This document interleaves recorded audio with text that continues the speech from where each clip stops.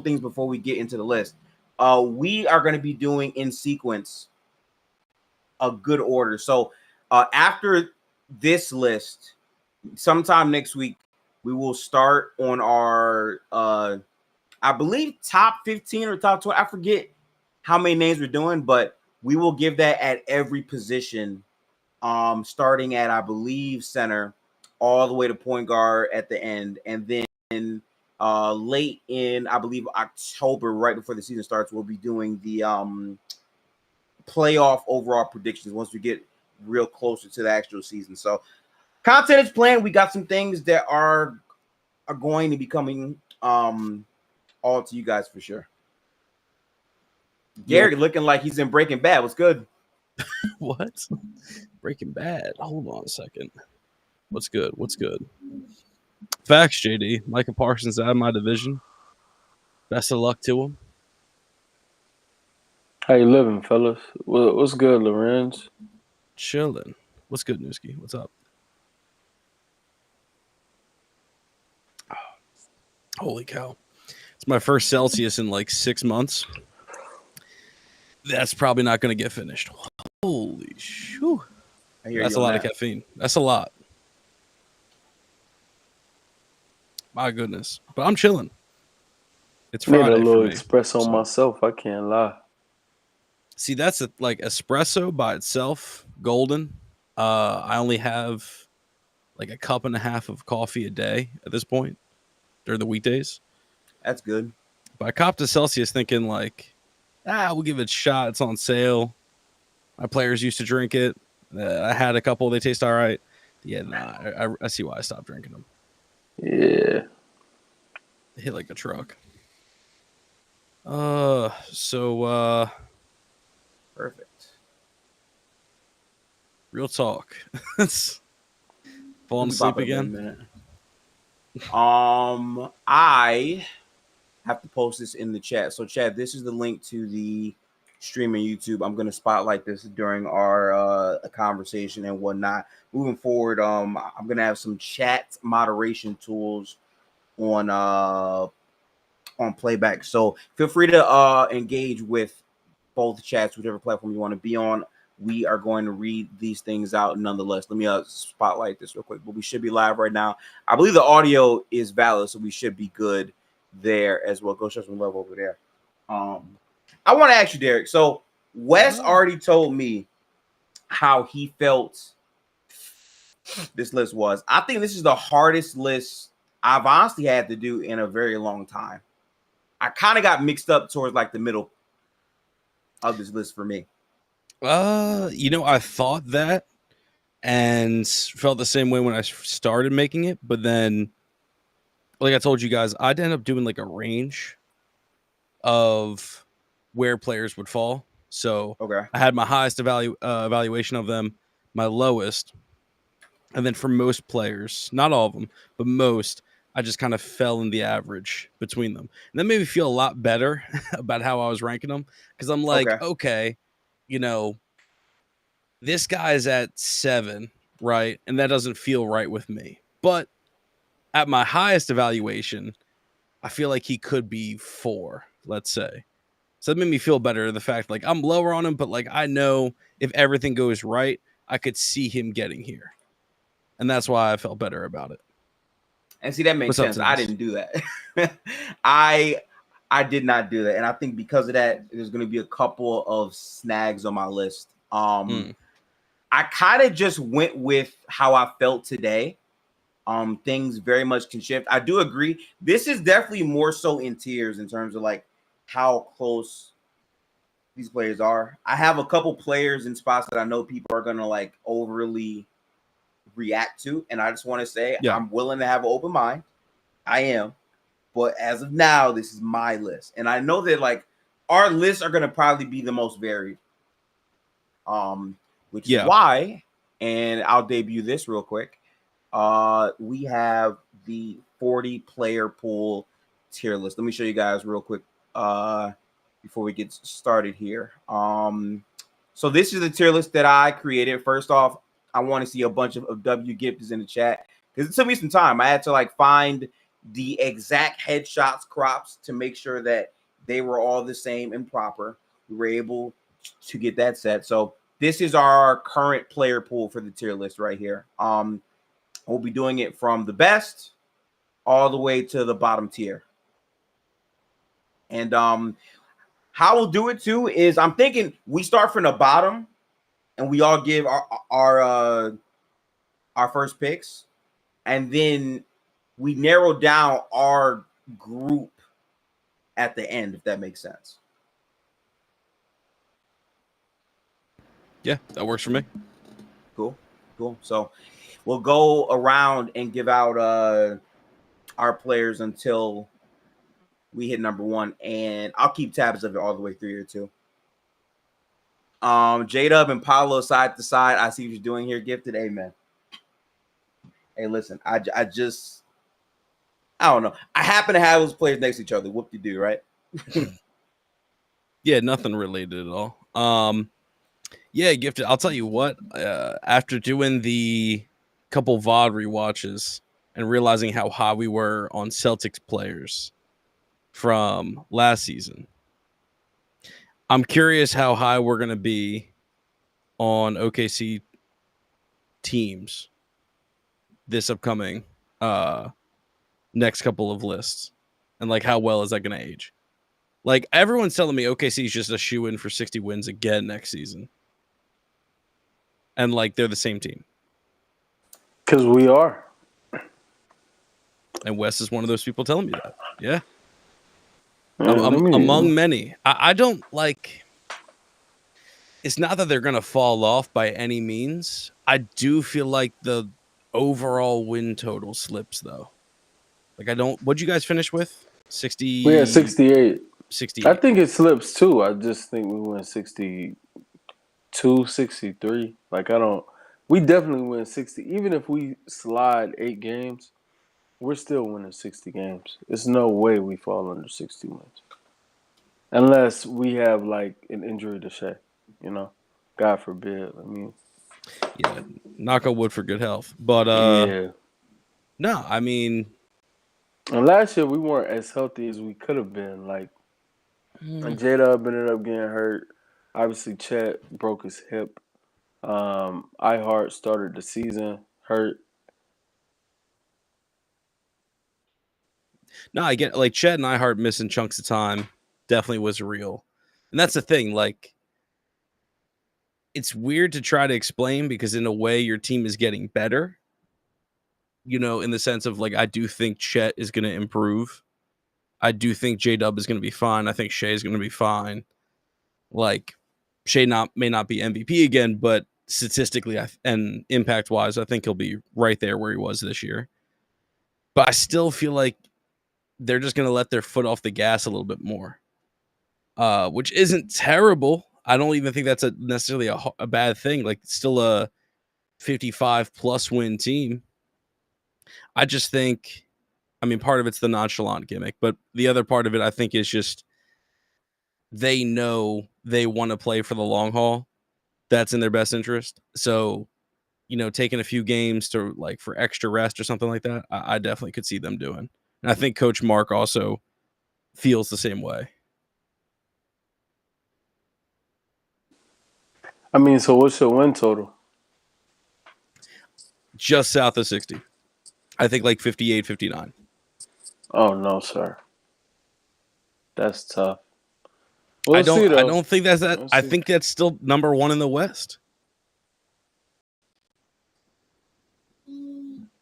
Yeah, I'd be flabbergasted, you know, if we flabbergasted. I'd be befuddled, you know, like I would be gobsmacked. Yeah, beyond perplexed. I don't think that's crazy, man. I think that's pretty reasonable. I don't know. I mean, this team has a little bit of like Spurs energy to them. And they didn't win like 60 wins every season. We're so much younger, though. Like, that's true. If we're thinking about the same Spurs team, yeah, we're just so much younger. Like, our best player is in, what, year 8? Yeah. Yeah, Shea's 8 or 9. Yeah. So it's different.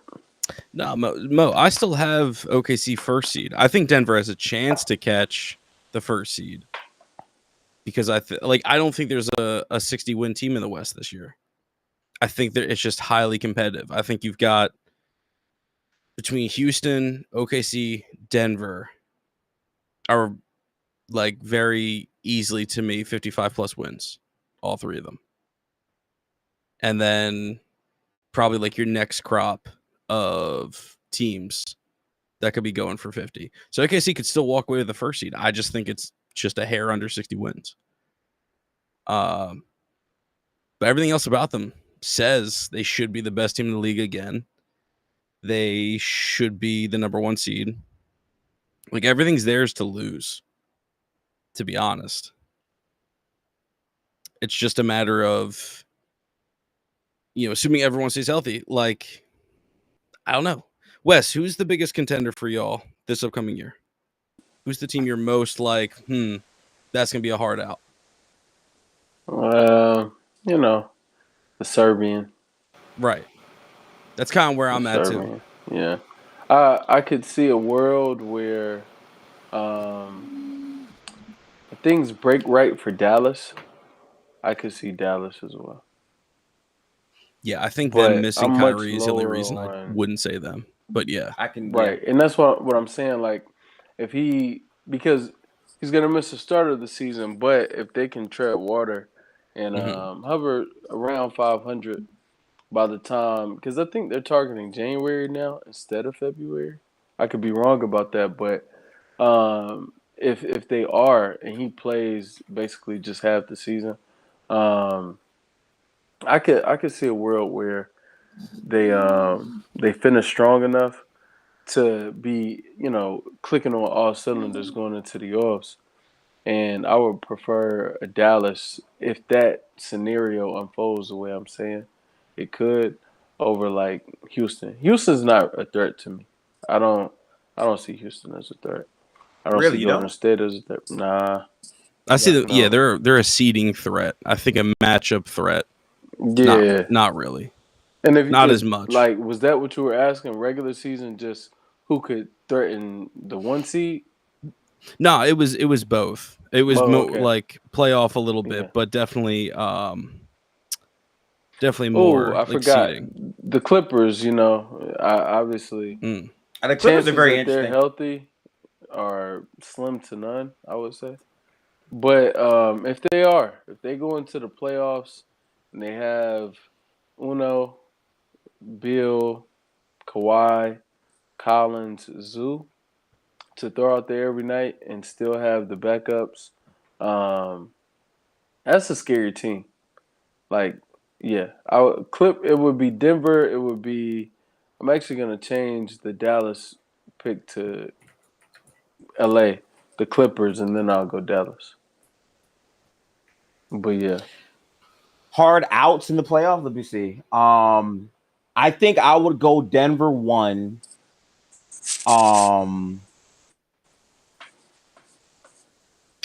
Do I want to stay West? Are we talking about outside of the 1 seed? No, I was asking the question under the impression like OKC. Like, who is OKC's toughest series? Oh, for OKC, yeah. It would have to be Denver 1. I can't lie. I'm a bit confused because the Rockets matched up pretty well with them in the regular season. I kind of want to say the Rockets would be a harder matchup for them, but I think they're going to be healthier this year, so I don't know. I'm a little in between there. Yeah, the Rockets stuff, a lot of that was to do with not playing guys when we played them. I think Golden State plays them pretty well too, but I've never got a chance to see like a full healthy 4 games in the regular season of that. So I mean, I don't know.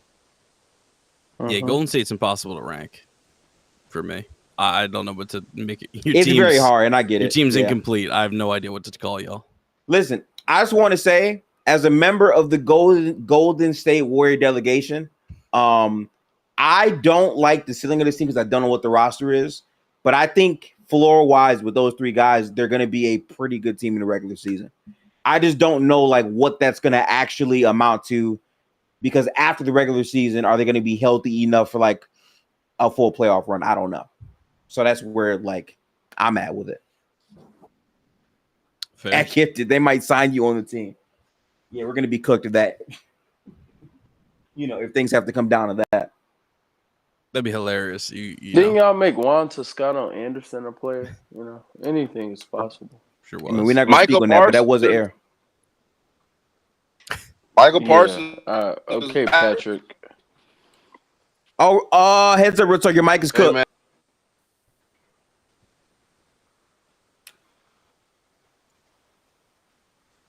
Hey, why is it doing that? Hello? Yo. Yeah, we can hear you. Is it good? We hear It's you better now. than it was. I think. Yeah. Hold on. I'm on my mobile because I'm still in a vehicle. Hold on. Let me try to figure something out real quick. You're still in a vehicle? He said he's Yeah. selling a vehicle? Or No, still He's in on a his vehicle? No. mobile. I heard He's selling. still in a Still in. Yes. Still in a vehicle. Okay. At least you heard selling and not stealing. Yeah, that's true. Yeah, when you were enunciating, Says a I lot was like, about your character. Good character, man. Coach Derek. Good. There's definitely selling involved here.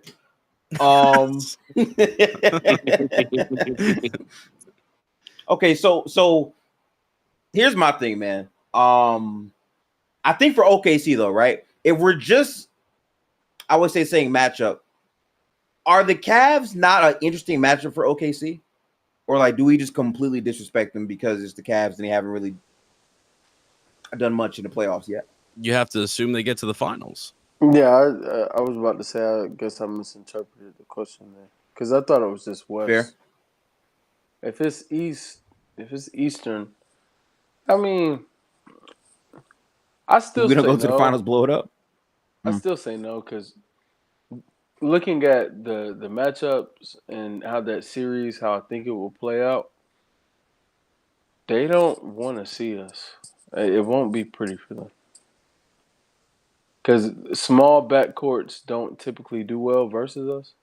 And like D Mitch was awful last year against us. Obviously, I expect him to be better than that because he was shooting like 30% from the field and was averaging sub 15 points per game. Like he was really bad. But nah, man. Like if we don't win, It's always funny to me how the Cavs' championship, consistent best playoff player is always the one that's in question for everybody. Like, let's start with that guy that everybody throws into windows that he's the best player on the team or best offensive player on the team, aka Darius Garland. Oh, I've been on that Darius Garland train. Got a whole bunch of that propaganda last year, but every time somebody talks about the Cavs, we started with Donovan Mitchell. That average of 40. Let's talk about the Darius Garland guy that doesn't play. He didn't average 40 against us. I mean, Darius but he Garland averaged was 40 better. in the playoffs. I mean, but we were speaking specifically to that matchup in that series. Yeah. Darius Garland was what, better in the regular season? That's the only time we faced them. Kind of how that goes. You understand? Y'all niggas love quick D-Lo. I swear to God. But hey, it is what it is. Quick D-Lo. I didn't even. No. I would be with you with the take if it was like, oh, I didn't say small back court, and I just said Donovan Mitchell sucked against us. I literally pinpointed their small backcourt, and I said He did do that. Small backcourts don't play well against us. And then I went to D Mitch first because he is the best player, and he did shoot 30% from the field against us and average sub 15 points per game. Something that Darius Garland did not do. But I mean, go ahead, small D-Lo. I didn't say small D-Lo. I said quick, which is quick. good thing. Quick D-Lo. I mean, Much better you would than give that up guy. 3 picks for that player in a heartbeat. Much better. For who? D-Lo. For Houston? 3 picks for Darius Garland? You want to tread out Reed Shepherd and Fred VanVleet. I'm saying, why can't they just be a part of the deal or something? I gotta trade them and add 3 picks. Mine wasn't including them. I'm saying you would give Oh, up okay. assets to get DG. That quick D-Lo would be moving some serious mountains for you. Serious. I would like to see him. I would like to see him be this player in the playoffs for a good playoff run. I would love to see that. I Gets mean, a lot I of understand praise that. for what he does in regular season. he gets there. I mean, hey, he's theoretically going to be on these lists. As I double check to make sure he is. Yeah, he's there. He's on mine. He's on mine as well. Wait, who's on your list? DG. Darius. Oh, I have my list on my phone. Gifted. I'll position Please tell it. me you didn't forget about him. no. Okay. He's on my list too. Okay. I don't think you're gonna like where I have him, but he's on my list though. I mean, there's guys here. So, like, Let me guess. He's outside the top 10. He is outside the top 10. Yes. Woo! he is for me too. so, I ain't gonna lie. Listen, who I have in 24 There's gonna make guys. people so mad. By the way, Nah, who there's I have in guys. 24 gonna make people mad. I promise you. Who are y'all saying is outside the top 10 for you? Darius Garland. Garland's on my top 10. Oh, well then y'all are closer to me then. Okay, fine.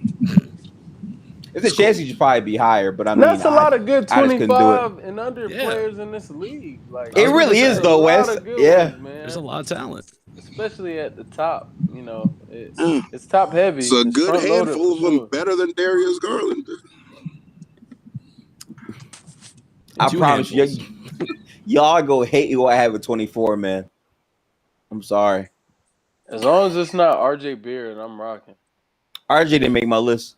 No. Oh gosh, he put cum bucket. Lord. Kuminga also didn't make my Wes. Come on. Now. I wouldn't do that. He's in a pool. Oh, man. He's He's in a pool. That's cool. You know. I am weak, man. I think I only Let's have go. one propaganda player that made it Okay. for me. I think I had one like legitimately he snuck in off of prop. As did I. There's a player that I have high because of projection a little bit. Other people are higher on this player than I currently am, but I think he's capable. So I don't know. We'll see. I'll give you a hint. He's one of the most popular names in the offseason right now. Malik Beasley. Wow. Okay. Malik Beasley is You have Trey definitely Murphy over 25. high? Not Trey. Okay, you know what? One Some of the people most might popular names is probably Dub then. they say he is a star right now and he's gonna have a really Amen. big He's talking upcoming about season. Amen. So, I ain't gonna say no names, but The Wonder Twin. Yeah. he actually I'm not gonna spoil anything. Yeah, I was but gonna say. it'll be interesting. You know. I'm not gonna spoil it Slide. either. So Oh. do we wait for Real Talk to get back to the crib, or do y'all want to begin? What y'all want to do? Yeah, we can wait because I now that Okay, Jay cool. just threw in that Giannis thing, I've got a little segue we can yap about. Sure. I already forget who posted the list, but best Euro basketball players. I think it was ever, and it went. What was it? Jokic, Dirk, Giannis. That was their order. That was their top three. Is Giannis above Dirk for y'all? I'm taking Giannis over Dirk. Giannis over Dirk. Yeah, Is he already back? Yeah, I'm doing that. Yeah, I think Giannis is top 20 all time. Yeah, for sure. I think Dirk. I mean, Giannis may be 18. Dirk may be right at 20. Maybe right outside 20. Yeah, I couldn't give you a number, but I don't know. I think the only hang up is if I'm waiting for Giannis. In 2 years, he definitely is. Or do I just give it to Giannis now? It's kind of where I'm at. I kind of give it to Giannis now because he's had more elite years at like an MVP level than Dirk, in my opinion. And I think that he's also performed pretty well in the playoffs. I think Dirk has a longer longevity right now than Giannis, but I think the like peak apex of who they were as players, I think Giannis has more seasons like that, in my opinion. My good brothers, this isn't even a conversation. I don't even know. Hey, respect to Dirk. Not even a conversation. 30K points ain't a conversation. If Jokic is comfortably better than Dirk, Jokic is comfortably better than Giannis, though. So, yeah. Oh, He don't boy. want to. He Oh. don't want to hear that. Bro, He don't want to hear that. There it is. He don't want to hear that. See, Wes, see. he couldn't resist. Ooh. He's comfortably better than that guy, bro. Like, I don't know what we're doing. I ain't touching that. But yeah, Derek knew not I to think get that's clipped. just that's but just it's wild. just real. Being realistic, man. One guy's better than Durant all time already. The other guy is still below Durant all time already. You can play. Okay. Guess which one yourselves. You know. You can play guess which one yourself. I never thought about that. Look at Derek. It makes sense, right? I never thought about that. Look at Derek pondering. I never thought about comparing KD and Giannis. Ooh. Mm-hmm.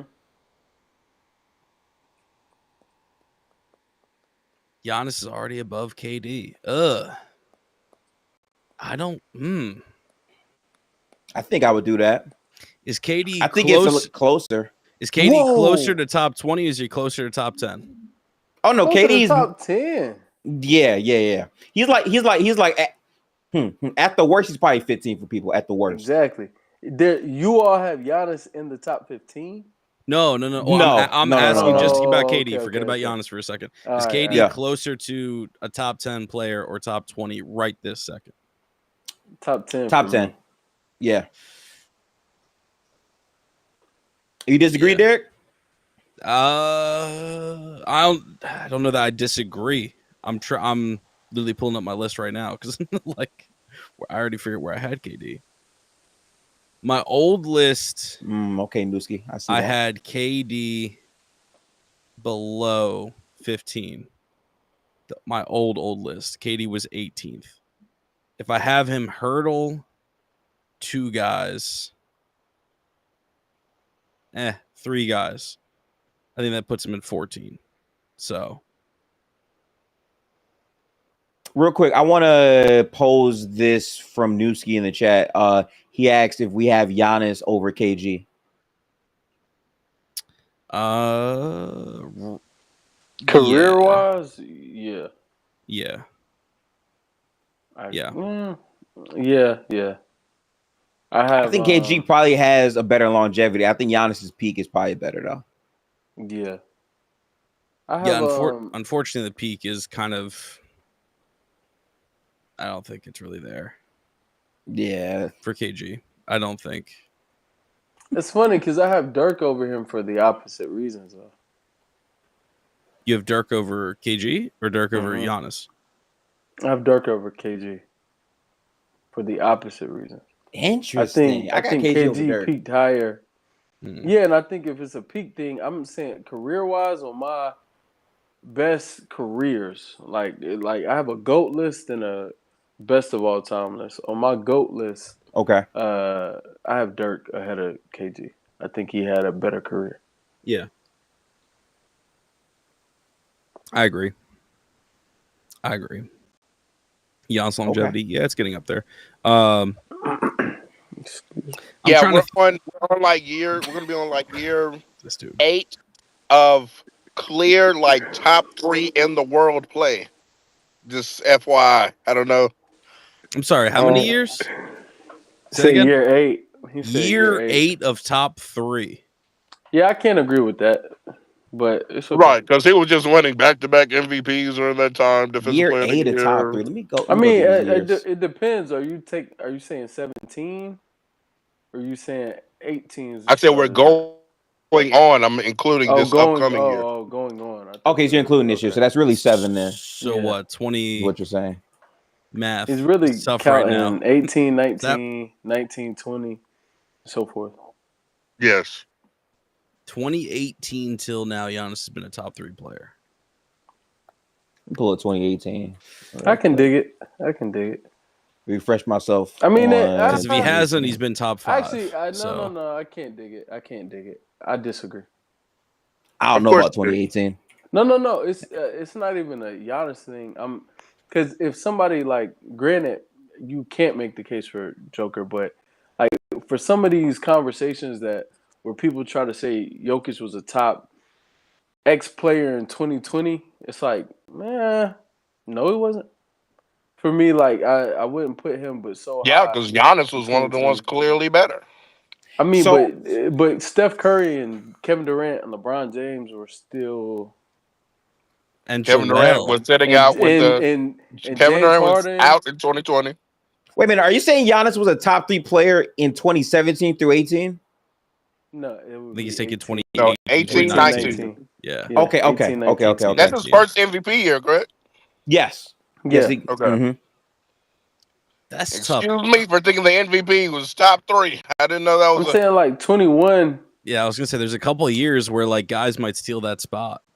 Yeah, Like like, you Yeah, you 21 say 21's up what? for grabs. top What like about was he 21? really- in 21 was he really top? I 3? finna gifted. In 21 Gifted. was he better than that? Gifted. Stop this, bro. Conversations. Stop, bro. What you- We're having conversations.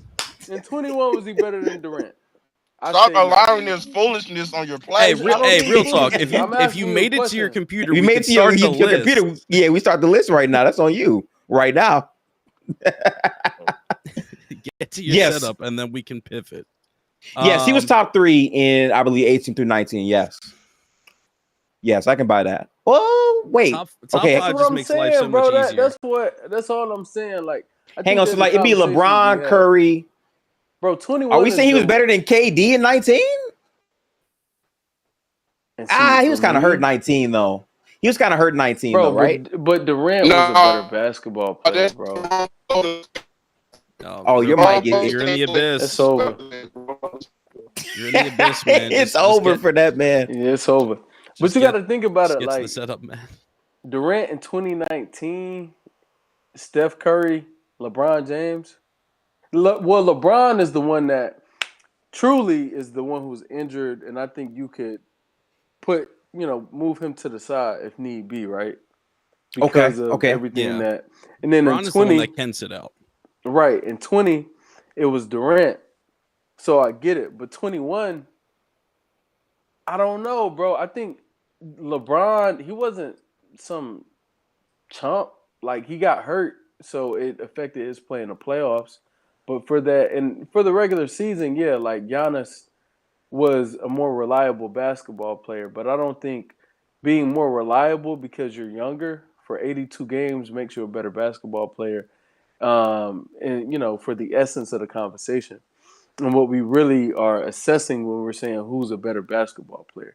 In 21, I think Bron still had that because at the playoffs started, like at the start of the playoffs, if you had to choose, I don't think anybody would take Giannis over Steph, Kevin Durant, nor LeBron. Is Jokic better than Giannis in 21? I think that was Jokic's first one, right? That's his first MVP, but that's a tough one for me, bro. Is that MVP and DPOY? Nah, that was 2020. MVP and that was 20, yeah. Yeah. 21 was when he finally got over the hump, won the championship. Yeah. Mhm. To be so lucky to play Devin Booker, boy. I don't know if I had Jokic better than Giannis in 21. I might have had Giannis back then in 21. I probably said Giannis. Yeah. I'm I trying probably to said think. Giannis 21. Here's the thing. I'm just the names that are coming to my head that are in contention for top 3 in the world for like the years. Like Harden has 1 year top 3, arguably. KD, 19? yeah. KD's Okay. in the running for a few years. You can pick and choose like which years. Steph is a name. Embiid's a name. Luka's a name. I think those are the other guys that are contending. Obviously, aside from Jokic. For this Giannis tenure? Yeah, for this stretch. So does You any wouldn't one give of them you wouldn't give boot Harden them 2 out? years? I can't get 21 Jimbo. What, Brooklyn? That was a special No. player, man. No. 21 Jimbo was special. I feel like Chad dude. knows I'm out on Brooklyn Harden.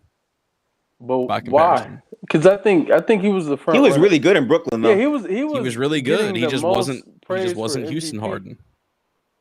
Okay. I think he was still. I think he was the same level of player. He just scaled back. He scaled down. I think the first year, I 100% agree. The second that's year, why I said 21. No. Yeah, like okay, yeah. Derek is saying Brooklyn Harden as a whole. Like I'm with you on Brooklyn Harden as a whole. 21 that season, especially I think he that was regular still season, he was getting more MVP shots than Durant. They were on the same team, and the one who was getting more MVP shots and looked like he was on his way to winning MVP prior to getting hurt was Harden. Or he may not have won it because of how he forced himself, out of Houston. That rubbed a lot of the writers the wrong way. But in 21, I think I agree with Nonchalant. I think from 19 and now, I could stamp Giannis as a top 3 player. I don't think that's crazy to say. I just can't go from 18.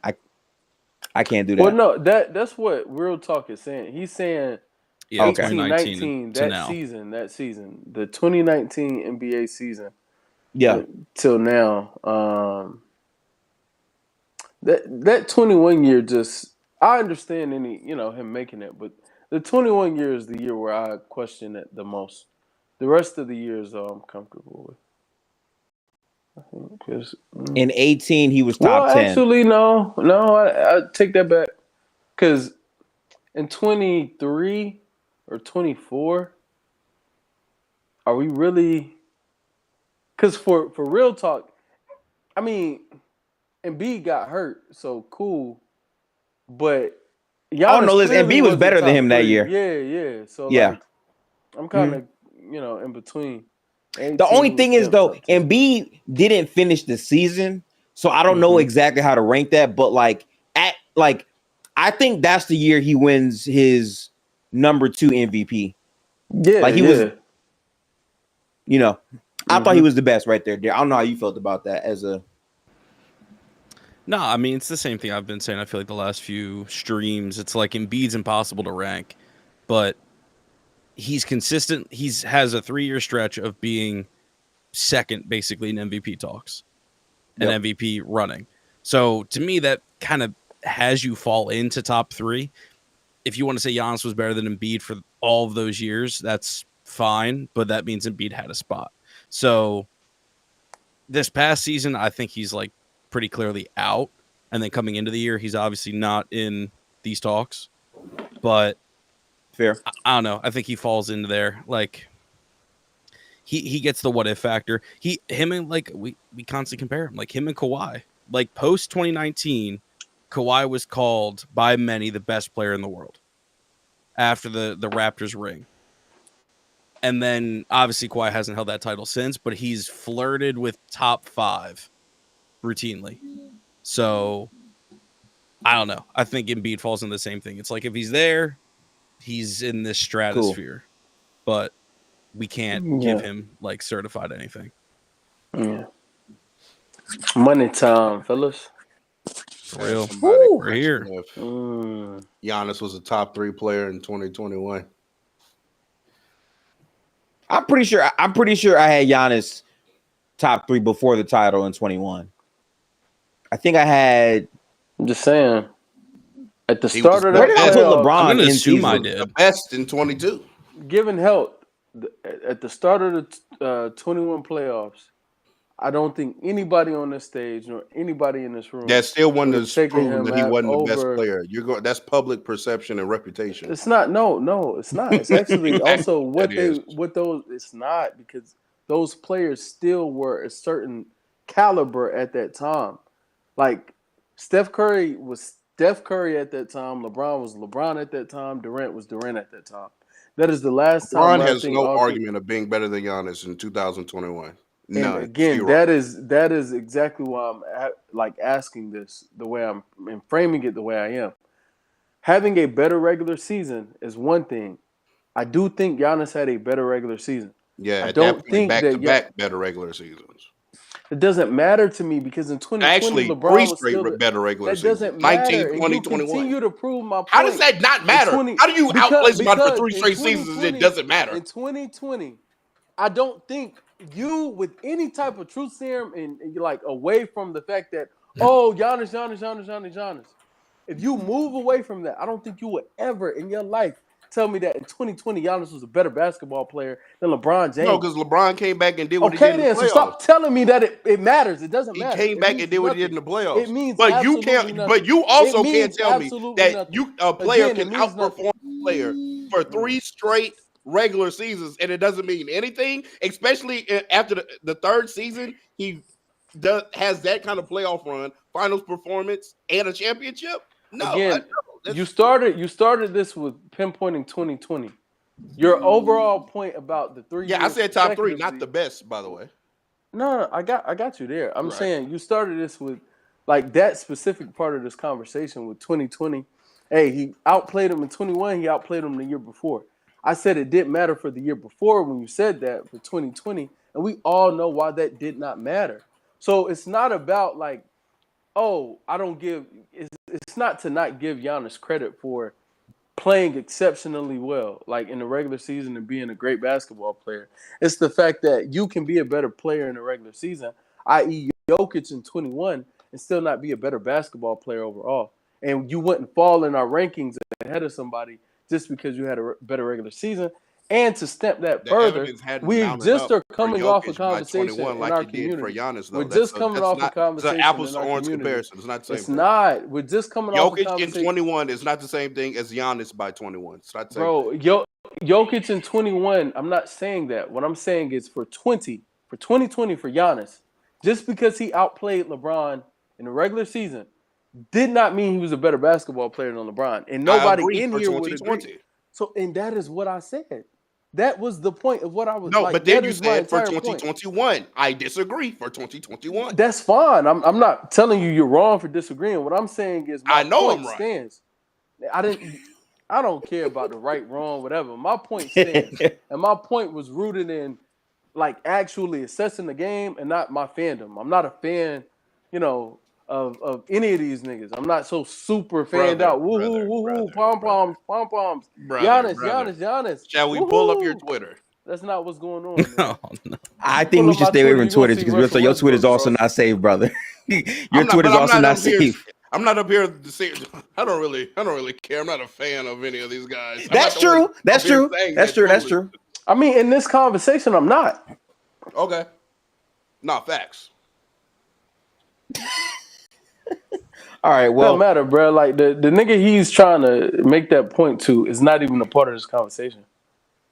For the years that I'm pushing back against, like he's not even a part of the convo. But it doesn't matter.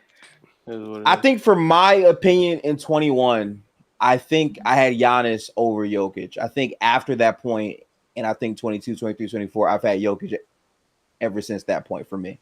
I don't think it's crazy for him to be top 3 from 19 onward. I think that's maybe understandable. It might be like 1 year I might disagree with, but he's at least been top 4 caliber for that long.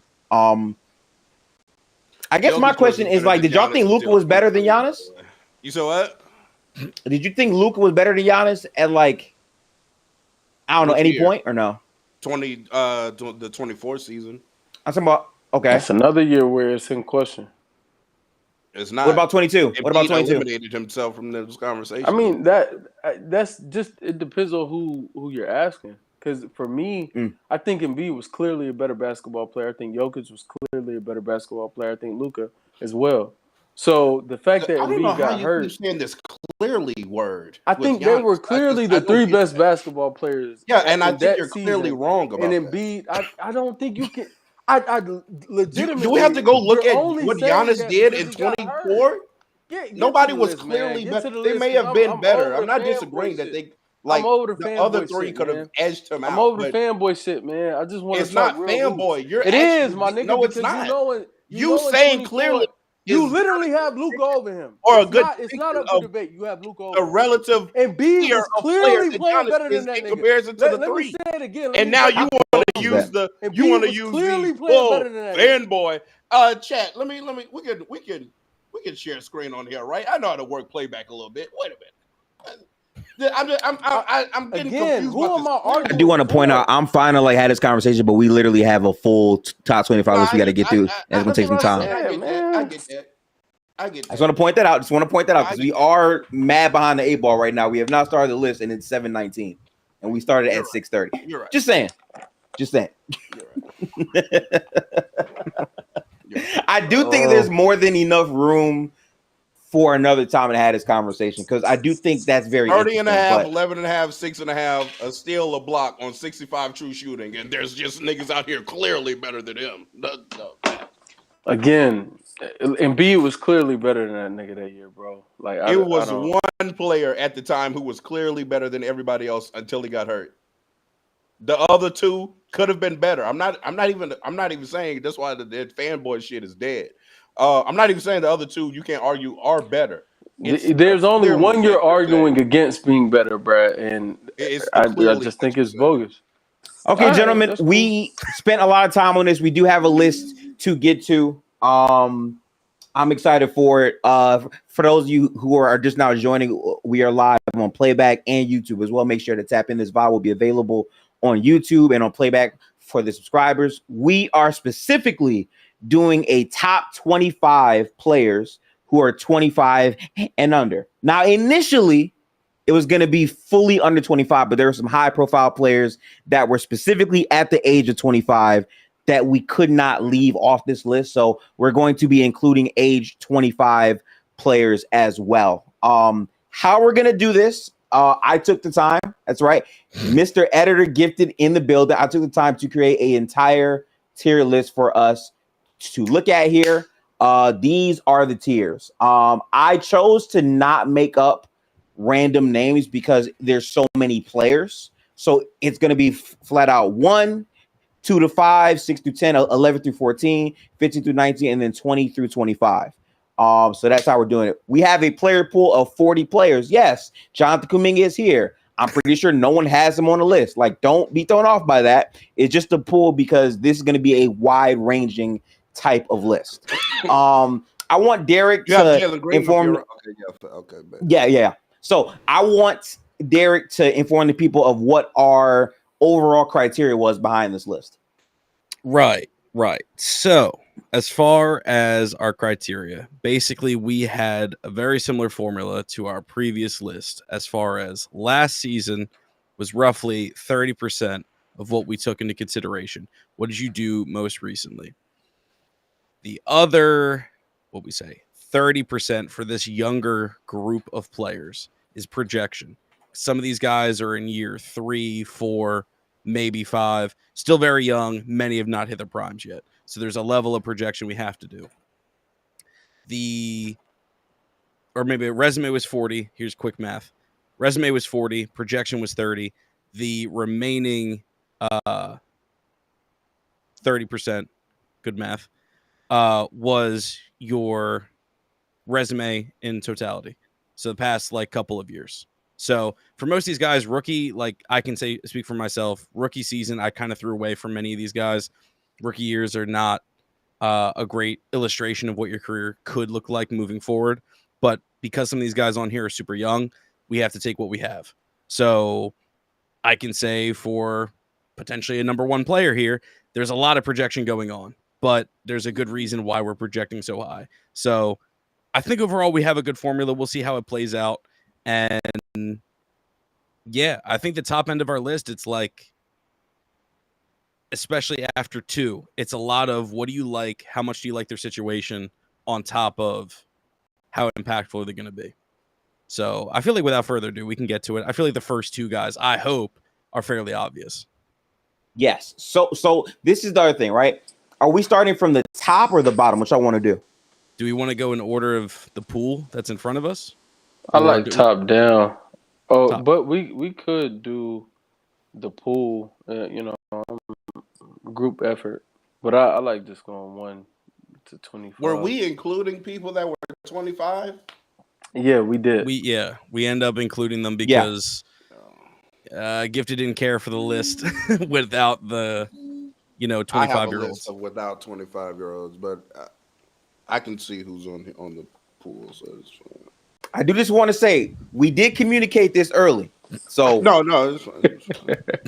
I just want to. I can see the pool of players. Bet.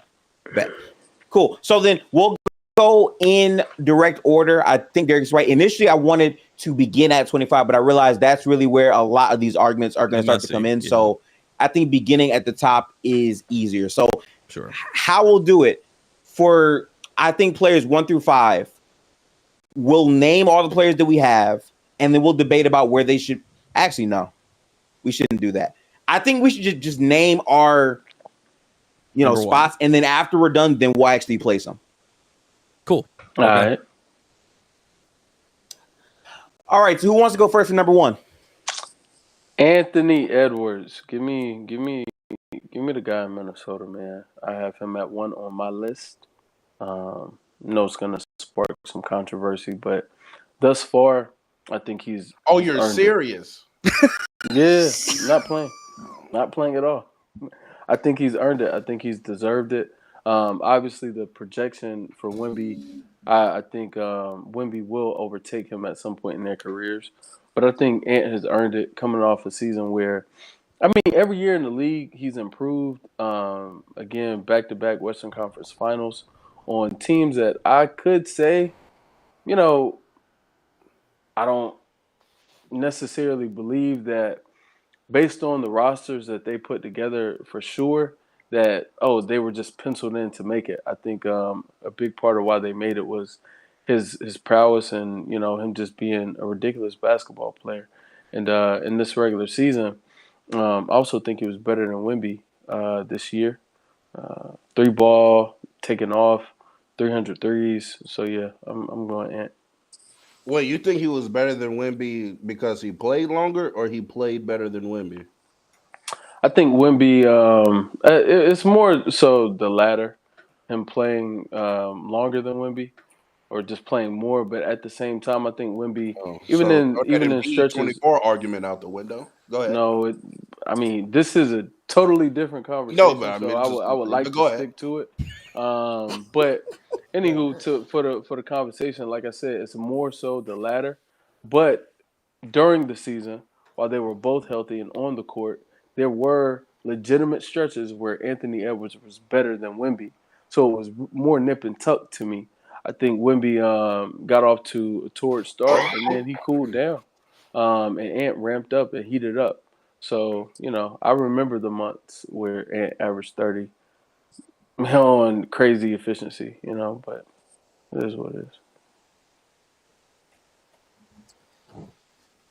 I'll give my 1. That and being the best defender in the world at the same time. I want to say real quick, I know that the argument is going to be between those two. I think we should at least say who we have and then have that argument. For me, I have Wemby.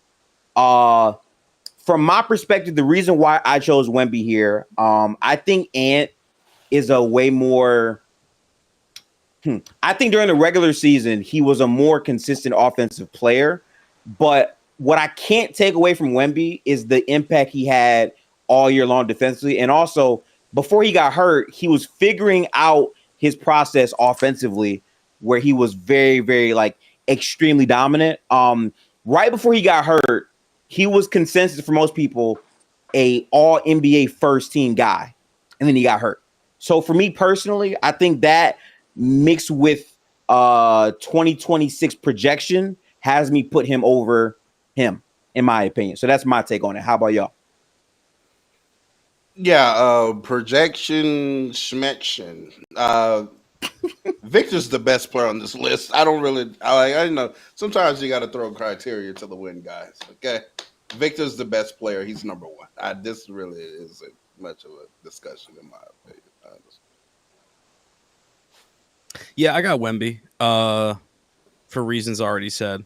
I kind of led off saying projection did a lot. I get it. Ant played more last year. That's valid. And honestly, it's not that Ant doesn't have a case, but I think Wemby. I mean, we're discussing could Wemby potentially have the best regular season in the NBA next season. We're not having that consideration about Ant. So that's kind of where I I'm love at. Ant though. We love Ant. Yeah. I'll spoil it. He's number 2. He's number 2 for me. Oh, yeah. I have him at 2 as well. I'm gonna go ahead and get that out of the way.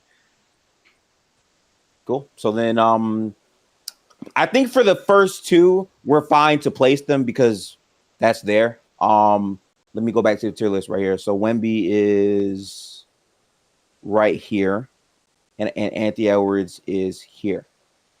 Okay, Wes. Who do you have at 3? A guy from South Carolina who plays in New Orleans. Give me Zion Williamson, man. I think he's the 3rd best player on this list.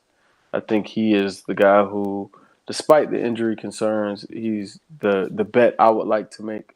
And he's who I'm taking. And I think every year, I won't say every year, but especially last year when he played basketball, I don't think there was a doubt about how good he was. And I don't think there's, much of an argument for anyone outside of maybe Halliburton in terms of being better than him while they were on the court last year. And I still would favor Zion.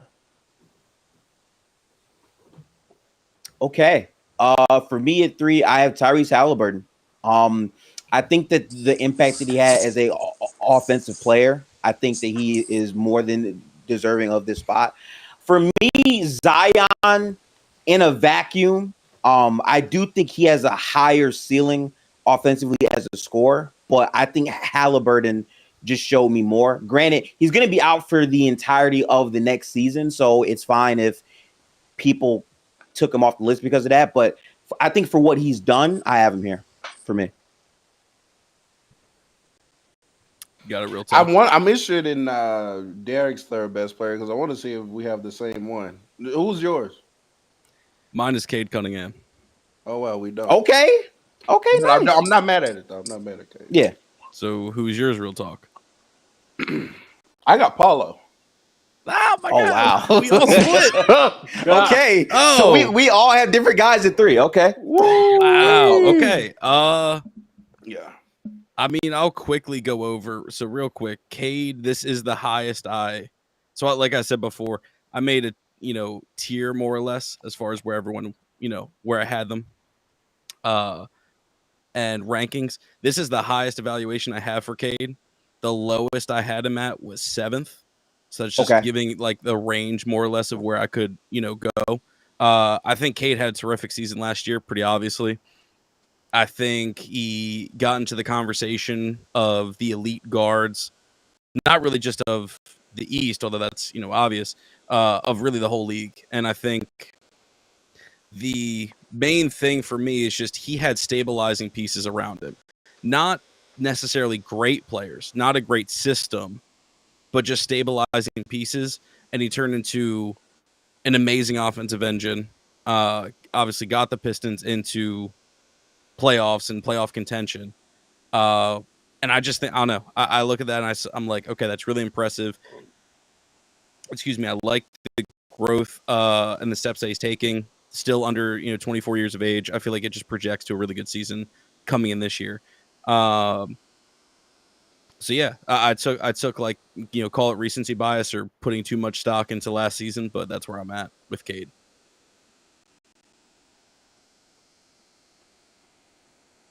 Okay. I can definitely respect that. Cade is definitely. I probably shouldn't say that yet. I think Cade is a very good player. I think that's a fair spot for him. We're all split though, so we all have like completely different guys. 4 different guys. I don't quite know what to do with that. That's interesting. Who do you have? I have Halliburton for me at 3. And Wes had Zion. Oh yeah. Yeah. Okay, do we go to like our next guy to make it? Yeah, I think that's the way we do it. Because my next guy is Hallie. So okay. My next guy will be Zion. My next guy is Zion. Uh-oh. Wow, y'all are pretty high on Zion. I don't want to be, by the way. I'll talk about Zion in a second, but I have Zion at 4. I mean, I get it. The talent is there, but like, I'm not taking Zion serious as a basketball player right now. Just waiting on the consistency from him. My next after I had Paulo for me was J-Dub. Okay. I think wouldn't that put Zion there?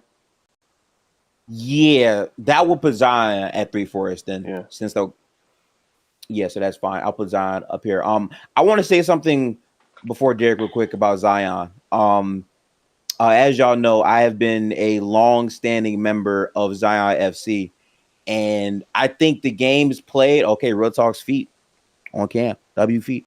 I think that What? it's been a thing for Zion where like consistently. That's funny. Okay. All right. Here's what I'm gonna say, right? I can't get Derek out of my head what I saw Zion to be in the league. What I mean by that is his sophomore year is still one of the best seasons of basketball that I've seen personally. And I think that he had that when he was still overweight. Even last year, he showed signs of really having those highs. But at that point, he came back. The team chose to not play him, even though he was healthy. So he wasn't able to consistently show that.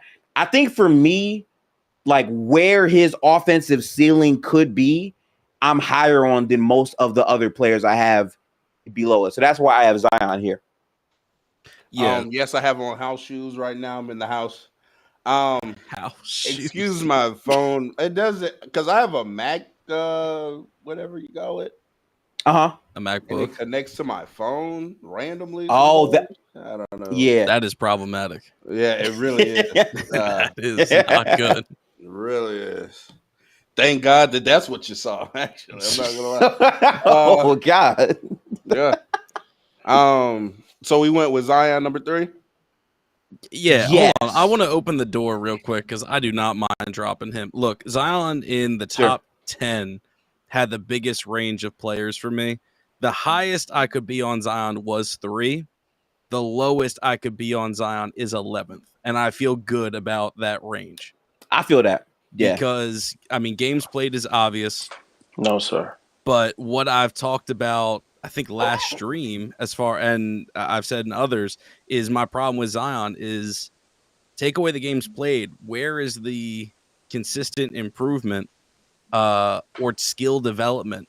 Because it's not like you haven't played at all. And I get it. Like he's literally, no pun intended, hamstrung as far as playing games. But his growth as a player, his adaptability is kind of lacking in a lot of respects. And that hurt him. But like Gifted said, I am taking the offensive engine and like just the amount of gravity he can bring to a game that's really unique and like hard to dismiss. So I don't mind moving Zion down.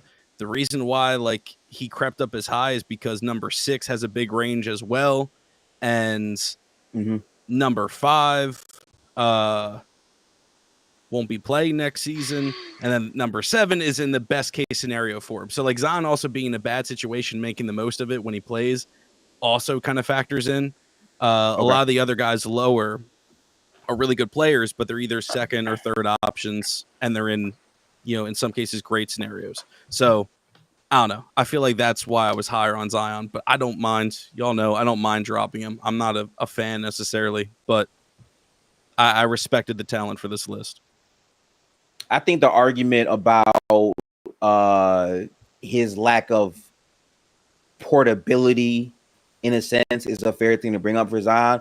I just think what makes it hard is if I have to compare Zion to like, I think Paolo, I flat out think he's a better player than Paolo because he's more effective at what he does than Paolo is consistently to me. And I think that what hurts Zion though is just he can't stay there on the floor, which is why I can So like I can agree with Derek in terms of where he would fall out of the top 10, mainly because you don't know. But I know that if he's playing, he's that type of guy to me. So that's why I have him so high for me.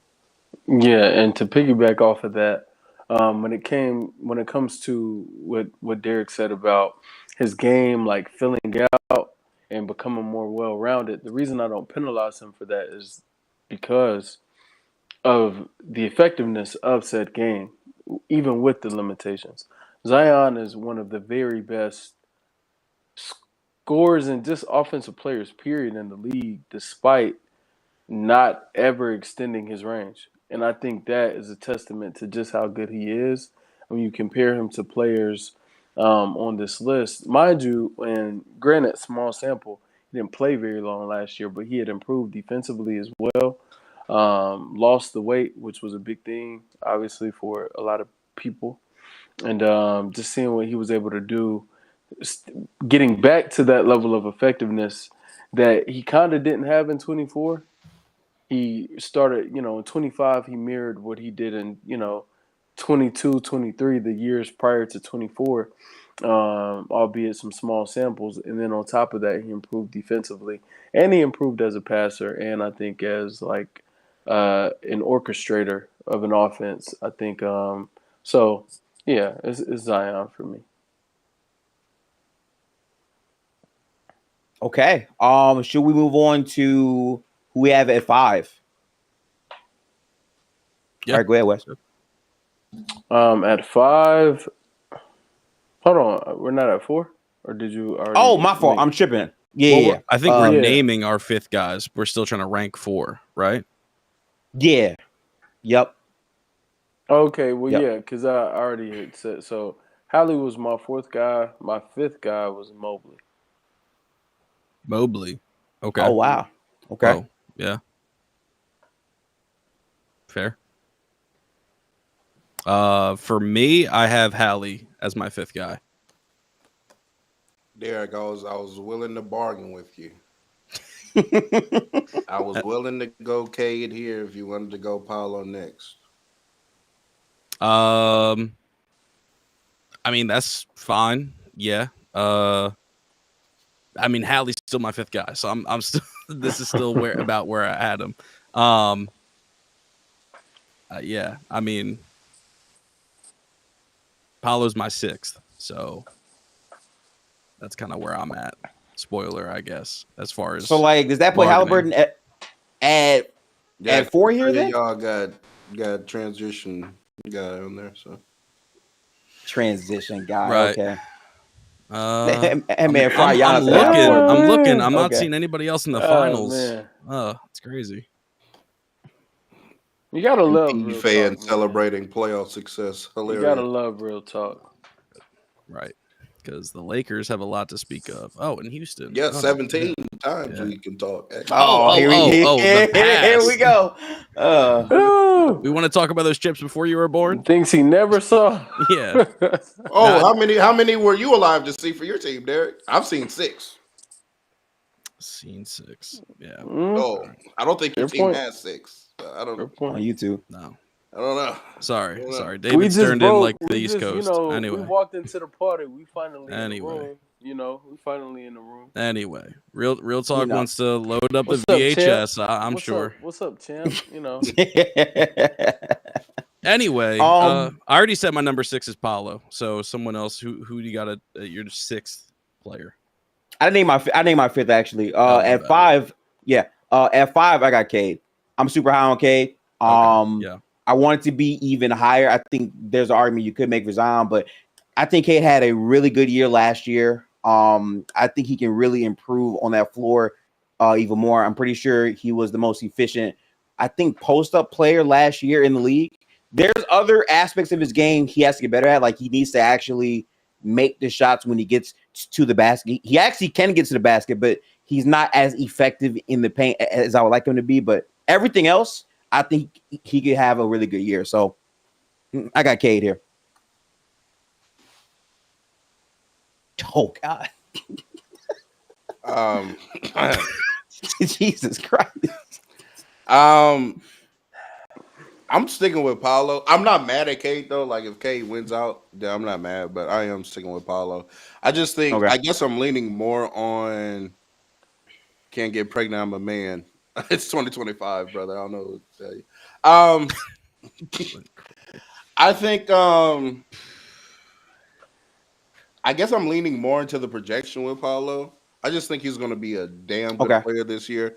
I think he'll be contending potentially first team All NBA potentially. Um, don't have him making no lower than second team. I just think if he puts it together, what we saw, I know people just say it's like 5 such games, but like start the year last year, absolutely amazing. And then once he came back and got healthy, like post All-Star break, he was like 29, 30 a game again for the remaining of the season.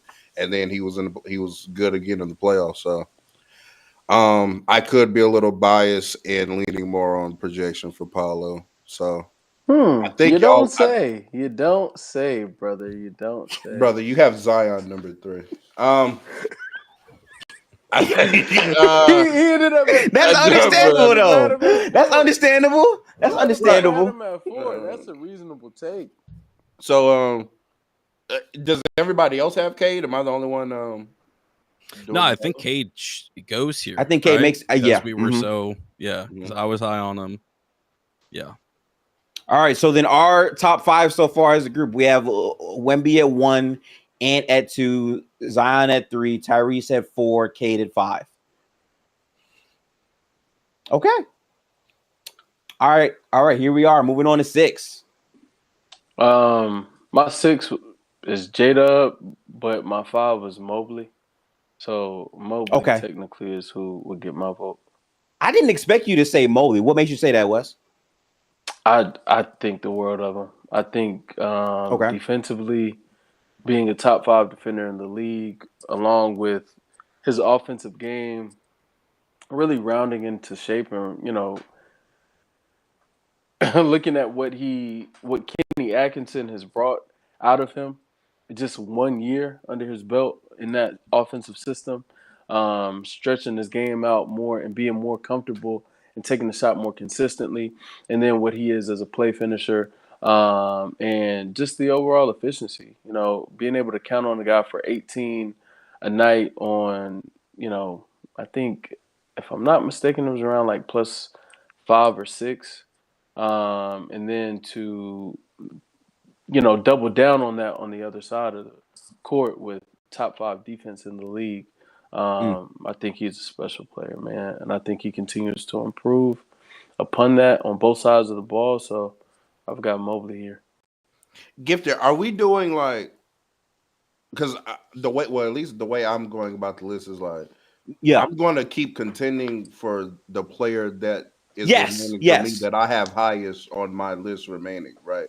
So I'm not just going to number 6. I'm saying Paolo again. That's what I'm saying. Yes. That way we don't forget exactly what's going on. I think that's fair. Yeah. Mm-hmm. So yeah, I'm still with Paolo right here personally. Okay. For me, I gotta say his name. I want to give this player a ton of credit because he beat a lot of questions and a lot of allegations about him. I have Jalen Williams here at 6. And for me, the reasoning is all year long, I thought he had a very good season. I thought he was a improved form of himself, but how he was going to play in the playoffs was questionable. And he had moments where he didn't play the best.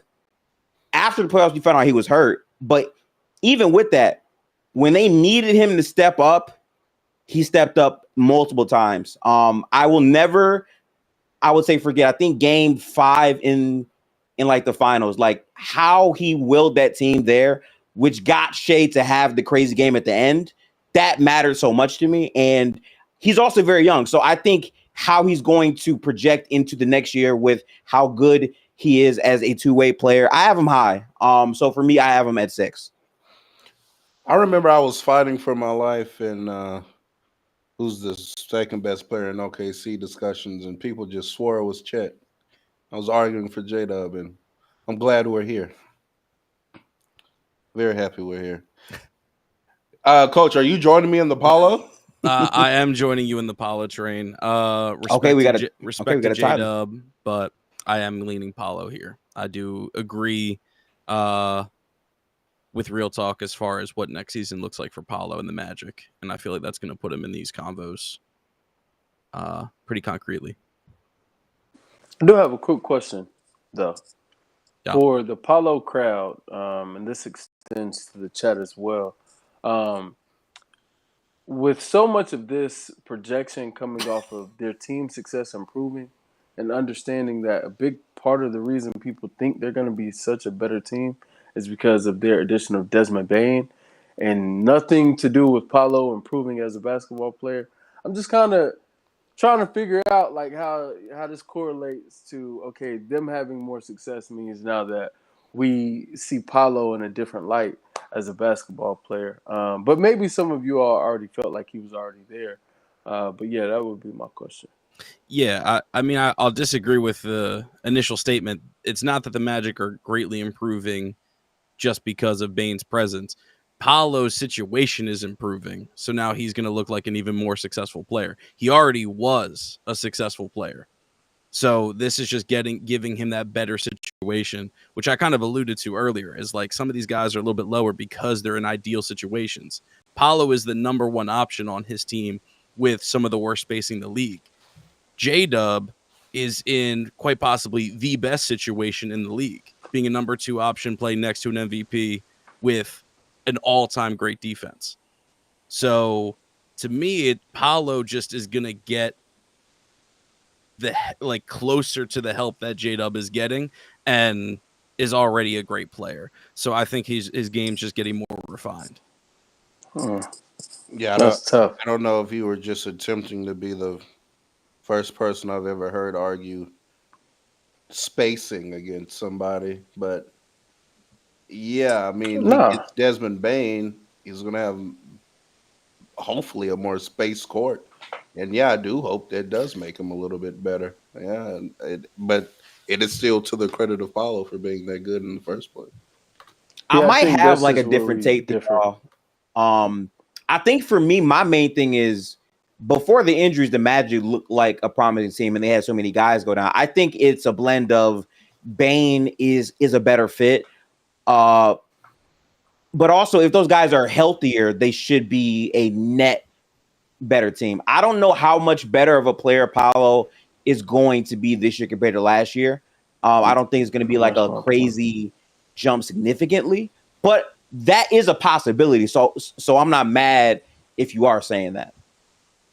Yeah, my only point was I think how I feel about Paulo as a player is just different from Derek and Real Talk, which is understandable. Like I'm not, Yeah, me you too. know, we all have our own opinions, but I think that's why I'm struggling with the correlation between their team seeing more success because I don't view him as a certain caliber of player. So I do think their team will be better, but I think that has more to do with Jalen Suggs and Desmond Bane as opposed to Paulo being this great player because I don't think he's a great player. But yeah, that's just me. But but even then, like I don't get what you're saying. Like, yeah, the team's gonna have a better roster, so they're gonna be better. That's true for like every player in the league. I don't. Right, which is again okay. The center of the conversation is where we're ranking said players in the top 25. Mhm. If my opinion is because again, and I may be misreading what some of your takes are, but it seemed as if hey, the Orlando Magic are going to be better than next year, and I think now because they'll be better, I think you all are already higher on Paulo, so it's understood. But it felt like you were drawing a correlation between their team success and where you already feel like Paulo is as a player to group that, couple it together, and be like, okay, now I think he will be deemed as the player that I think he actually is. When in my opinion, I don't have him as that player. So despite them having more team success, it won't change how I look at Paulo as a player unless I actually see the development in his game. And I think that's where we differ. We're split on who he is as a player. Like Derek called him a great player. I don't think Paolo's a great player. So that's it. That's where I'm coming from with it. And like, I don't think that's a shot to say he's not a great player. I just think like the bar for Yeah. What? Wait. No, that is a shot. what? That is a He's shot. You think so? player. No, That is a shot to say he's I not. don't think it's a shot. I mean, come it on. depends Like, on- how is that Unless not, your how is only that not a standard for shot? grade is like 4 players or something in the league. Yeah, what I is- don't what know. is no, great? No, What I don't. what is the standard I don't for think great Paolo's then? a I top don't- 20 player. So it's hard for me to be on a. I think Paolo's a great player. I don't feel that way about him yet. I don't think he's showcased that really in any capacity outside of the to Real Talk's point, the small sample, albeit small sample, when he really got it going towards the end of the season and then in the playoffs, and then the previous season, he had stretches as well where he was good, but it's about the overall consistency and how I'm assessing his game as a whole. I don't think what does Paolo do great?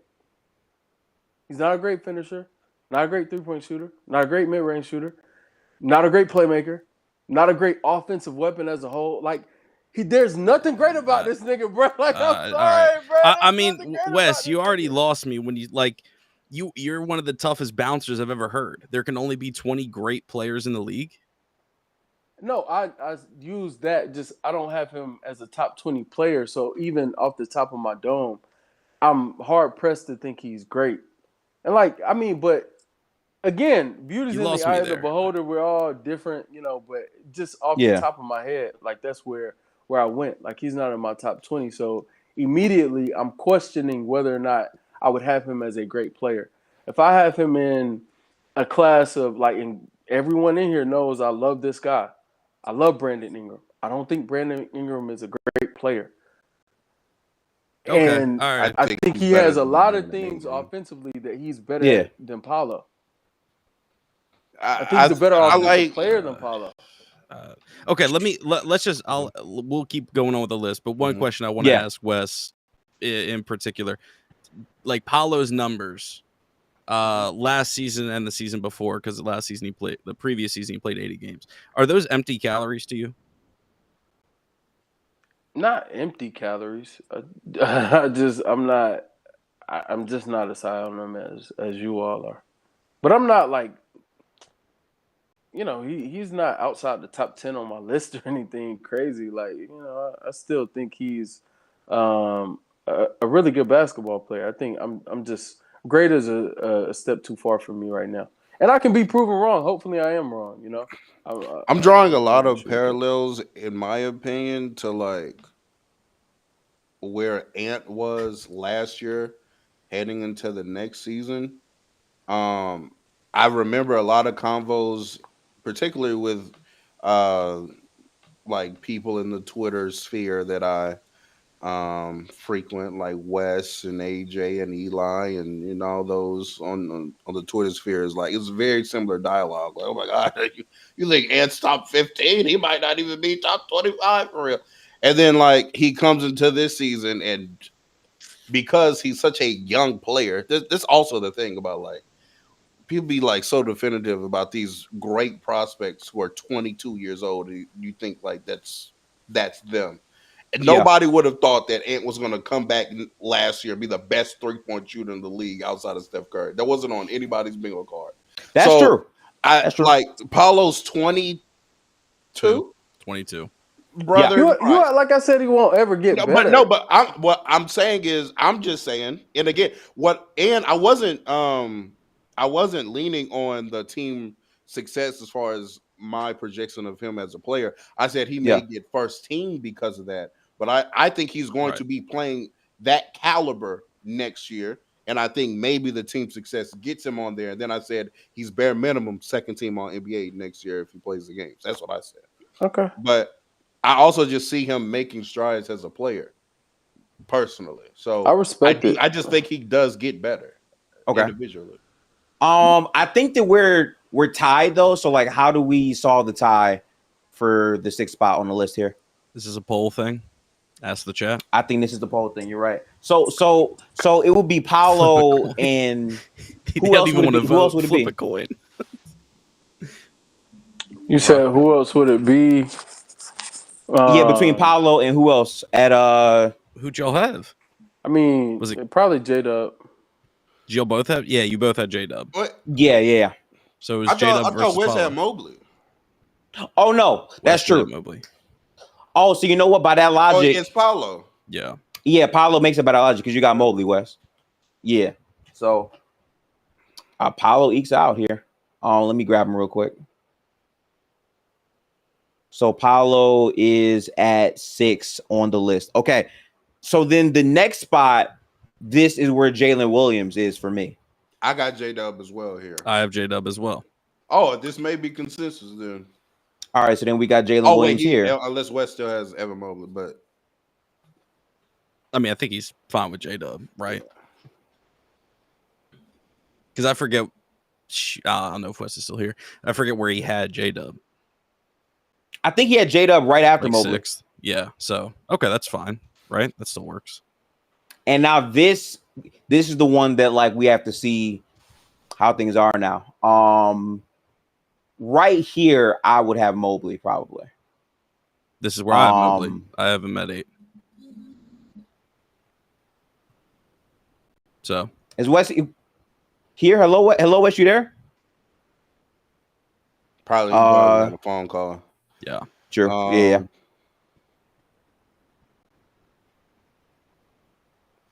I'm between Mobley and Chet. That's where I was, real talk. Mm-hmm.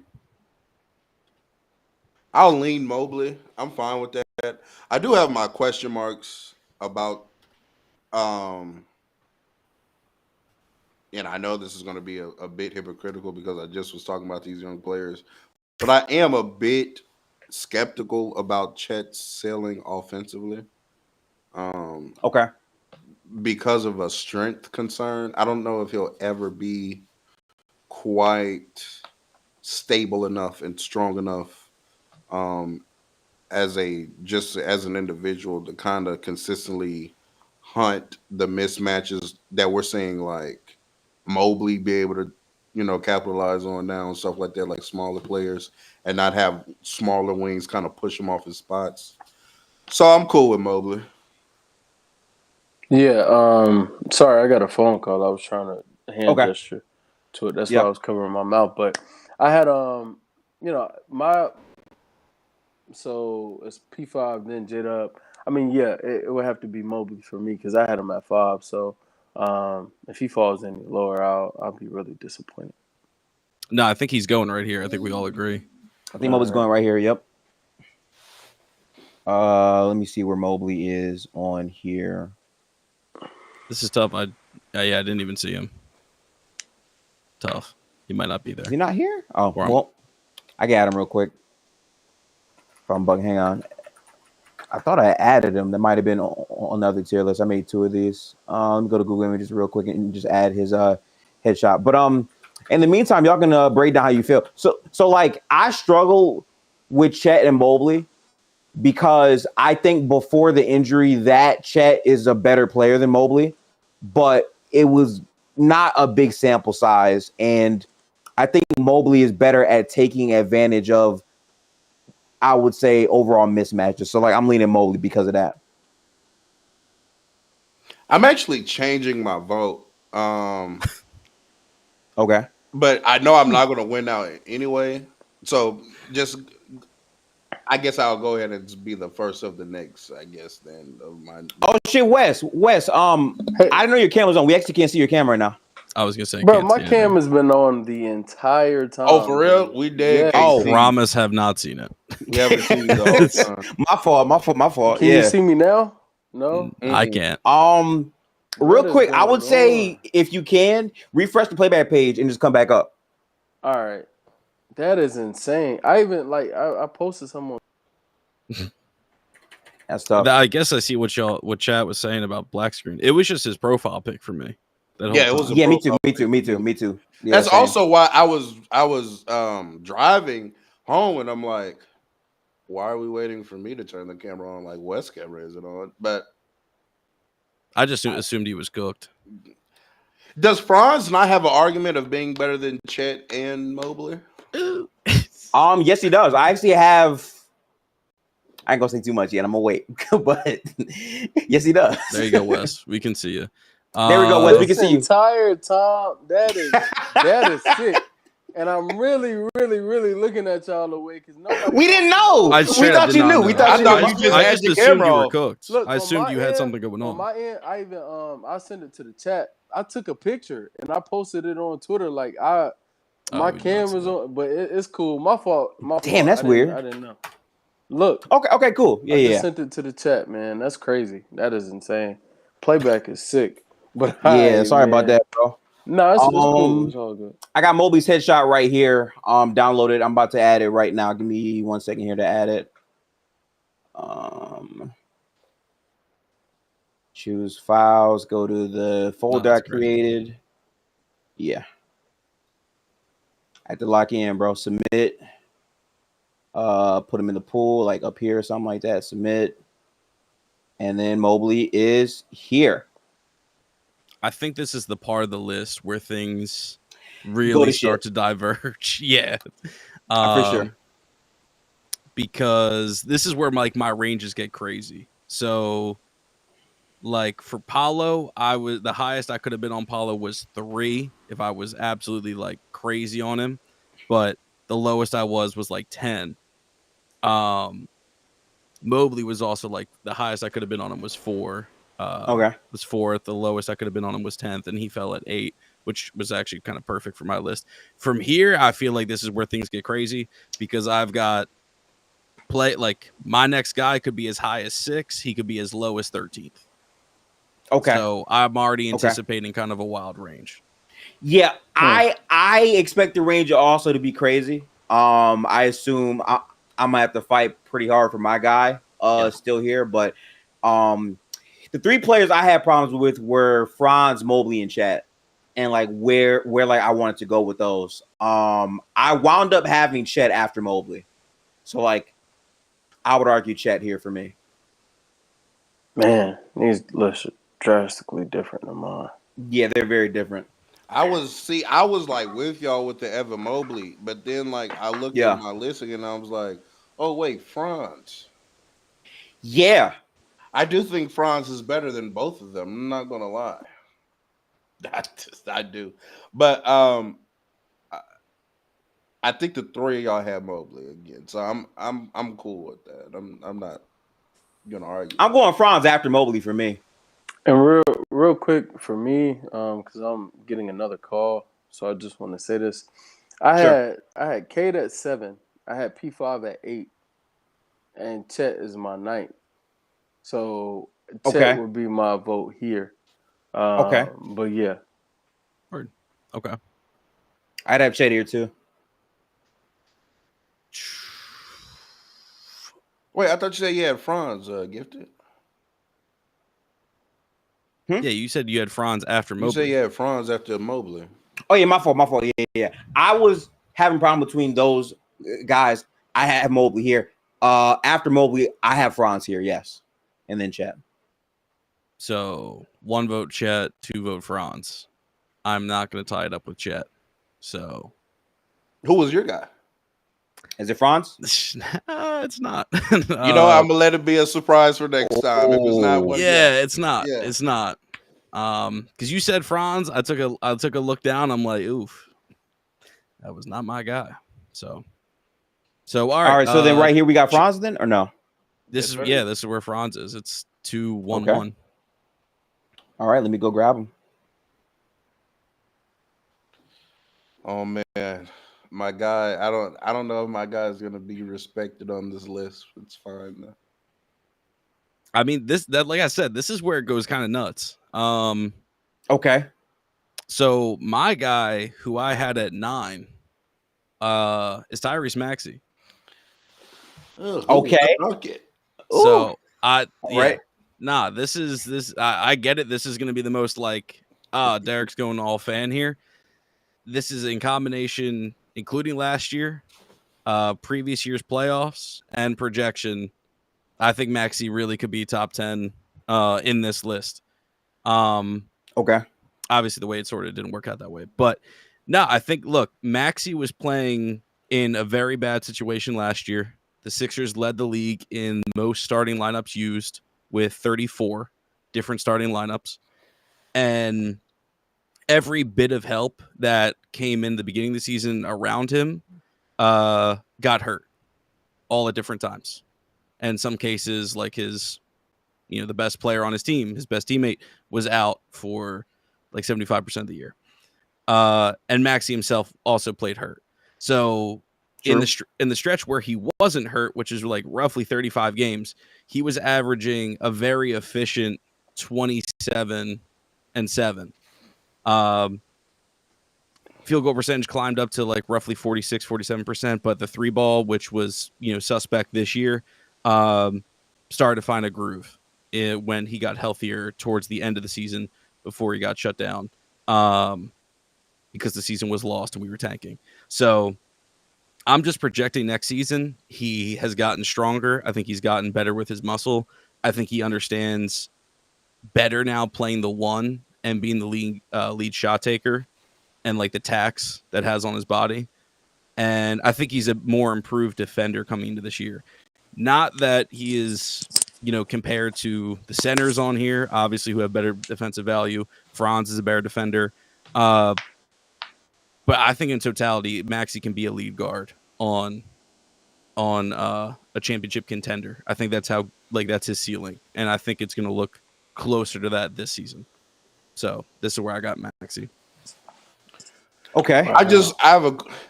It was not 18 games. I see. No, that sample size that he put is 18 games. Oh yeah, no. Okay, that's not what I was referencing. Oh, okay. But shout out to the 18. Do we are we at a stretch to where there we go? That's more. Tyrese Maxey is just he's now officially better than LaMelo Ball, just clearly. 100% yes. Yeah, I think he's a more valuable player. I think LaMelo, some really bad habits, man. And does not play. And the inconsistencies. It would be one thing if he played at a steady level, but he peaks out, somewhere around maybe top 5 at maybe top 7, and he bottoms out something that I don't want to speak of. Like I don't even want to verbalize how bad I think he can be sometimes, in comparison to the guys on this list. So nah. So like I can't lie, Derek. This part of the list is what made it very hard for me because I'm gonna be brutally honest. And shout out to RGD on YouTube side of things. Hello, brother. Salute to you. Okay, so here's my thing, right? Chet Holmgren was the hardest player in this range for me to rank. I think if you tell me Mobley's better than Chet, it's because you think Mobley is better offensively and is the same caliber, if not better than him defensively. I can buy that. That's fine. To me, here's my thing. I think Franz is going to be better than Paolo this season. I do believe that. And my main thinking in that is because Franz is more efficient in the paint. And if they're getting more space, we're talking a lot about Paolo getting better. I think that's going to really help Franz's game, especially if his jump shot is better.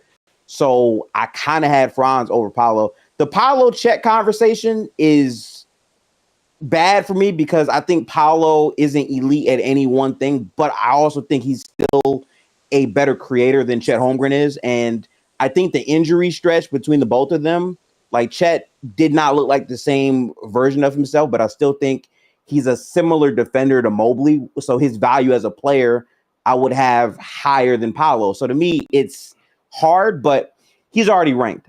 I'm going to fight for Chet here at number 10. And real quick, I missed a power check. My fault on that to Rod.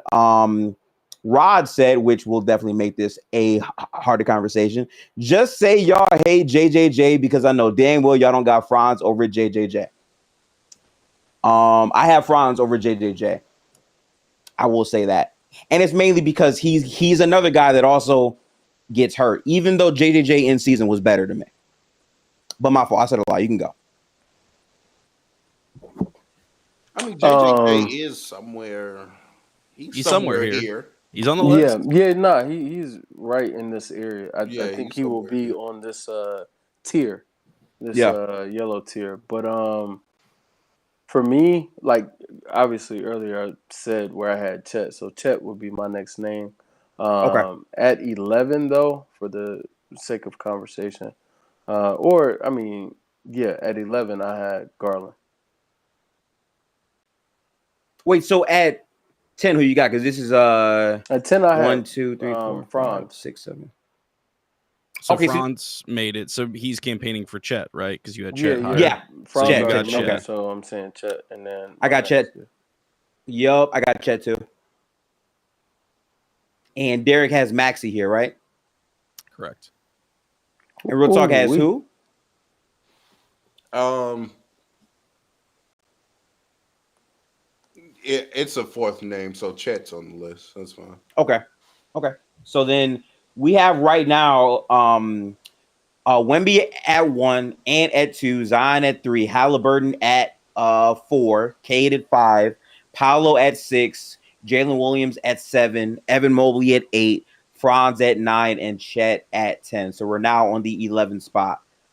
You can go first. Wait, I'm tripping. You said Garland, right, Wes? At 11, yes. Yeah. Yeah. I have Jaren here at number 11 here on this list. Not mad at it. I got to be honest. He's the most frustrating basketball player for me, but I can't deny the shit he was doing in season with no John Morant. Like, he was playing his best basketball, and then things got a little murky towards the end, especially in the playoffs. But they were going up against a team that was literally the NBA champions, even though he looked abysmal in that series. But I still think value-wise, what Jaren brought to Memphis really does, I would say, deserve respect. And quite frankly, Garland had a very good year as well, but he was hurt again in the playoffs. So I got Jaren here for me.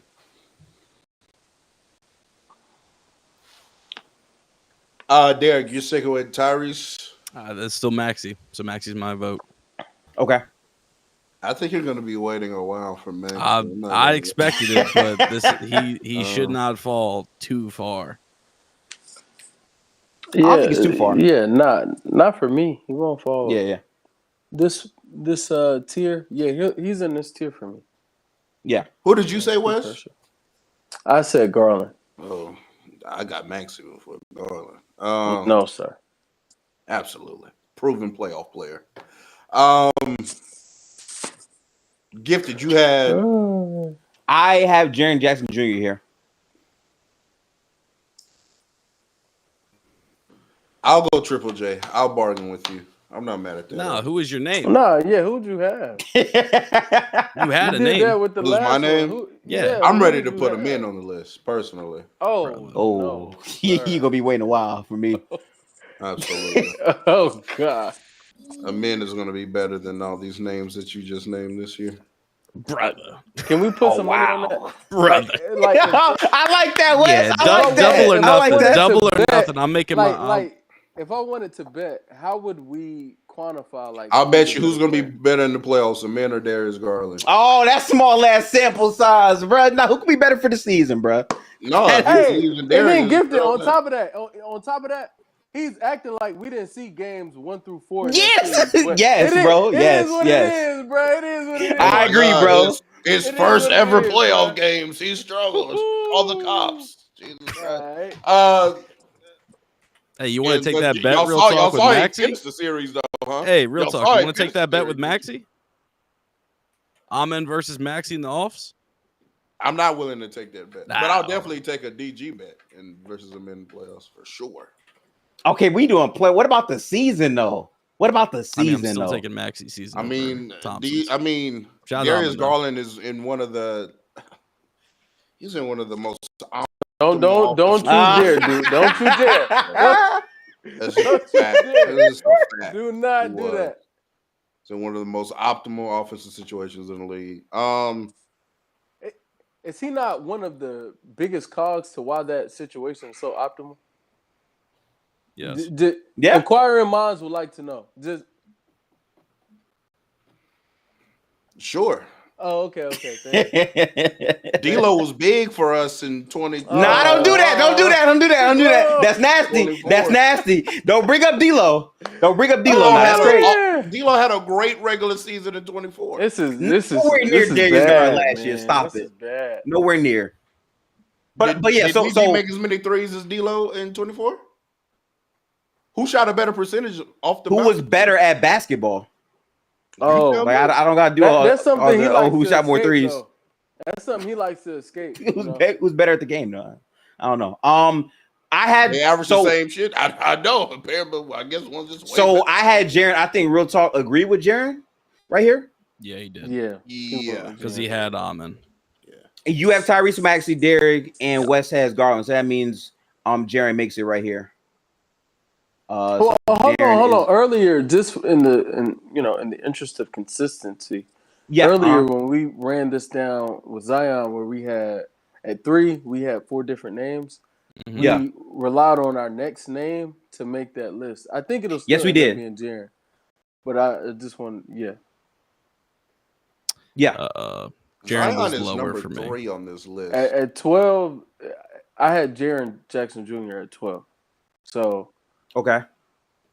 I know Real Talk said Jaren, but who did you have at 12, Real Talk?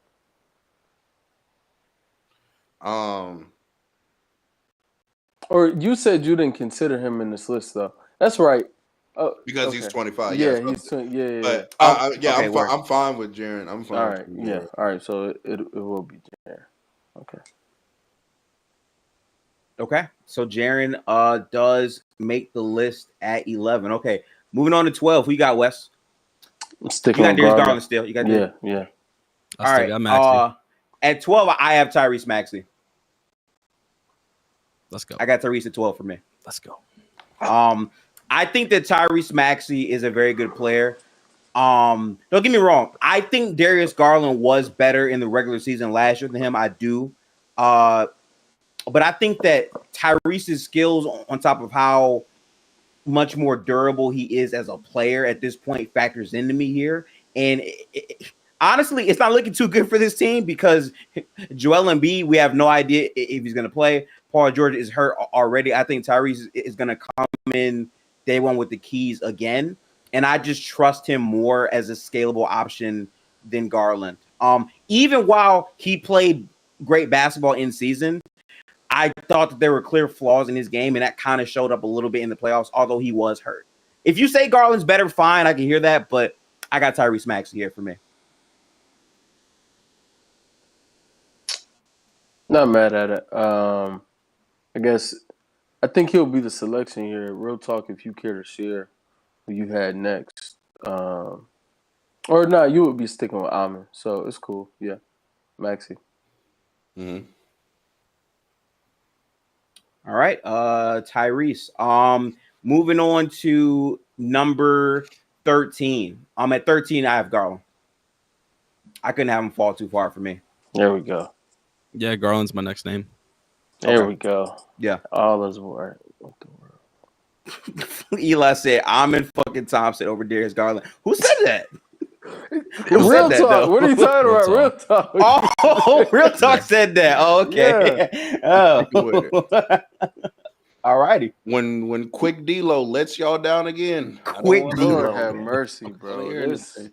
I'm not gonna lie, Ooh. I do get it because like I could bank on him if the game is close. He's gonna miss the free throw. We know it's gonna happen all year long. That happened last year, but I still think value wise, it's no man. He's very good at hoops. Y'all are like overreacting to me, like saying Quick D'Lo as if like D'Lo wasn't like peaking An out all-star. to an all-star level player, but whatever. Y'all get that little shit off, I guess. Like, that's- Yo, I cannot I believe think that that will bring up all-star- my trauma. That All-Star was what, 2016? 2017? Where's So- on got a little we did forget. 2018. Bro, this 28. is nasty work, bro. Like, So- and I understand I'm like lower on Apollo the most, or than some, so it's cool. Like the Apollo thing to the chat was super nasty. Understood to the stage, whatever. I feel the same way about this Garland shit, bro. He It is pretty gross, but Quick D'Lo. Oh my gosh, that's so nasty, dude. So Player. We now shift to number, what is it, 14 on the list here? This would be is where 14. Yeah, this is where I had Maxey originally. Okay. At 14, but I had a player ahead of him, and that guy was Sengun. So Sengun would be my 14th. Okay, so Sengun's your 14th. Okay. This is also next on my list would be Şengün.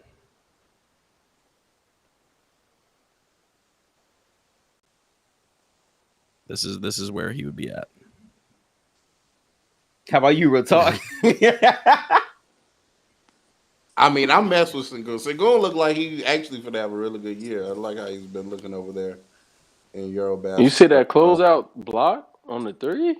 No. Yeah, I mean, Sengun is definitely, to me, he's a bit of a better athlete than he gets credit for. I'm still sticking with Amin, though. So I think Amin's going to be the second best player on the Rockets this year. So, yeah. Yeah, not yet. Soon, just not yet. I wouldn't rule it out. I'm gonna stick with Sengun, but I wouldn't rule it out. Okay. It's just it's tough for me, man. I think sometimes with players when they're young and we like them, we judge them off of only their best moments and only their strengths and never their weaknesses. And I think his game still has a lot leaves a lot left to be desired. So while I see the potential, and I think he's a shoe-in for top 15 someday, borderline top 10, but not yet. And I'm not sure that we're as close to that reality as some others. Maybe. I mean, good thing that's not the standard for being better than Sengun. Yes.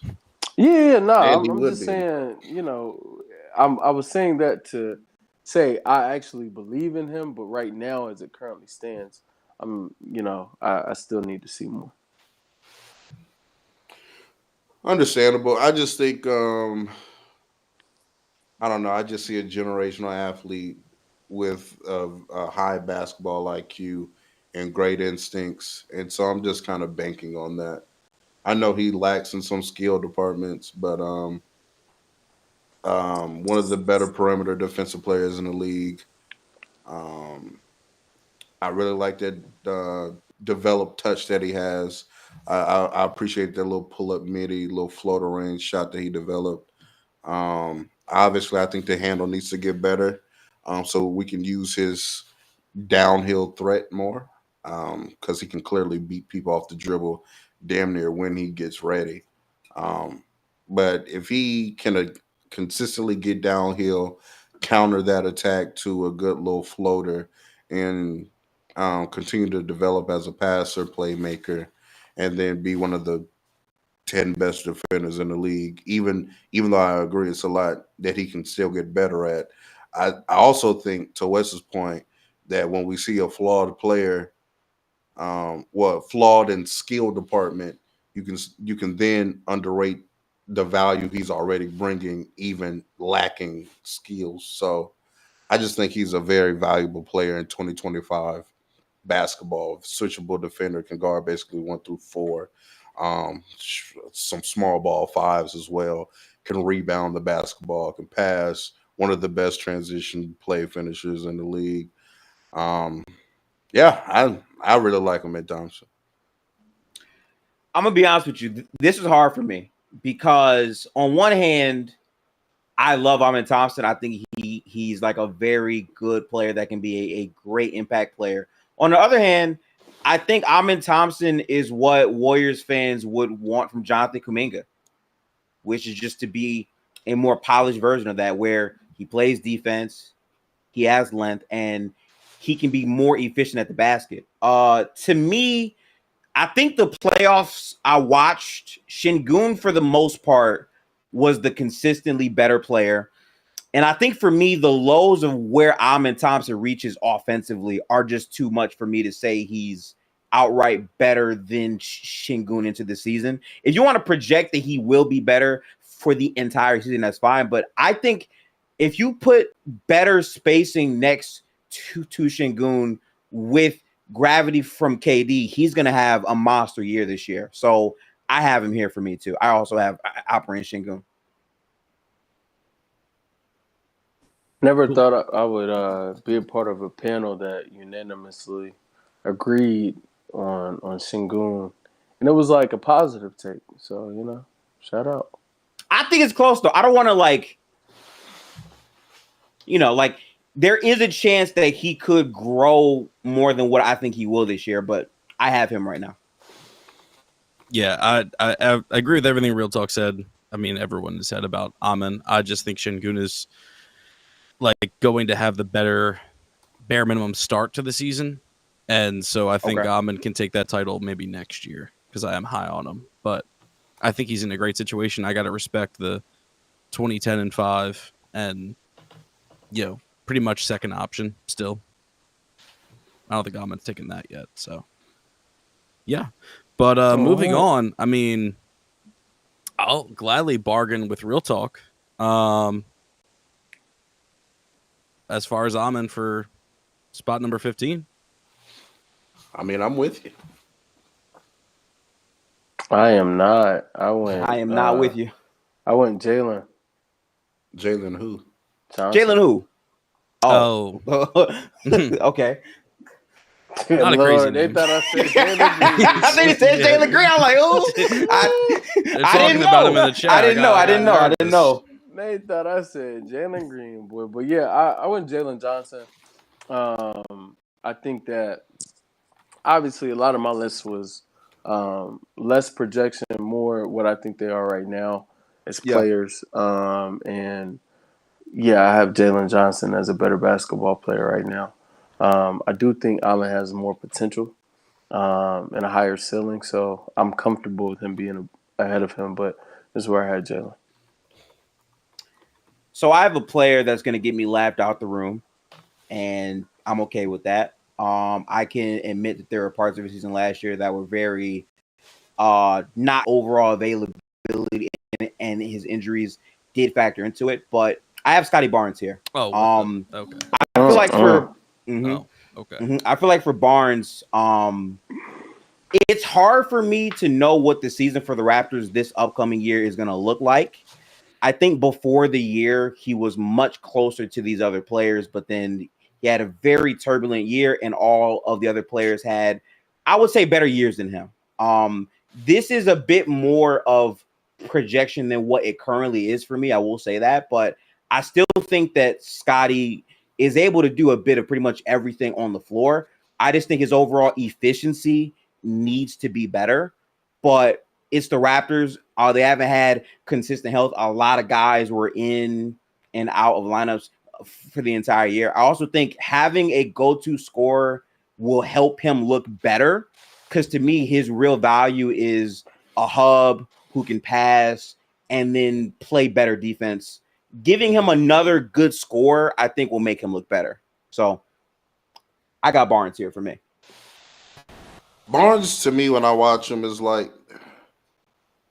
man, if he was like smart, would be a damn good player, bro. Because all of the tools are there. Like, can defend multiple positions, can pass and play make, can rebound. Has been getting better as an offensive player.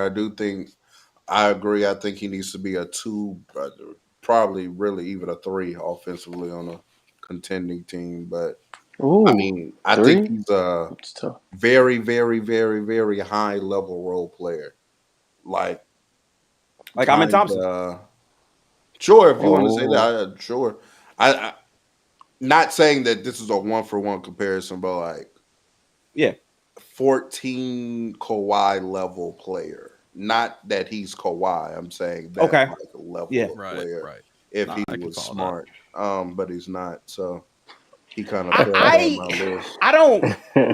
I don't love that depiction of him. I think he's prone to making mistakes on the floor for sure. But if we just go a year before this, he was a lot closer to a ton of these players on the range. And then I do think he had a down year, yes, but I think there is context to the lineups, all the guys who weren't playing. I still think at his best, he had some really good moments this year too. So I think if I had to like project, he'll look better this year. And like I think defensively, he can provide good value too. So for me, I have him here, but I know you guys have like all types of, I think, different players. So you got Derek. No, I mean, this is where I'm going with Amon as well. This is the higher end of Amon for me. Scotty was like in this mess of names. Like I will say, as far as the range, the absolute highest I could have been on Scotty was 10th. Obviously, I'm not that lower, and I think the bigger reason for that is I have no idea what this Raptors team is going to look like throughout the stretch of the season. Okay. And I feel like that makes it tough for me to envision his role and how successful it's going to be. Okay. Does BI take the ball out of his hands more often? What does Quickly's role in this team look like? What's RJ doing? Who's staying on this team by the deadline, or I should say post the deadline? It's tough for me to envision what exactly it looks like. He's a really good player, though. But yeah, I do have a couple of guys over him. So I think off of projection, I do like Amon here. I just want to ask real quick, what's the gap between Amon Thompson and Barnes? It's not a gap. Ooh, It's the same that's tier. It's the same tier. Because Yeah. I think I would take Barnes over Amon because they're both not ones. I don't even think they're twos right now. You And take I think- Barnes over Amon right now? I would. As a player, I'm. I think he makes better than him. I think It Amon's a better depends on- defender. Yeah. Yeah, it just depends on, I think, the setting. I think Scotty in the right setting, I'm with you. Because I do think Scotty's more... I think being capable offensively, when your strengths aren't offensive, a lot of times, depending on, again, just how people feel about you, will dismiss it. But like Scotty, he's actually really capable offensively. And his ceiling is higher and his floor is higher to me than Amon's offensively. So I think it's an interesting conversation, and I could see in the right setting Scotty making more sense. But again, and vice versa, in the right setting, Amon making more sense. Gifted. I think the problem for Scotty in this case is Amon's got the advantage of A, being in a better situation, especially going into this year. But B, we're looking for Amon to scale up his usage. And potentially we're also coinciding that with impact. Scotty, we're kind of, I don't know that we've exactly said it, but we're kind of hinting at what if he scales his role back and reduces his level of offensive involvement. And because that, to me, is the player we're looking for, is that little bit of like, the hub is not really the word, because I think that immediately we think of Draymond Green. I don't even think it has to be like the Draymond role, but that's kind of what we're scaling him towards. Okay. But it's reducing his shots, basically, especially in this upcoming year for his offense. And just overall ball handling duties. Like with BI, it's hard to envision that not going down or staying the same. So I think that's the problem, is Thompson's just easier to project.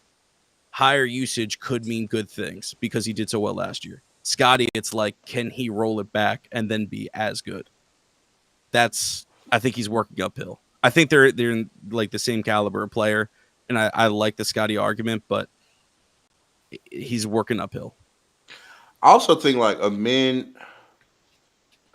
very similar to like the Orlando, Paulo, Franz situation. Like that was a bad offensive team last year. Like, and so getting Kevin Durant is a big deal. Getting even a Dorian Finney-Smith for them is a big deal. Getting hopefully Ime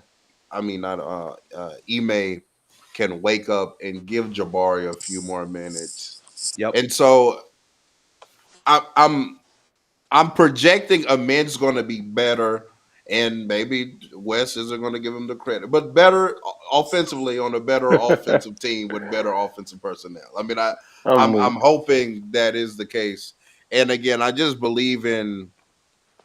And I don't know. not I if he just like does what watching you want man, him and to I do. saw the strides he was able to make rather quickly as soon as he got some belief from a coach, and it looked like he started believing in himself. Like, and so you combine God-given gifts, I think the basketball acumen mixed with I actually now believe I'm this good of a player. I just think Amen's going to be really good.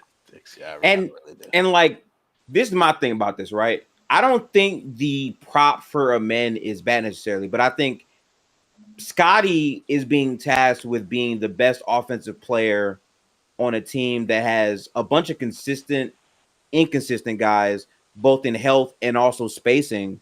And yet he was still very productive, even though we want more from him. And I just think if Amen had to play a role similar to that, I think he would struggle.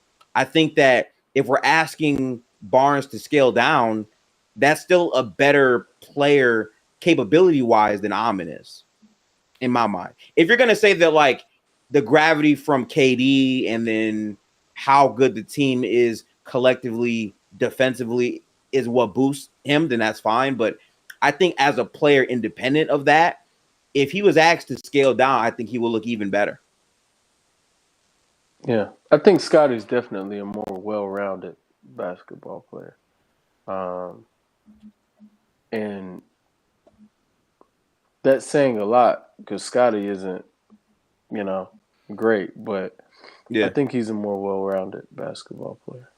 Yeah, it's actually fun. I'm usually not the guy going against like skill debates, but I guess my just final take is I just think Amen's a more impactful player on the court. I think. No, I'm with you there though. Okay. I'm with you there. I think that especially if I'm projecting, I expect Amen to be more impactful. And he's in a better situation. That's the other thing he's got going for him. Yeah. Like we're going to get sorry, real talk. I'll knock on wood for your sake. We're going to get playoff reps for Amen again. Thank you. I can't say that about Toronto, and I can't say that about Scotty. I don't know for sure. So like he's being taxed because he's a questionable player on a team that is even more questionable, basically. Yeah, and I mean you can say it's I don't know what the opposite of giving money in this case to Amen is, but yeah, he's just in a better situation, so it helps him. Thank you, Immaculate. Men last 4 games in the offs 20-8 against one of the 3 best defenses for like the second half of the season. On a team that was playing Steven Adams and him and Sengun at the same time. Yeah, very nasty. So, yeah. I don't know. That kind of helped his game a moves little me bit more than y'all are hinting at. I think he was like really helping Wes. You said what? Durant. Yeah, Kevin really Durant. Yeah. I'm just saying. Turning Steven Adams into Kevin Durant. I think that's going to help him a little bit more. You name, like, I just feel like if you put KD next to Barnes, that's stupid. I mean, maybe, but maybe not though, Gifted, because I think Amen's better at the little things. So I agree with that. He's a better complementary piece. I just think that Scotty, the thing is, in Toronto, they've never put the right players around him, even when they've asked him to scale down. You're asking, and again, they're going at it this year because of Masai's vision. He loves these big wings. So you go get Brandon Ingram, and it's like, okay, yay, Scotty gets to scale down, but who is he scaling down beside? And how does that look on the court? As opposed to if Scotty was beside a Durant, or an even better fit, like if he was beside you, a Steph, maybe that's cheating. But if he was beside, a lead guard who really, stretch the defense out, think of the things that it would do for his game. Fair, yeah. But I had Barnes here. So, like, here's my question. I have a strong feeling Barnes is gonna drop lower on this list, and there's other guys I have right under Barnes that you guys might start saying. So like, if I get the gist of it, I'll probably try to fight for those guys instead. But I got Barnes here. Who you got, Derek? This would be Jalen Johnson next for me. Okay. Same. Yeah, I mean, more or less the same stuff that Wes said earlier. I think he's coming into a great situation. Honestly, is like the second option for the Hawks. Especially with KP, like definitely not going to be playing a whole season. I think it just looks really good for him. I don't know what that means for the Hawks. I think like we talked about it a little bit last stream, and I talked about it on my playback shout free promo.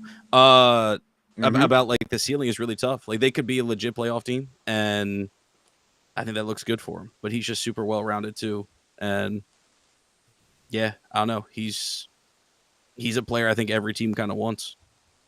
In some respects, he's like in a more efficient Scotty, kind of. It's a rough parallel, but I'll make it. And don't forget to drag Amin to the tier. Oh yeah, he's after Şengün. That's right. Amin won this. So, Right. So yeah. Yep. I'll put him after Şengün. All right. So Amin makes it at 15. For me, I'm going Andrew Nembhard here. Huh? I'm going Andrew Nembhard at 15. Okay, so I think I'm sorry, real talk. Hallie is blasted into infinity and beyond, but Nembhard is top 20. Wow. Okay. I think I can make an argument that Andrew Nembhard is going to have a breakout season next year. Actually, I think he'll have a great season. I think I misunderstood just the don't- assignment. I don't like the logic. He That's didn't make my interesting. list. He didn't make my list either. I had to misunderstand. I was gonna say I just got done typing. to Andrew Nembhard Immaculate. didn't make your He list. did not. No, make he did my not, list, no. brother. I'll tell He did you not make my exactly list, why. brother. It's because he'll be 26 by basically the start of the season. Not quite the start of the season, but pretty early on. And then so after we included the 25-year-olds, I had like the immediates that we mostly kind of already covered. And my like back half of the list, which is where Andrew would have fell, I took like higher ceiling guys, projection guys. So I don't like. I love Nembhard, man, but no, I'm sorry. No, not Yeah, here. nah. Not here. Yeah, AJ saying with worse defense, one of the dumbest statements we've seen today. Like he goes back to still being one of the better POAs in the league, but I guess. I just think with the absence of Hallie, I think he gets more on-ball responsibility this year. The question for him is that some of that playoff shooting that we see from him, can he translate that to a regular season? Yeah. I like him as a passer. I like him as a guy with a good handle that can get downhill a bit. I want to see him also in some more PNR actions this year. Yeah, I guess I didn't know this was going to be like such a stretch, but I guess I'm just really high on Andrew Nembhard. I think he's a really good basketball player. And I think that his playoff record kind of tracks that as well.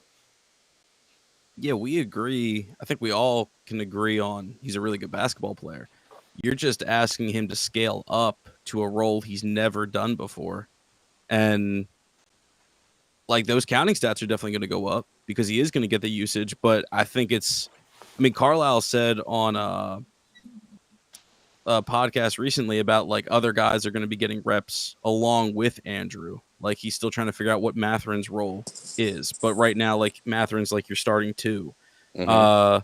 So I think it's going to be like a lot of experimenting as well. But Yep. Andrew's success is in large part because he's playing off the ball and situations were created for him. Yeah. So Agreed. not having that and having to create not only for himself but others for this Pacers team that plays with so much pace, losing their lead guard, I think it's going to be taxing. And I think to your point about the shooting splits, like will it look more like playoffs? I don't think it will, because if the volume goes up, usage goes up, and time out there goes up, that does not lead to efficiency. I don't agree with that statement. I think when we do see Nembhard getting busy, it's a lot of like self-creation in the mid-range area. The I don't highlights think he's are. really. You said what? I said the highlights are, because like we remember like the But cross I'm on saying Shea, like what right? what But is Holly is creating a lot of closeout opportunities for teammates, absolutely. But he's also in the regular season, he's not a good shooter. So like even that aspect, I'm not sure. I think just what I'm saying. I think he's better gonna be, on the ball I than think he's off going to the be ball. better on the ball. Yeah. Number one, I think he's better on the ball than you think. That's clearly the difference. Number one, But I And don't so- think that's translating to efficiency, right? So like let's say he's better on the ball overall, and I think he'll look Mhm. like mostly fine. But what you're saying is, again, being like the offensive initiator, which I mean he'll share with Siakam, but he'll be second at least in the pecking order there. So creating for others, initiating offense, and creating his own. I don't think, especially with the usage going up, like this will be presumably the first season he averages like 32 minutes a night. Like I think that physical tax is going to hurt his like jump shooting numbers, efficiency. Like, and I'm not. That's fine. Like that's what should happen. Players that get more on ball reps, their efficiency should dip initially because they're getting used to it. So that's why I just don't think it can work. Like I could see a season where he averages like 15 or 16, maybe like 7 assists, and is cool, like a good player and good for the Pacers, but I don't think the efficiency is going to look pretty. I think Nembhard's a good player. I just think this high is something I don't agree with. Honestly, I had Denny over Almond. As did I. My God. But he's not going to be able to make My it. So, I mean, guy. I don't know. Literally, I have. I mean, well, are we landing? It's tough 'cause it's like Denny, Johnson at 15? y'all haven't said a name. I just said Nembhard. No, we had me and Jalen. Derek- Oh, y'all said yeah, Jalen. me and yeah. Derek Hey, they said Jalen. I have Denny better than Almond and Jalen. I have Denny after Jalen. I have Denny Okay. after Jalen as well. So, yeah. And you guys all have Almond over all these players. No, I don't. But Well, he's me and already Derek. ranked. He's already there. Okay. Yeah. Yeah. So So Tough. I think the next two names are going to be Jalen and Denny, based off of what we just said. it sounds like that. So are we arguing Jalen Johnson versus Denny then? Nah, Jalen had 2 votes compared to Denny having 1, and then Nembhard had You're 1. right. Right. Okay. Yeah, so it's Jalen, and then we're talking about Denny and Nembhard, I guess, right? Nembhard is not on any list except No, for he's Real not. Talk, Not. so, That's yeah. why I don't know. I want this to be known now, ladies and gentlemen, because we do these where the start of next year will be Yes. back, and I will be absolutely right about having Andrew Nembhard on this list, and I'm quite confident in that. Actually, I like you. I'm I also like you willing standing to on the put take. some Okay. money on that. I hope so. I like him. I'm willing to put money that Denny will be better than Almond this season. I would do that. I'm 50-50. I think he's a more capable basketball player. And I think Denny never gets talked about because he got traded on his first contract. And there's another reason, but yeah. I mean, we Yeah. don't have to get into that. That's what I'm just saying. There is Yeah. another reason. There's I know another what you're reason saying, we're Derek, not yeah. going to spend too Yeah. long on him, Yeah. But true. I think Denny's an exceptional basketball player, and I think, I just don't think he gets the recognition he deserves. I think offensively he can do everything, literally everything. Anything you ask him to do, he can scale up, he can scale down, he can play on ball, he can play off ball, can play in the pick and roll. He can do everything, and he's also a plus defender. That's And a like- special basketball player right there. I know that we have Jalen Johnson here. I'm not going to ask us to change that, but that's why I had Denny over Jalen, because as good as I think Jalen can be, when anyone brings up the Hawks, the number one thing we go to is what is the creation around Trey look like? And to me, I think I just trust Denny as a scalable creator on top of just another player to play next to another engine better than Jalen Johnson. But I don't think it's crazy to say Jalen Johnson could be better than Denny either. I'm like there with it, if that makes sense for me. Right. Yeah, I think to what Wes said, I completely agree. I think Denny's a total Swiss Army knife. And again, like Okay. I think we're in the caliber, we're kind of in this tier of player of like everyone wants one of them on their team because True. 6'7", 6'7" True. to 6'9" forwards that can do a little bit of everything and have some semblance of IQ. Every one of us could use it on the team, like regardless of how good or bad the team is. Mhm. So That's a fact.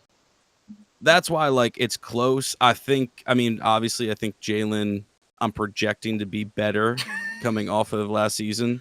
And I just think the Hawks in a good situation. It helps. I think the problem for like Denny obviously was still good last season, especially the back half that he had a rough first stretch. But like that Portland offense is suspect. And I think the Hawks offense is going to be better. So that's going to help Jalen a little bit. Yeah. But Denny's right there. Like I said, Denny's right here in this tier.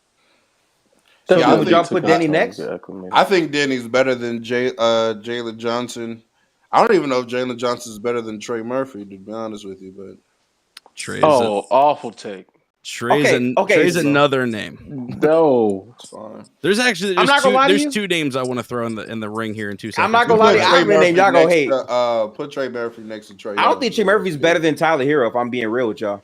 Oh, all right. Well, yeah. This is where my bias this is where we're going. just shines through. I respect it. Because listen, I don't like Tyler either, Wes. But I'm gonna keep it. You know, like the P5 thing was actually truly an assessment. I don't have anything against P5. I'm not as high on it. You really don't. Okay. That guy who wears 14 in Miami cannot stand him. I don't think we respect what he did enough last season, though, man. I mean, like, the first half was really good. Even up to the All-Star break, those first 50-some games was really good. To close the season, not as great. More inconsistent play, and just his floor game changed.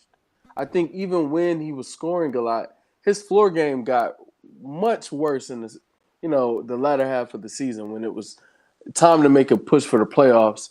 But yeah, who cares? He was efficient. He was efficient. So listen. Okay, so real quick, like brother can't have no stretch of bad games. I guess I don't. Oh my gosh, this guy, dude, this guy. I just want to say this real quick. So we're gonna leave Jalen Johnson there. At the very next spot, I have Denny. What do y'all got right now? I have Barnes, but it's like niggas ain't saying Barnes, so I don't really know how long I can take that. Shit.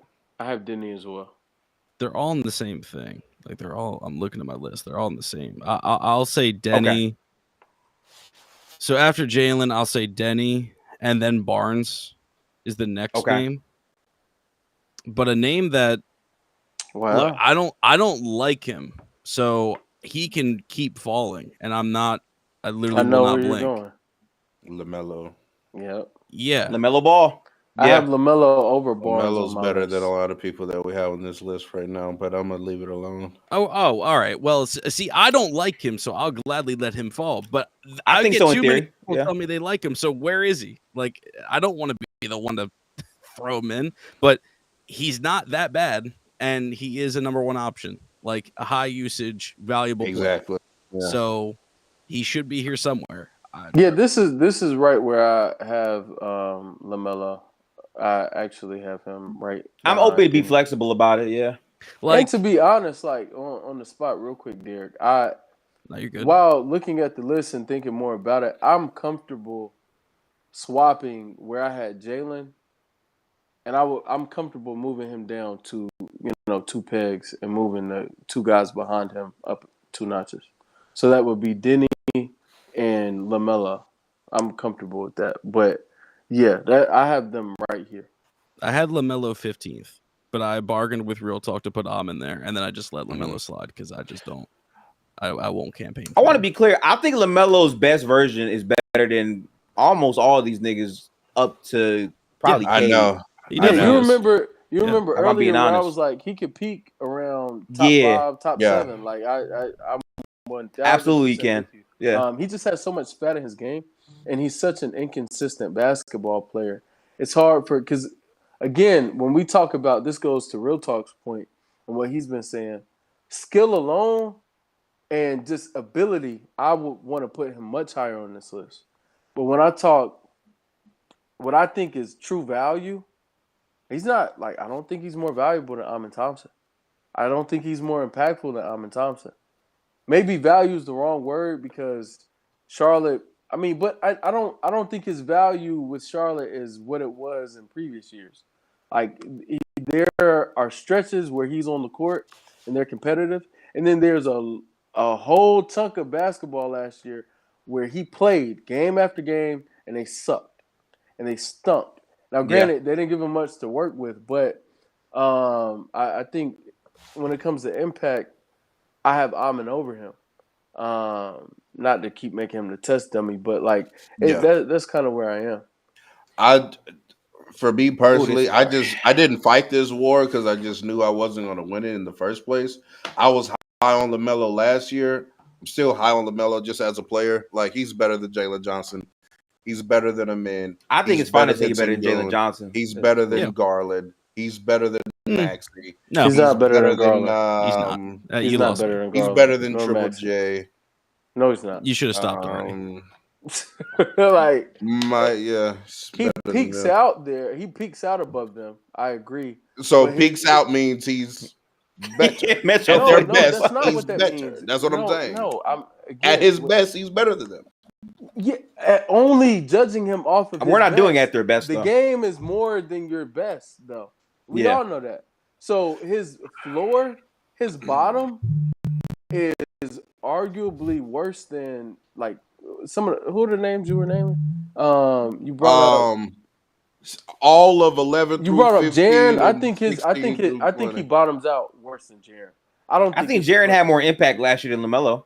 Yeah, and he bottoms out worse than Jaren. 1,000%. Yes, he does. He's a one-way player.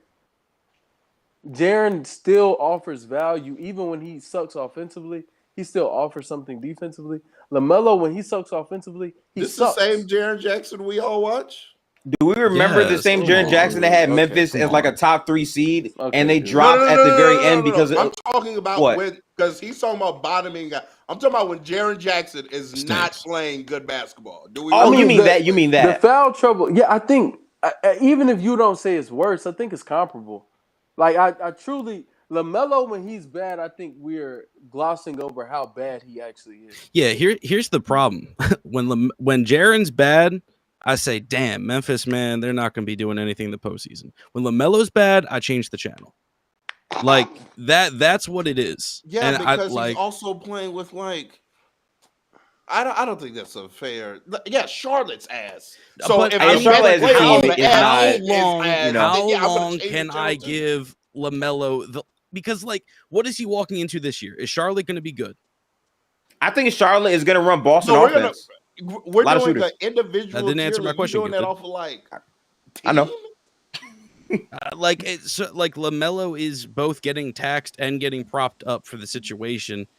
I can't go any higher than what you're saying, Real Talk. But as far as this list is concerned, like he can go in front of Jalen. That's where he should be. But I don't know. I'm not going any higher than that. That's for sure.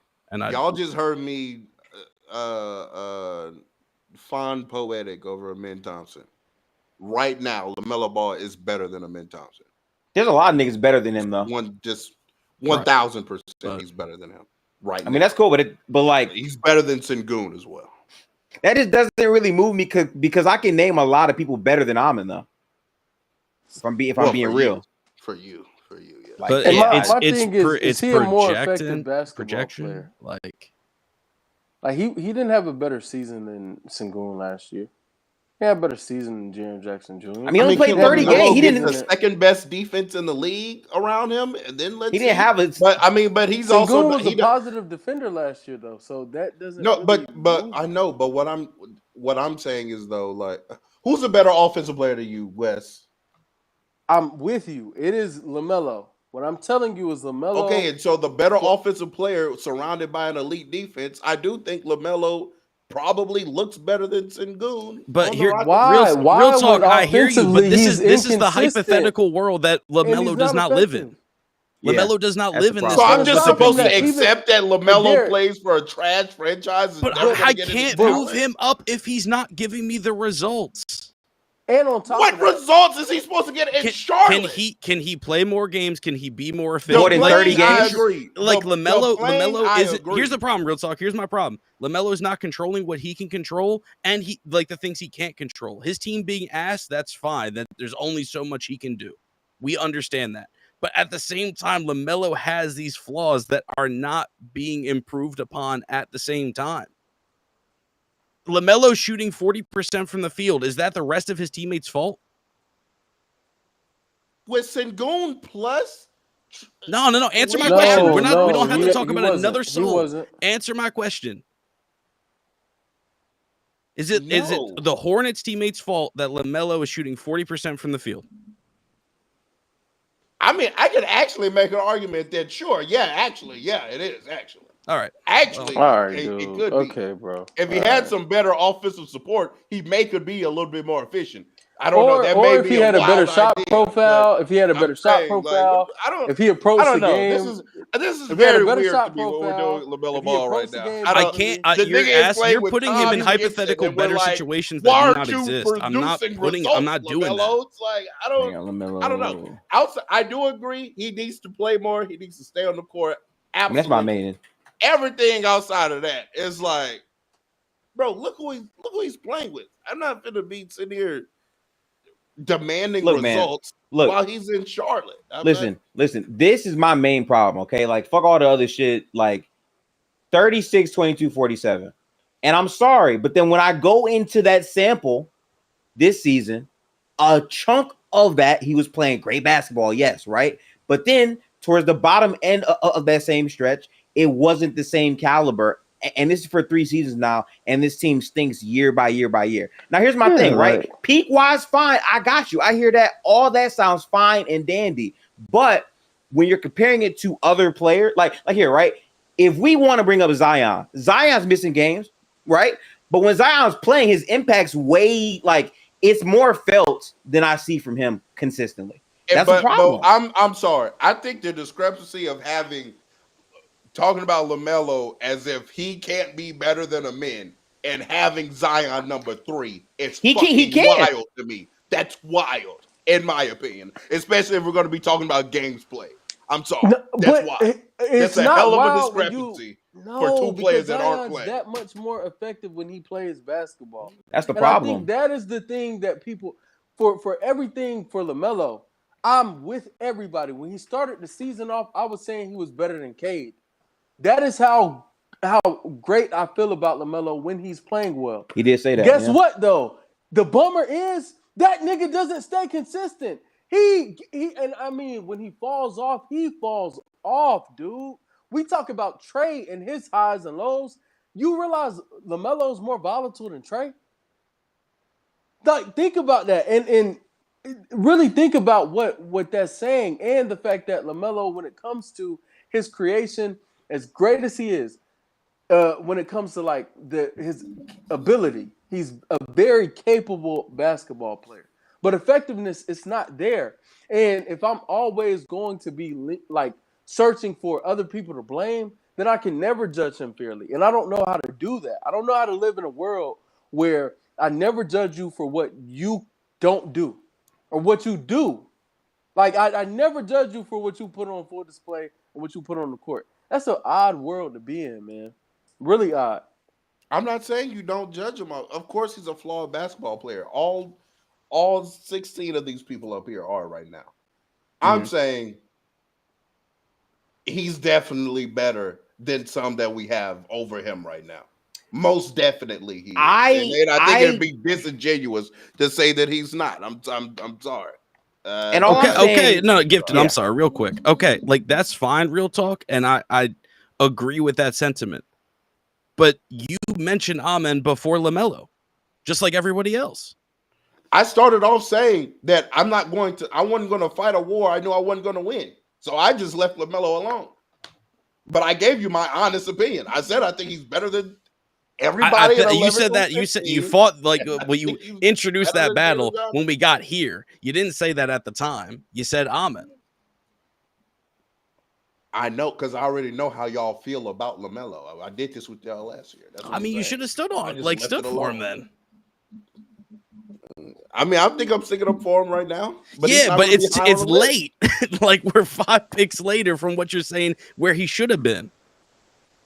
You should have stood on the case because now to you, right? It sounds nasty, right? You're saying LaMelo's better than Şengün, Ahmed, and Jalen, correct? Or you saying he's better than? You said he's better than Triple J. I think so, but Okay, that could be a 6 stretch. guys. That to me could be a stretch. 6 guys I'm later, sure. and now you want to stand up for him? Like, because if I'm not gonna argue something when I know I'm not gonna have the votes to win. I did it. I Be, did it, and I don't even like him because I said this is where it got disrespectful. But He you did like bring it him, up and you first, didn't for- feel yeah. compelled to vote for him. Mhm. So, like he can go in front of Jalen, but I'm not moving up any further because you didn't feel as compelled to fight for him. I mean, that's fine. I'm not. He doesn't have to. He doesn't have to. I just want to be clear, bro. I have like a really big range. So for me, like the ounce of disrespect, I haven't gotten quite there. I think LaMelo's certainly in this range. And listen, a lot of it, like I would say beyond being on a very bad team, right? And beyond only playing a very limited, I would say sample size of games. It's also the fact that like as a guard, you're not getting consistently to the free throw line. Your offensive efficiency is routinely limited, and you have a very questionable shot diet. All of these things paired with your inconsistencies put you in this tier. At his peak, he plays like I would say like a top 5, I'll say point guard, right? Like he's firmly in that conversation when he's at his best. I 100% I agree. I feel like for these other players though, their peaks are higher and they have more impact. There's not 5 players. Maybe a stretch, bro. Not Darius Garland was there 50, 40, 90 last year. Out higher than LaMelo on this list right now. Wait, not 7? But everybody at their best for a they're already hypothetical 7 peak. picking out better than LaMelo right now. Yeah, I don't know if I can back you on the peak, Gifted, because I think LaMelo, like I said, I think he has like probably a top 7 peak on this list. But that doesn't mean that much to me when again your bottom is as bad as his is, and I'm not just judging you off of your best moments as a basketball player. His best moments are 20 game samples. That's not the problem. A season. Not a full season. I just saw AJ put a 18 game sample size. That's AJ, man. That's AJ. We didn't count AJ shit. We didn't count AJ shit. Was AJ voting? Was AJ voting? I've seen a whole wave of Franz propaganda off the 20 games without Paulo. So I mean, it's not though, because Franz also just has a higher. I mean, Franz is more positive than Paulo overall, though. I'm saying before you freak out. Yeah, Franz has it is galaxies apart when it comes to their floor. Franz has a much higher floor, a comparable ceiling, and a much higher floor gets you much higher on the list. Yeah. Being a more complete basketball player, having two-way value, being able to play on and off. I just said though. You said what? That doesn't like refute what you I said. Just You said it was said. a 20-game sample. But I wasn't speaking solely towards you. I said I saw a whole bunch. What I said was I saw a whole bunch of Franz propaganda off of 20 games. I was responding to Derek saying, "Oh, you're going off for like 20 games of LaMelo." That's what I was responding to. Okay. I'm saying I've seen 20 game sample sizes get used for different players. Is my point. I'm not saying that. That's what I'm saying. All right, respect. Yeah, respect. So then, for now, what should we do? Because we've already locked in Jalen Johnson. Out of the players that were there, Barnes is going to drop. I know that. I kind of have Denny here, and then I would probably have LaMelo after that. More than likely. I want to ask y'all, like, who's going at this very next spot right here? Gotta be Avdia. Yeah, you can like I said, you can put LaMelo wherever you want. He can go next. He can go 6 picks later. I don't care. But Denny can go here. I like, honestly, like everyone's in the same range. I've got like 3 guys that are 11 through 17. Okay. Like that's like where I was at on them. So All right. So then here after Denny, who do y'all have at number 17 then?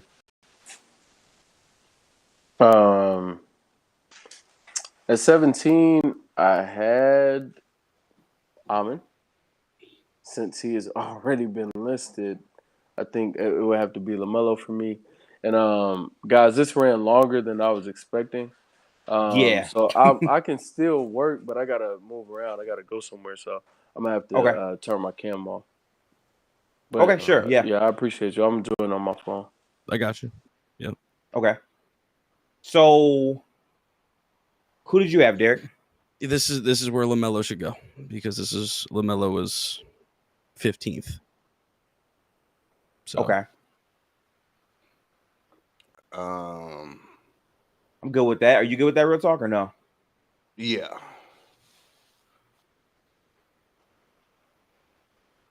All right, so we have Wemby at 1, we have Ant at 2, Zion at 3, Tyrese at 4, Cade at 5, Paolo at 6, Jalen Williams at 7, Mobley at 8, Franz at 9, Chet at 10.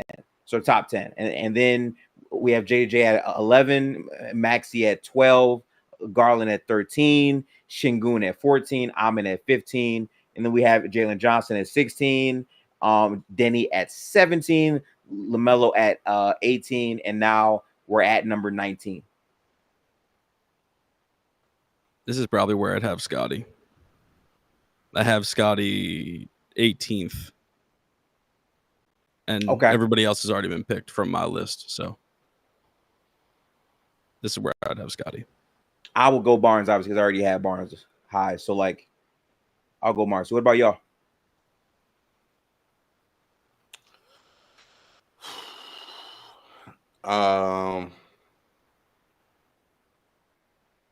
I'm not mad at Scotty. A few players I am considering. I mean, I do have Scotty on my list, but like, I like Jalen Suggs. And I like where was that? Just on. There's one more name before I get to Suggs real talk, but he is coming up. I do think like Tyler Hero was really, really good last year. Like, I got Tyler in his range too. Made the All-Star team, or did he make the All-Star team? He was a replacement. Yeah, he was a replacement. Yeah, like he was damn good last year. And like I think he's poised to have a pretty strong year next year too.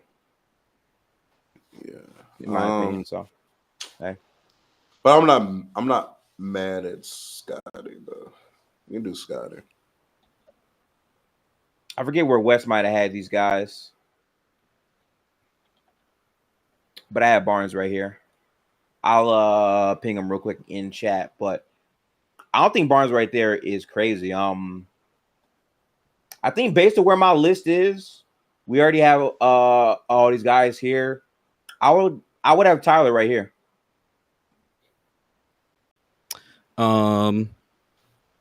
After Scotty, the next name I had was Trey Murphy.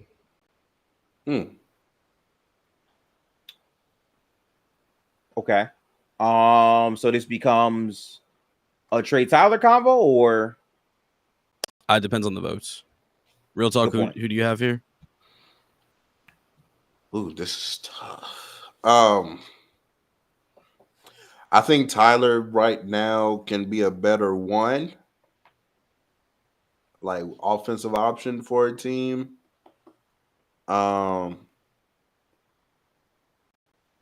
I do think if you scale both players back to being a 2 or 3, I do think that's when like Trey Murphy's value kind of comes into play.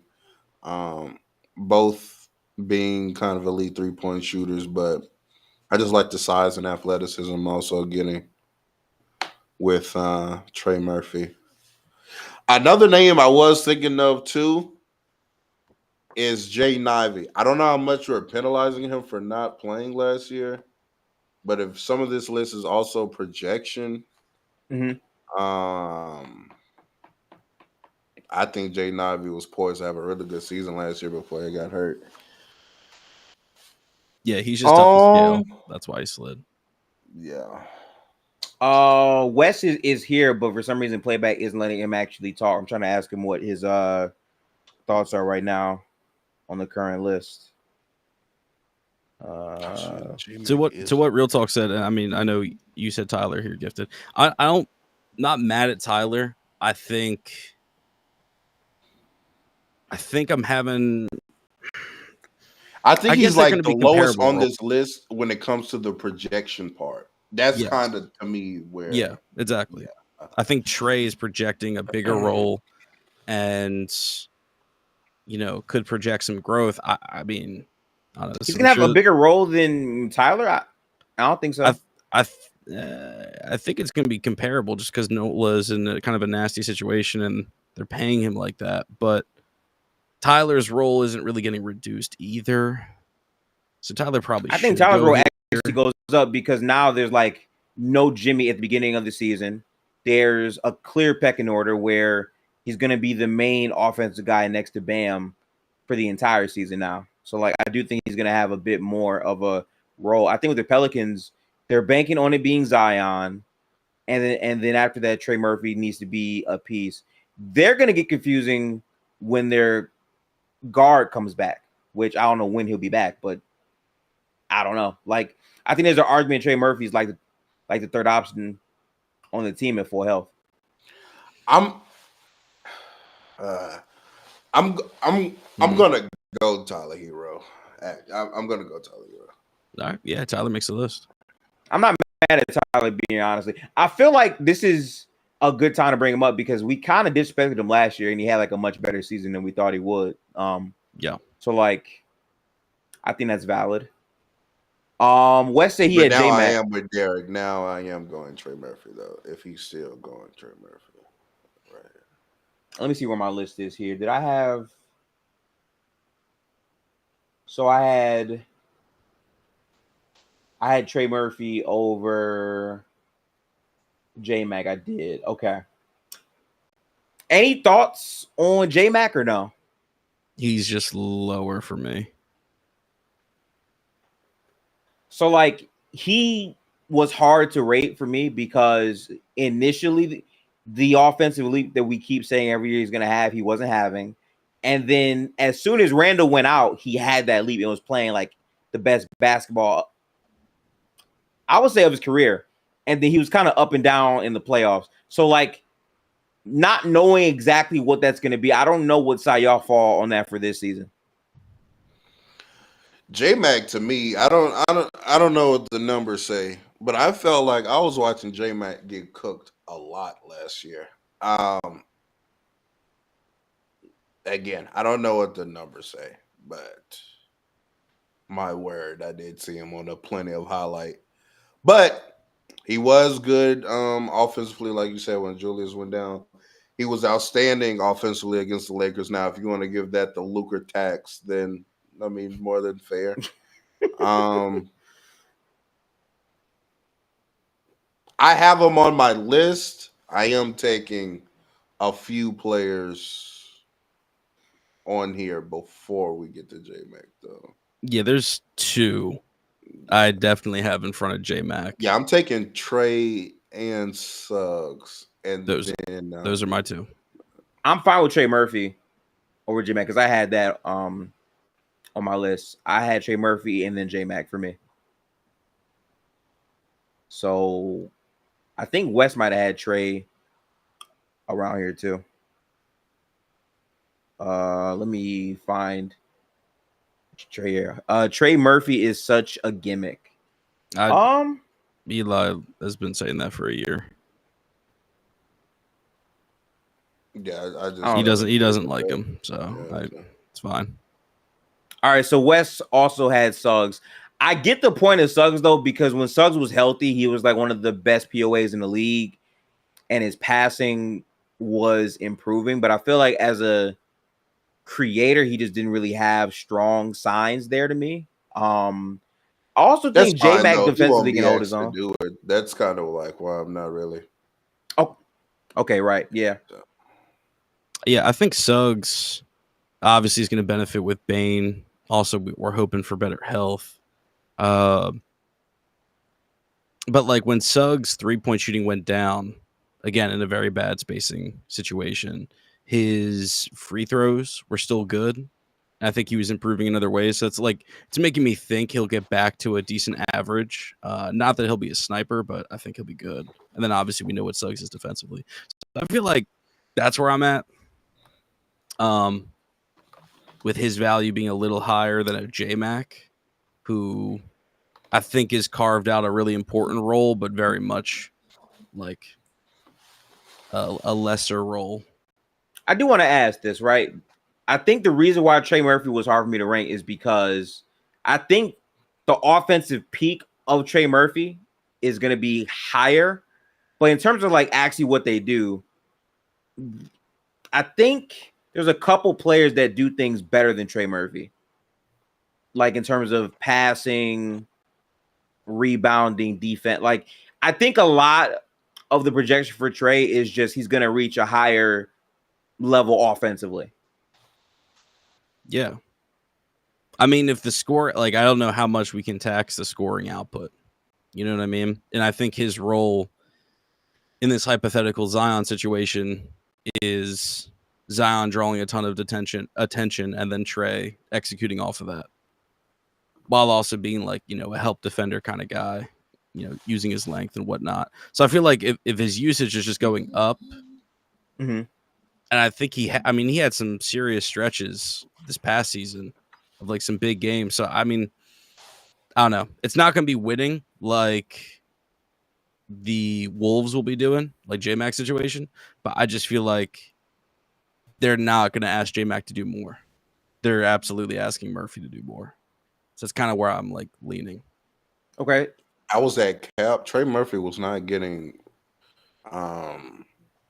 like solely role player buckets last year. That's No, he had a moment where like he was like really Oh. scoring on a tear.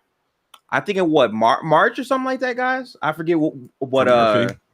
Yeah. Yeah, it was late. It was Loki might have been yeah. April. These players that get better on ball when I think their NBA role is going to be playing off the catch anyway. Like Yeah. that's kind of my vision for Trey Murphy, regardless. So I just think that's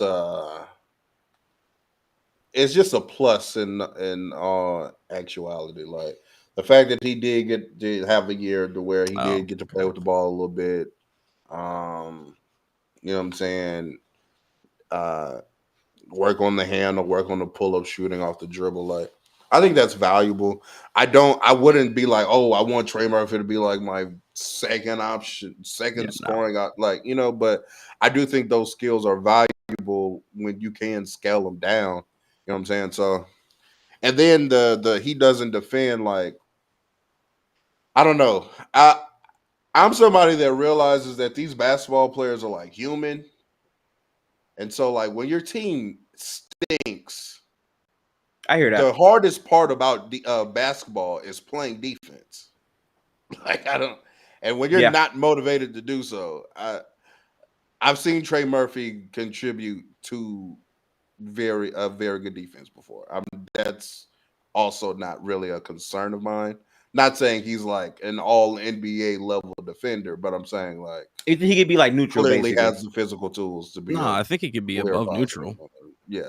So okay. I think he's got definitely the tools to be above neutral, and I think with a team that isn't as unhealthy, I mean that's a problem, right? The Pelicans are always unhealthy, so that inconsistency also makes it tough to carve out the same role. The other problem is we know Herb Jones is on that team, so we're constantly comparing those two, even subconsciously. Yeah, and Herb is just one of the 10 best defenders in the world. So that is never gonna paint Trey in like a light. It's like, well, why can't he do what Herb does? And it's like, well, because the offensive responsibility thing. It's two different things. So I don't know. I get why you would be lower on Trey. I just feel like, again, I guess it's projection kind of winning out here compared to J-Mac. Mm-hmm. Okay. So then if we have Trey at 20 here, I guess my next question is who has a higher responsibility next year, y'all, between Jalen Suggs and then McDaniels? Suggs. Yeah, I'm gonna say Suggs. Damn near just strictly off position alone. Damn near. I mean, he's the point guard of the team, so Right. he's gonna have the ball a lot in his hands. Even if it's not for long periods of time, but he's gonna handle the ball and handle offense much more while still having a similar defensive role to He's still the POA. He's still number one on guard assignments. On top of doing more offensively. So even if you want to say like J-Mac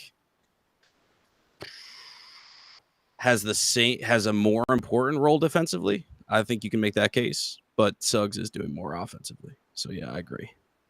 Suggs. All right, so you both would have Suggs right here then. Mm-hmm. Is Suggs closer to Daniels or no? Daniels Dyson? Dyson Daniels, yeah. Dyson's literally my next name. I think that's where I'm torn between J-Mac and Dyson. I think that's a good one.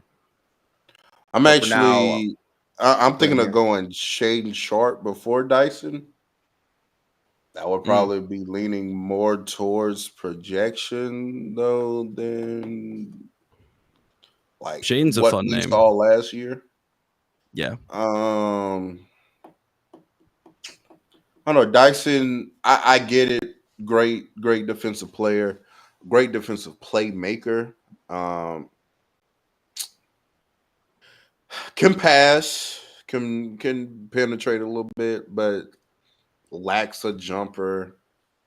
Am I wrong to have Kobe White over? I'm not mad at Kobe White shout either. I'm not gonna lie. I think Kobe White's in this tier for me. I think it's kind of close. Well, since you mentioned Kobe, how about the other Bulls guard? Josh Giddey. Oh, Bro, the Giddler. This list was very hard for me at the bottom there. I can't lie. That's Like they're very like- comparable to me. I feel like Giddey is kind of here. I can't lie. Giddey moved me at the end of the season, but for a lot of the year, it just wasn't great. I think it really picked up near like the January stretch for me, at least.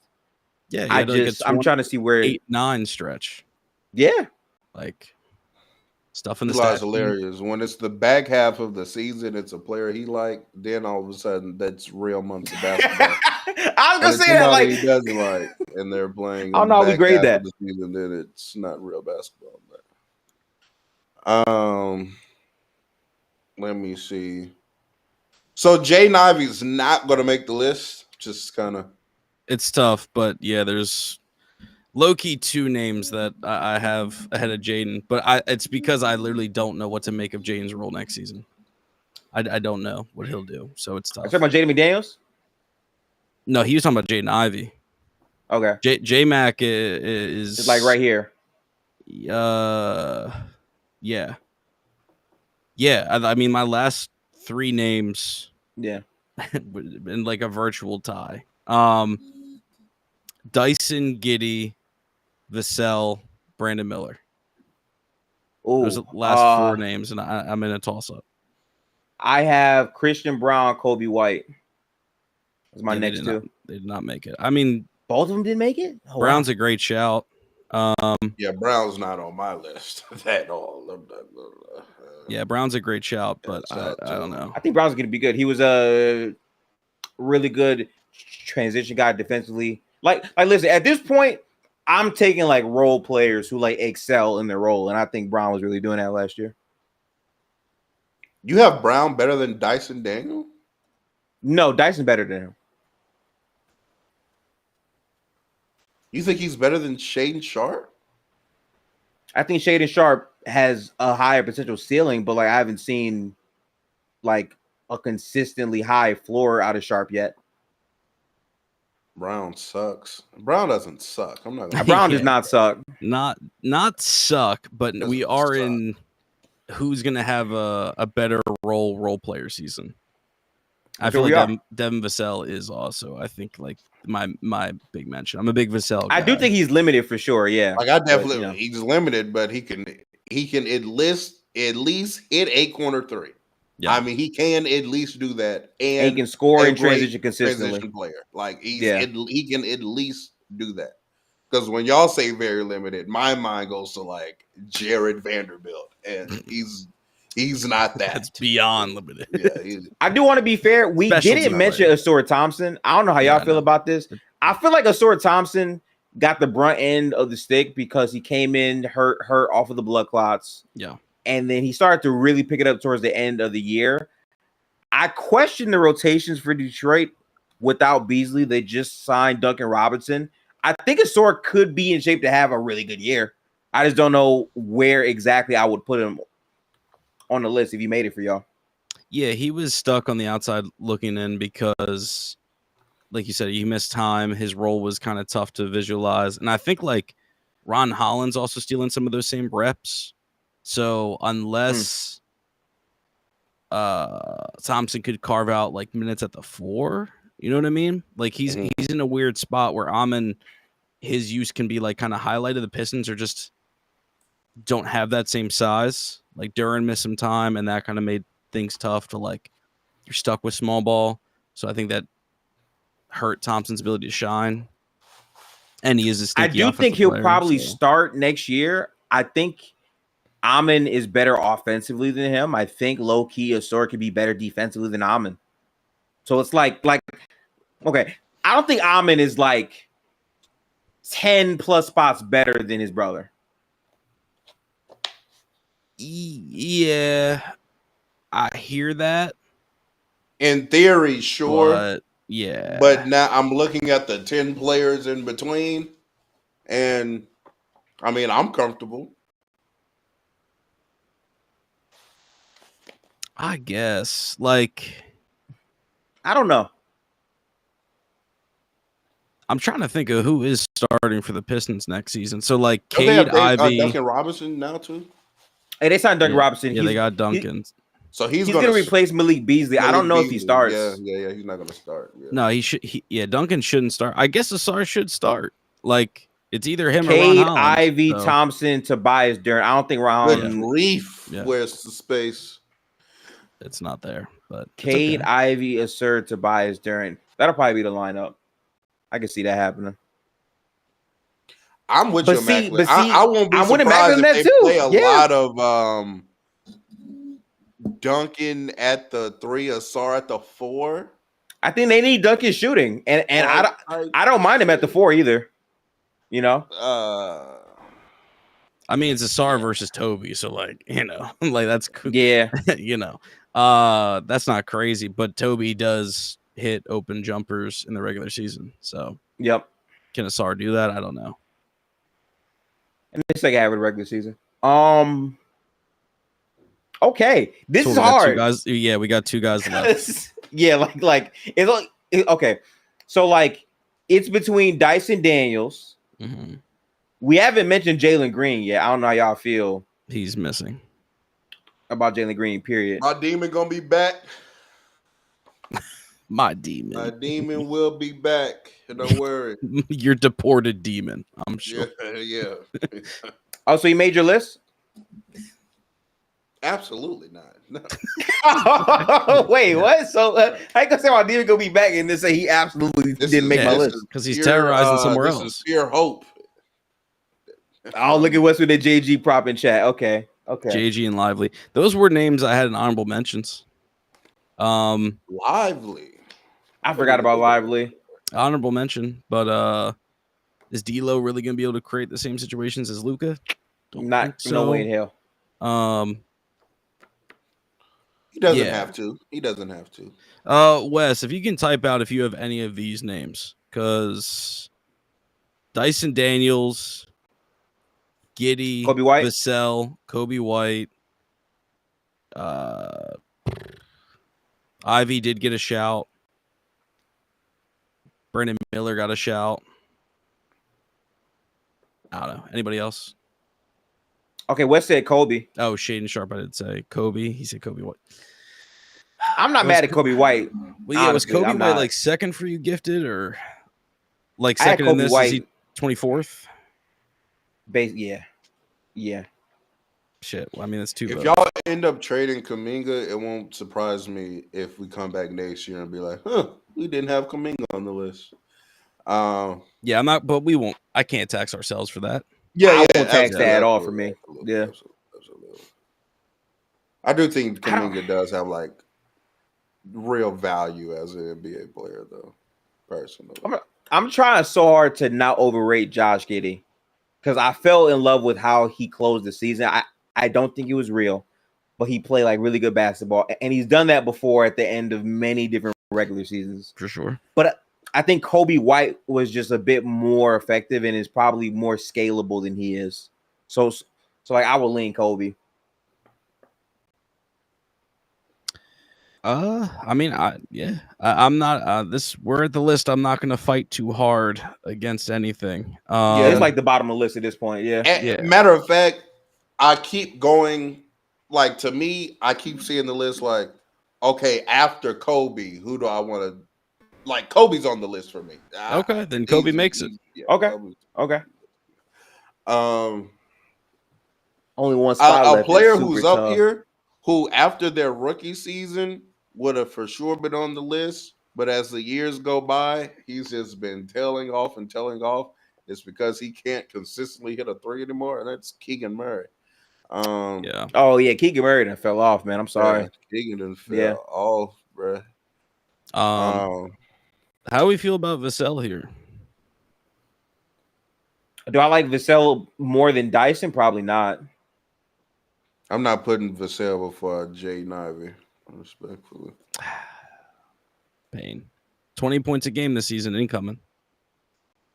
Vassell? 20? Oh boy. When is he 20. going to have the ball? Oh, 20 is He's hot. gonna get some shots. He's gonna get 20 a game. He'll get shots for sure. I ain't gonna lie, 20 is a lot though. Damn. Stephon Castle is not taking the same shots he took last year. Dylan Harper is chilling. Fox is obviously taking shots, but I don't know. I think Vassell is like the third option. They're going to So how have much- 3 players averaging 20 plus? That's what I was gonna ask you. Basically, is what you're saying. Yeah. Okay, so that means for you the Spurs got to be like a top 5 seed then, right? Yeah. Not there yet, but I'm buying in the Vassell stock. I think he can do it. I'm not saying. I do think Vassell could average 20 in the league. I think it's like maybe I just 18 or think 17. I don't think he'll have the opportunity to. But I don't know. it's not like I I don't don't know. think I he mean- has the skills to where he couldn't. I'm not disagreeing with 14 shots a game last season with like short sample with Fox. And But then, then you got to add like Dylan Harper into the mix.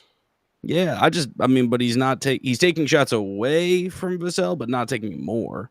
So, like, I think So Vassell is pretty if- clearly your third option. If he does average 20, that means he would be very efficient. Yeah. And I think he could be. I think you could look at like a 47-38 clip, and then I don't even know what he shot from the free throw line. What did he shoot? Eli Career said, average what is Vassell 80. worse than Trey Murphy at outside of deep threes? I don't know. Probably, maybe defense. I don't know. I mean, yeah, once you list skills, Vassell is a very skilled scorer. Yeah, I don't. He's I a don't guard. doubt that. it's I don't comparing doubt a guard to a forward, and Murphy hasn't never played that role in college. Like Murphy's kind of in uncharted waters comparatively. But we're sure Vassell's better than Shade Sharp.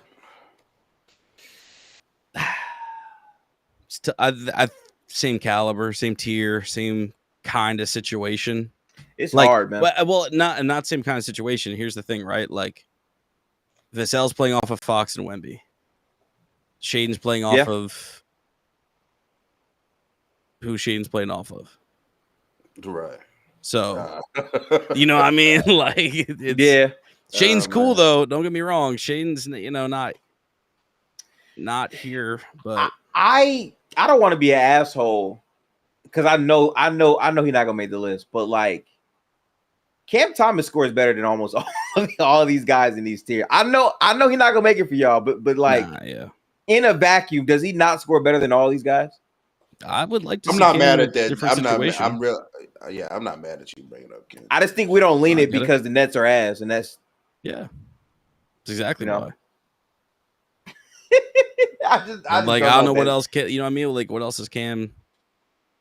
What else is Cam doing? He is a very bad defender. That's fair. Yeah, I mean, that's true. But we're in this tier. We're in skill positions that very clear roles. Right. They're not. We're out of the multi-tool stuff. I can't lie to you. If you put it that way, I'm thinking about Dyson as an active cutter, as a POA, how good he was defensively last year, and his room for improvement offensively, compared to Vassell, who to me is probably the most skilled shooter remaining. Right? Like, probably with scale. Yeah. I think so. Jump shooter, yeah. yeah. I'll be there with you. Yeah, I mean, the only other one scoring ideally might be remains to Brandon seen. Miller, but like I don't think Brandon Miller is going to be better than Vassell next year. B Mill I threw in because like he could have a crazy season, but Right. I don't know. Or like he doesn't because it's Charlotte and they just don't. Right. He was taking. I don't know. B Mill, by the way, in like the 27 games he played, took nearly 11 threes a game. Yeah. If he does that again, I mean, these numbers could be nuts. So I'm trying to think here. So because it's like, okay, there's very interesting, and by the way, shout out to Eli. But it's very interesting because we have like a lot of guys that are in like the same types of tiers. And again, I think ceiling wise, would you say the highest ceiling out of any of these guys, even though it might be fake, would be Josh Giddey? No. I'm sorry. Okay, repeat that one more time. Sorry. Ceiling wise, is it Josh Giddey, Shaden Sharp, Brandon? Like, who has the highest overall ceiling to y'all? I think Shaden Sharp has the highest ceiling of the remaining players. Okay. Does he have a higher ceiling than Mathurin? Very interesting shout. I just don't think Mathurin's ever going to put it all together. Yeah. I once was a Mathurin truther. I thought that, but I don't think he's ever going to put it all together. The talent is definitely there, though. Yeah. You see. I mean, Josh Giddey's ceiling is literally 30-point triple doubles. I'm with Eli there. Like, I don't know, but that's the ceiling. That's cool. That's cool. I mean, it's tough to put into like, is Giddey going to translate to winning it all? Like, are those numbers haven't paid him still doing that?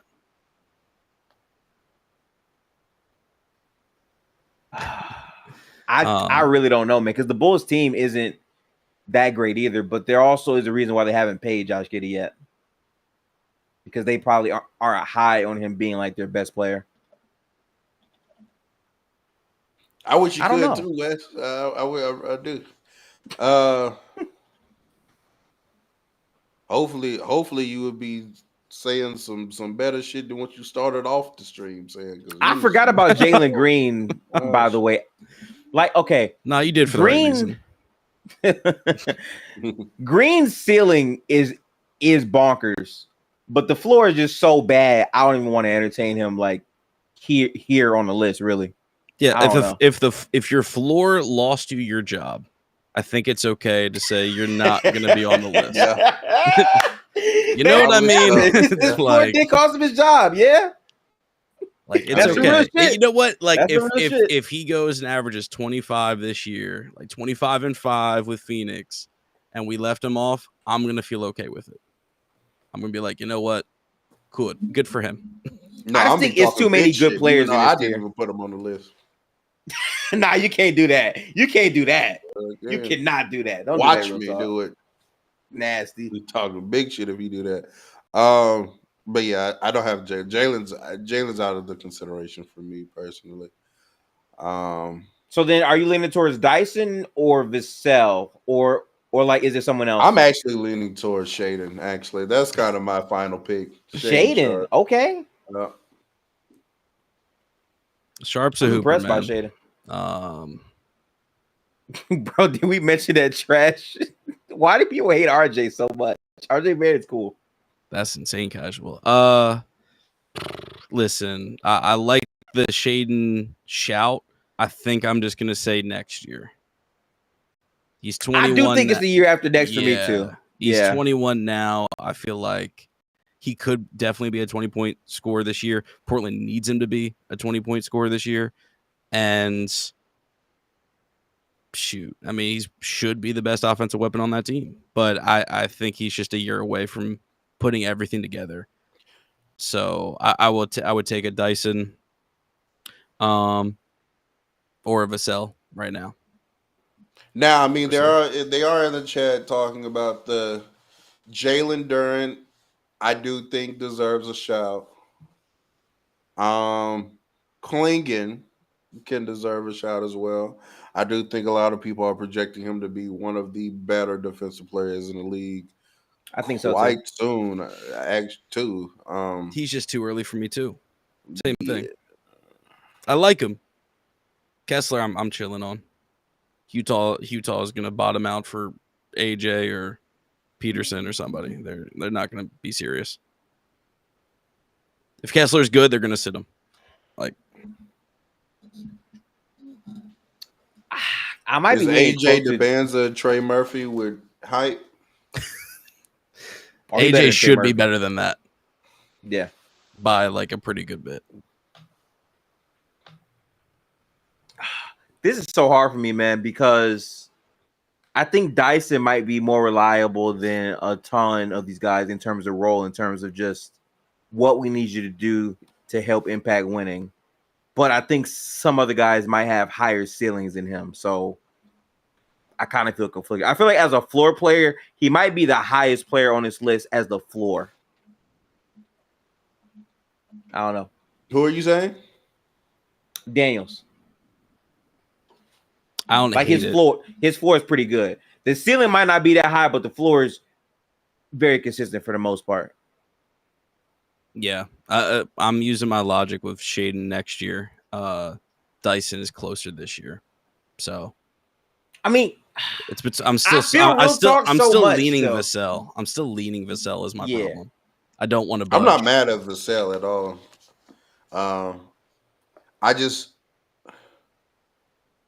I'm questioning his opportunity next year more than anything. Really, it's just I don't know how much Vassell we're going to be getting offensively. What, playing games or like usage? No, like usage. Just getting the opportunity to just score and be an offensive threat on the team. Yeah. I think he's obviously going to be valuable because he's a spacer. Obviously. I do think, now that I think about it, I do think he can be very efficient because of his gameplay and stuff being created for him. Like Vassell shooting either spot up threes or 1 or 2 dribble pull up sounds like a match made in heaven to me. So I can see him being very efficient. Right now, I'm asking myself, Derek, who's going to have more consistent opportunity between Vassell and Ivy? Because the problem with Ivy is Ivy took some leaps, yes, but his role wasn't always clearly defined. He was starting to figure it out, and then he got hurt. And now they're bringing back players and things are going to kind of shift around. And then Vassell, meanwhile, has a clear role where, like, we need spacers. You're going to be, like, our best skill player shooting-wise. So, like, I think he might get more consistent looks than Ivy. I don't know. I think the reason I'm leaning Vassell is because he's the oldest player that we're talking about. He has the most experience with his team and franchise, with his best players. I think he understands his role the best out of these guys. And I think the team also knows that. I think the other guys that were mentioned are still trying to carve out that role and still trying to find themselves. And the team is also still trying to figure out what they want. I think the Spurs know exactly what they want from Devin and will put him in the situation to do that exact thing. I don't think they're going to ask more of him. So that's why I just feel like it situation plus opportunity plus team confidence, I guess. They paid Vassell already. Yeah. Like they think he is their guy. Yeah. And obviously Fox is there now. He wasn't at the time, but like I think they trust. I've made this comp before. I think they went in with the idea that Vassell could be the Chris Middleton. It's going to be Chris Middleton, right? To Wemby's Giannis. Yeah. So I feel like that's still what they want, and I think Devin can live up close to that. So that's where I'm at. All right, Rizzo, what you got? Because I'm like hovering in between right now. I really am. Well, I guess the case or I can make for Shaden is, with Anthony Simons now gone, they're pretty much going full-fledged, hey, Scoot and Shaden, it's your backcourt now. This is y'all. So I do think Shaden's going to get a little bit more opportunity. I like Shaden as a driver. The pull-up jumper be kind of up and down, but I watch him shoot the basketball, and I just believe that he will be a really good shooter. Now, if that comes next year or the year after or whatever, but he just looks like he's going to be able to shoot the ball well. The mechanics are good. The touch is good. And then, I don't know, you combine pull-up shooting with great first step, great bounce, good finisher at the basket. I mean, that can translate to being one of the better scorers in the league pretty quickly. So, yeah, the midi is there. I'm talking about more so like that pull-up three. They gotta get put in the bag, but I don't know that comes along. So like, if Shaden's good, bad boy, if they pull up three is there next year, man. But if Shaden takes the leap with Denny, and like the team is a pretty valid defensive team, is that not like a playing team in the West? If he takes like that leap, potentially. Yeah, I mean, a lot of people are high on Portland this year. I've heard that around too. Yeah, they're a high floor team. Good defense. It's just, can their offense get it together and quickly? Right. That's Scoot, Shaden. I don't know if Denny has more in the tank than what he's already doing, but that's again like why I feel like the Spurs already have more of that. I think they're just further along than Portland. No fault to Shaden. It's just situationally. I actually see the Devin Vassell.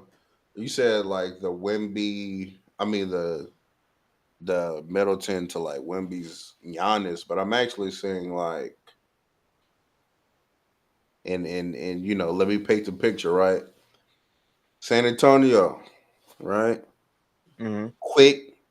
Quick downhill guard who has a counter of a good pull-up mid-range shooter, potentially not the best three-point shooter, right? Another guard, left-handed, very skilled, crafty, 3-level scorer, can pass. I can see Vassell ending up being like a the Michael Finley. I like that. That's a very good player. Yeah. I think they got their Tim Duncan. Mm-hmm. I think they got their Tony Parker. I think they got their Ginobili. At least they think in Dylan Harper. They got their Ginobili. Yeah, okay. And I think they can. I think they got their Michael Finley and Vassell. Who's the Bruce Bowen? I don't know. Carter Bryant. I don't know. You tell me. I don't know. You tell me. He might just make a whole team full of cops to order airs. Okay. All right. If I had to choose, to me, it's between Vassell and it's between Dyson Daniels. And the part I'm having a problem with is I think Dyson was flat out better than him last year. But I think the skill set of who Vassell is has a higher ceiling. The question is he going to reach that ceiling on a Spurs team that is being slotted high, but I don't think it's going to be a very good all-around team like that. I think there's going to be peaks and valleys there. I think Dyson is on a team where there's a bunch of depth, a bunch of wings, and I think his role is going to have to be consistent if they're to make a real playoff push. And I kind of feel like I would take Dyson over that for that reason, for me. So you don't have Vassell or we're still stuck at the Yeah. exact same spot we started. If that's Honestly, the case, budge. I'm switching my vote to Vassell, and I'll put Bang. Vassell on the list before I'm putting Dyson. Okay. I can respect that. I think these players are very comparable in this tier. So like I'm not really gonna fight. Yeah. Yeah. All right. Vassell winds up making the list. So our final top 25 list, which this was a hard list. Wemby at 1, Ant at 2, Zion at 3, Halliburton at 4, K at 5, Paolo at 6, Jalen Williams at 7, Evan Mobley at 8, Franz Wagner at 9, Chet Holmgren at 10. That's our top 10.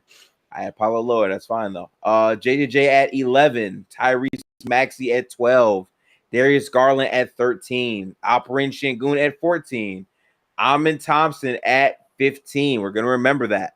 Jalen Johnson at 16, Danny Advia at 17, LaMelo Ball at 18. That's going to be the name that a lot of people are mad is that low, as they are every year until he goes and plays 30 games again. Hopefully, he has his best year of basketball. I want to see that. At number 19, we have Scotty Barnes. And at number 20, we have Tyler Hero. And then rounding out our last 5, we have Trey Murphy, Jalen Suggs, Jaden McDaniels, Kobe White, and Devin Vassell. That is our list for this year. And we have this as a VOD. It's going to be saved, archived, and we will have a chance to look at this after the season is over. Now, I do want to say this. Every year I try to pick a team to have faith in, even if it's irrational, because one of these teams is going to have a breakout year. I think last year it was probably Houston. A lot of people didn't have them as like a 2 seed. People were like 5, 6, okay, 7. They were 2. Charlotte could very well just say, okay, with 3s and passes, we're going to be very, very high. No one believes that, though. So I'm going to just put that out there for us. I mean, I tried. I'm not ready to select my breakout teams this year yet because I have a pretty high standard to uphold the way I was just on target with that last year. So I have to really sit and ponder about that. Fair, yeah. I will need some more time. My first guess, though, would be the Spurs. I think that's pretty obvious. Yeah. Okay, so then what are y'all opinions of the list right now? How does it look to y'all? I like it for the most part. I think this is one of the tougher lists to do because it is the biggest mix. Even with us trying to follow a formula, is the biggest mix to do. I also think our list would look a lot cleaner had we stuck to the 24 and under.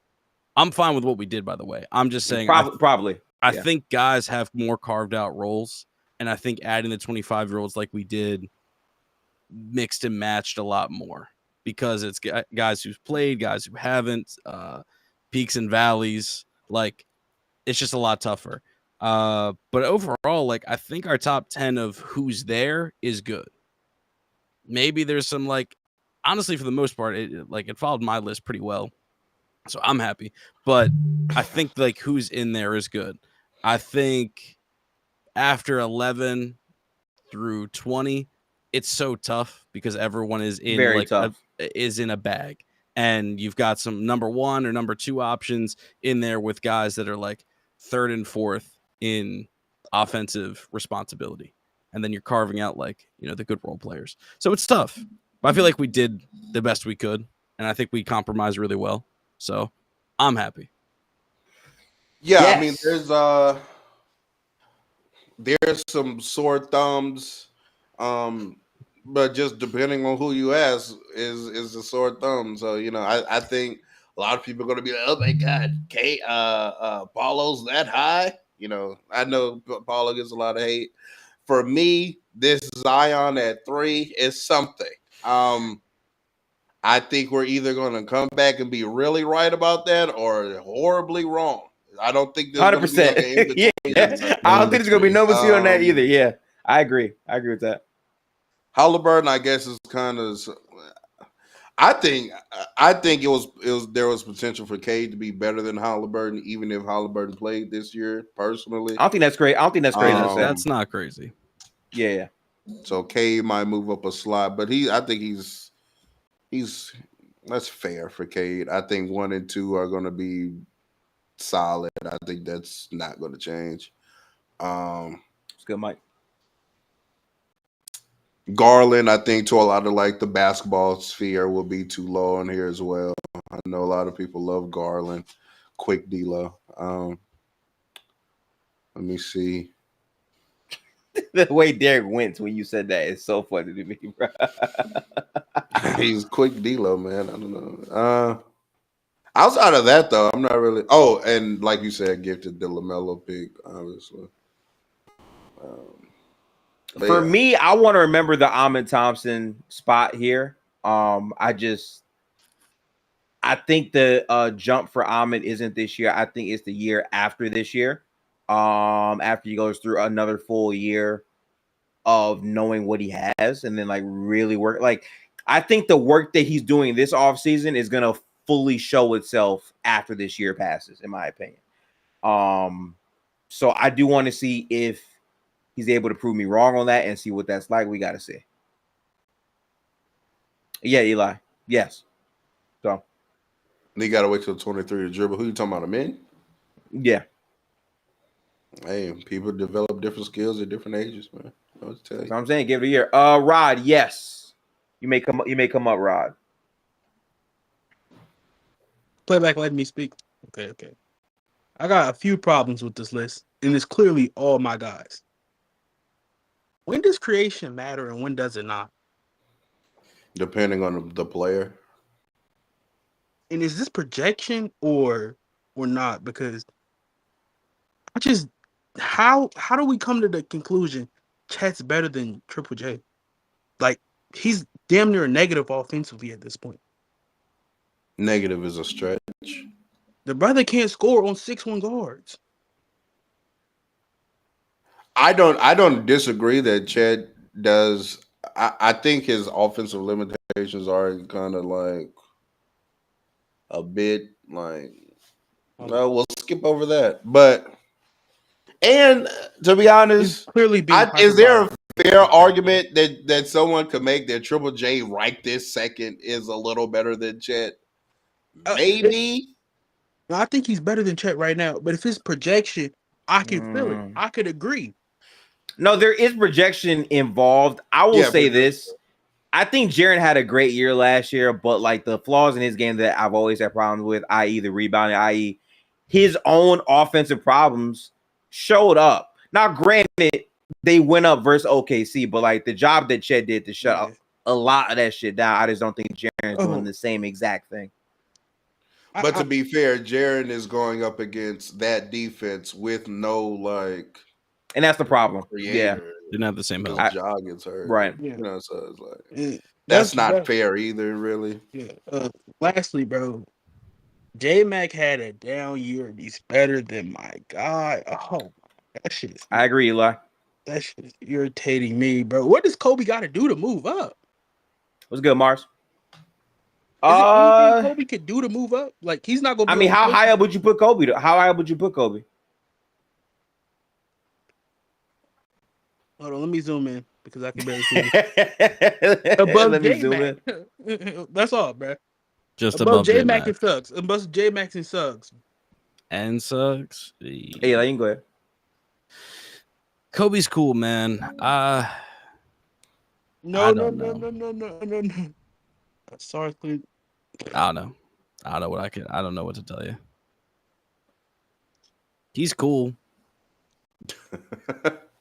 I swear, when we better than that midget in Philadelphia, I swear. Oh, brother. I don't know who you're talking about. Yes, you do. Nah. Who are you talking about? Maxie. Okay. All right. I didn't know we just all came to the conclusion. I hope you enjoyed your I- time in this room, Rod. It was good. GG's to that man. I'm curious when we just came to the conclusion, like GG, chat. See you next time. is officially Mark. better than LaMelo Ball. I mean, if you factor in like games played, I get it. You know, Can you hear me? My Yes. eyes, real talk. Yeah. That's what told me. Oh, My okay. eyes. your eyes. I hear you. I hear Wait. you there. So the only question I had is It's a little blue and red in them, but I hear you. I hear you. Yeah, well, I'm not wearing glasses. I don't know. Maybe you got to get yours changed. There's no prescription in these, by the way. I wear Eli, these you with- kind of muffled, but we can't hear Yeah, you. I wear these with- I think Eli going through some. Eli, you there? He's trying again. Yeah. I Yeah. was waiting on you to talk about your glasses. Or Oh no, I something. said there's no prescription. I wear them because I like them. Oh. Okay, word. Okay. As a man. Yep. Oh, absolutely. okay. But yeah, that's cool. That's a good thing. It is. But listen, my only question was, do you think that towards the bottom that you guys, kind of underrated, or not even necessarily underrated, but kind of excluded some of the bigs or like the big adjacent players, like some of the wings that are kind of like more physicality, utility, like Tari, and then some of the bigs that are like more rebounding based, defense based, like Duran, like Klingon, or at least specifically Duran, because Duran has like a little bit more offensive utility. He can kind of drive, he can pass pretty well, he gets on the offensive boards, he's one of the better rebounders in general. So I just think some of these wings that are like, it's kind of like, what do they do? And like Vassell is like, other than shoot, like Vassell can shoot from two levels. He's a great mid-range shooter. He's a pretty good 3-point shooter. The finishing, the passing, like there's a bunch of the defense. There's a bunch of question marks with him. So Fair. I was just wondering. And then the second one was when it comes to LaMelo. I mean, I know that he's not on a great team, stuff like that, but with the wings specifically that are above him, like, do you feel like you're giving them too much grace, like as quote unquote two-way players, when it's like, bro, like Jalen Johnson as a scorer might be just as bad as LaMelo as a defender, unironically, like at least as a half-court on-ball scorer, and it's like it just was barely discussed. He's not like this great defender. He's like cool. He's fine. He can guard the ball. He is aloof off the ball sometimes. I just think, honestly, I definitely think Mobley should be higher. I definitely think Garland should be higher. And I'm not even a LaMelo fan, by the way. But the only point of the list that I think is just egregious is like LaMelo being below. One of them is my guy. One of them is literally my guy. But LaMelo being below Jalen Johnson and Denny Avdia is just a little. It's crazy to me, and I definitely understand. I think that we all agree in terms of like play and what he can do. I'm taking LaMelo over both of those guys. I actually had him a little bit higher on my list. I think the weird part about projection is it can go two ways, where like you think that certain things that are plaguing a player won't really change, including health. And then for one player, you might, I would say, feel different about it. And that just comes down to how high or low you are on that player. I think the creation ability of LaMelo is better than those two players, but I think the other like smaller trait things, I think Denny and Jalen Johnson do at a different capacity. But I think those are fair points. It was a bit weird for us because we all had like very different lists. So like ranking it came down to just how we all voted. I want to see if you guys let me know if you can see this at all. No, the Ring camera is going to cook it for sure.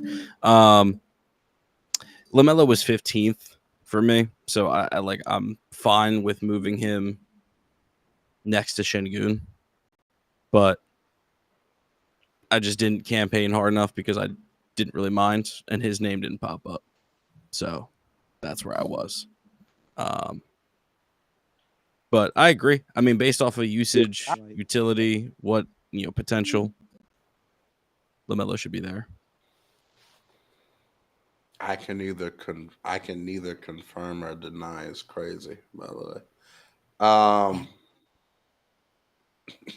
Mike really goes all just everywhere, typing in all caps. Yes, all the time. All caps.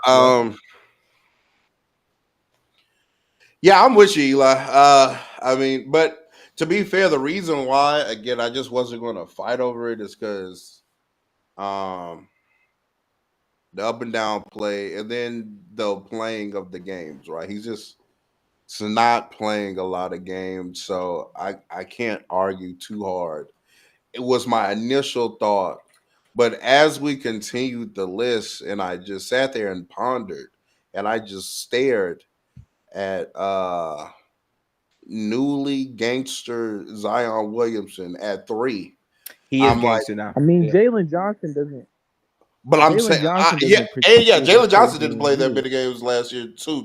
To be fair, but yeah, to me it was the It Zion was the at year 3 before door. I'm last. like, damn, if we could give Zion that much benefit of the doubt, like that much. I just think he's that much better than LaMelo when he plays. That's me. That much better than. But what about everybody Cade, else on the list though? Like Billy that's Dub, that's the Mobley. thing. Oh yeah, I mean, that fluctuates. I had Zion. Like, is he that No, much for- better than Cade to be like? Yeah, that's he the can thing. play Maybe 30 games and Yeah. he's still like. well, who was everyone's third again? Because I know I had Cade at 3. I had Tyrese at 3 for me. You had Hallie at 3. I had Paulo. So, You had Paulo at 3, and then Wes. Who did Wes have? Shit. I think Wes had He had a different name than us. He didn't have Tyrese. Was it J Dub? No, it wasn't J I Dub. want to say I think he had Cade. Do you have Cade at 3? I had Cade. We had 4 different names. he might have had Mobley. No, Mobley was 4. He didn't And have Mobley Zion. was No, 4 he for was him. the did one that have had Zion. Zion at 3. That's right. He's the one that Oh, had he had Zion at at 3, right? Yeah. And then yeah, we yeah. we Right. ended up putting Zion at 3 because Zion was 4 for myself and Gifted. Yeah, You're right. Yeah. So Yes. that's why we just Yeah, yeah. moved him up. So yeah, it was, which I guess didn't. I forget. And then where'd you have Cade? Real talk. I had him. I had Victor and Paulo. Cade. Yeah. So Cade could have moved up Mussolini over us is crazy. in front of Zion. I don't know. I mean, Zion's in the similar boat as far as LaMelo in many respects. I do agree with Gifted that I think he's just a better player when he plays, and I don't know. I think they're in a more competitive situation slightly this year. So I don't know. He's these players that don't play are really tough. Yeah, but yeah, because again, like I'm not saying the benefit or the grace I'm alluding to isn't he's this much better than LaMelo. It's he's number 3 over Right, he's this high. No, I get it. Cade Right. and Yeah. J-Dub and Mobley and like This is why he had the biggest range, real talk. Like Yeah. it was between 3rd and 11th for me. I don't know if this is gas. You can let me know, right? But like, I personally feel like if we went to the same list a year ago, people wouldn't be mentioning Cade, especially after the Pistons lost all those games. Of course. Cade has this year, which to me, the signs were there last year, and he has his most healthiest year, and he plays well. I still think the best version of Cade is not better than Zion. to be Like, I just don't. well you're saying from what we've seen so far. Yeah, right. Now, here's the dangerous part, though. Even if I were to project, a projected Cade to me is still not better than peak Zion season. And I can make an argument, as much as people will not agree with me on this, you could project Zion gets better. Like that is a possibility for you to do. I don't think I need to do that, but you can do that if you Yeah, want. what season is peak Zion to you? His sophomore season. Is that the 24 a game? Yeah, like 70 the games 70% from the played field, basically. I think it was like 65% from the field raw. Yeah. I mean 60, but yeah, or 61, but yeah. Either way. And the reason why we He say was that is because disgusting like at he the played the rim. most games in that year. Right? Yeah. Yes, in that part. I mean, Yeah, that's too. like Giannis.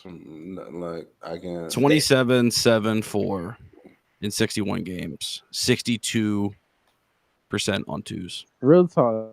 I'm not gonna lie though. If we league average at the rim, nigga, we dead ass averaging 28 and 10, bro. So it's like, Oh, Wait, I what are you talking about? agree. He's talking about Cade. I already know what he's talking about. Oh yeah, bro, yeah. I'm keeping it real.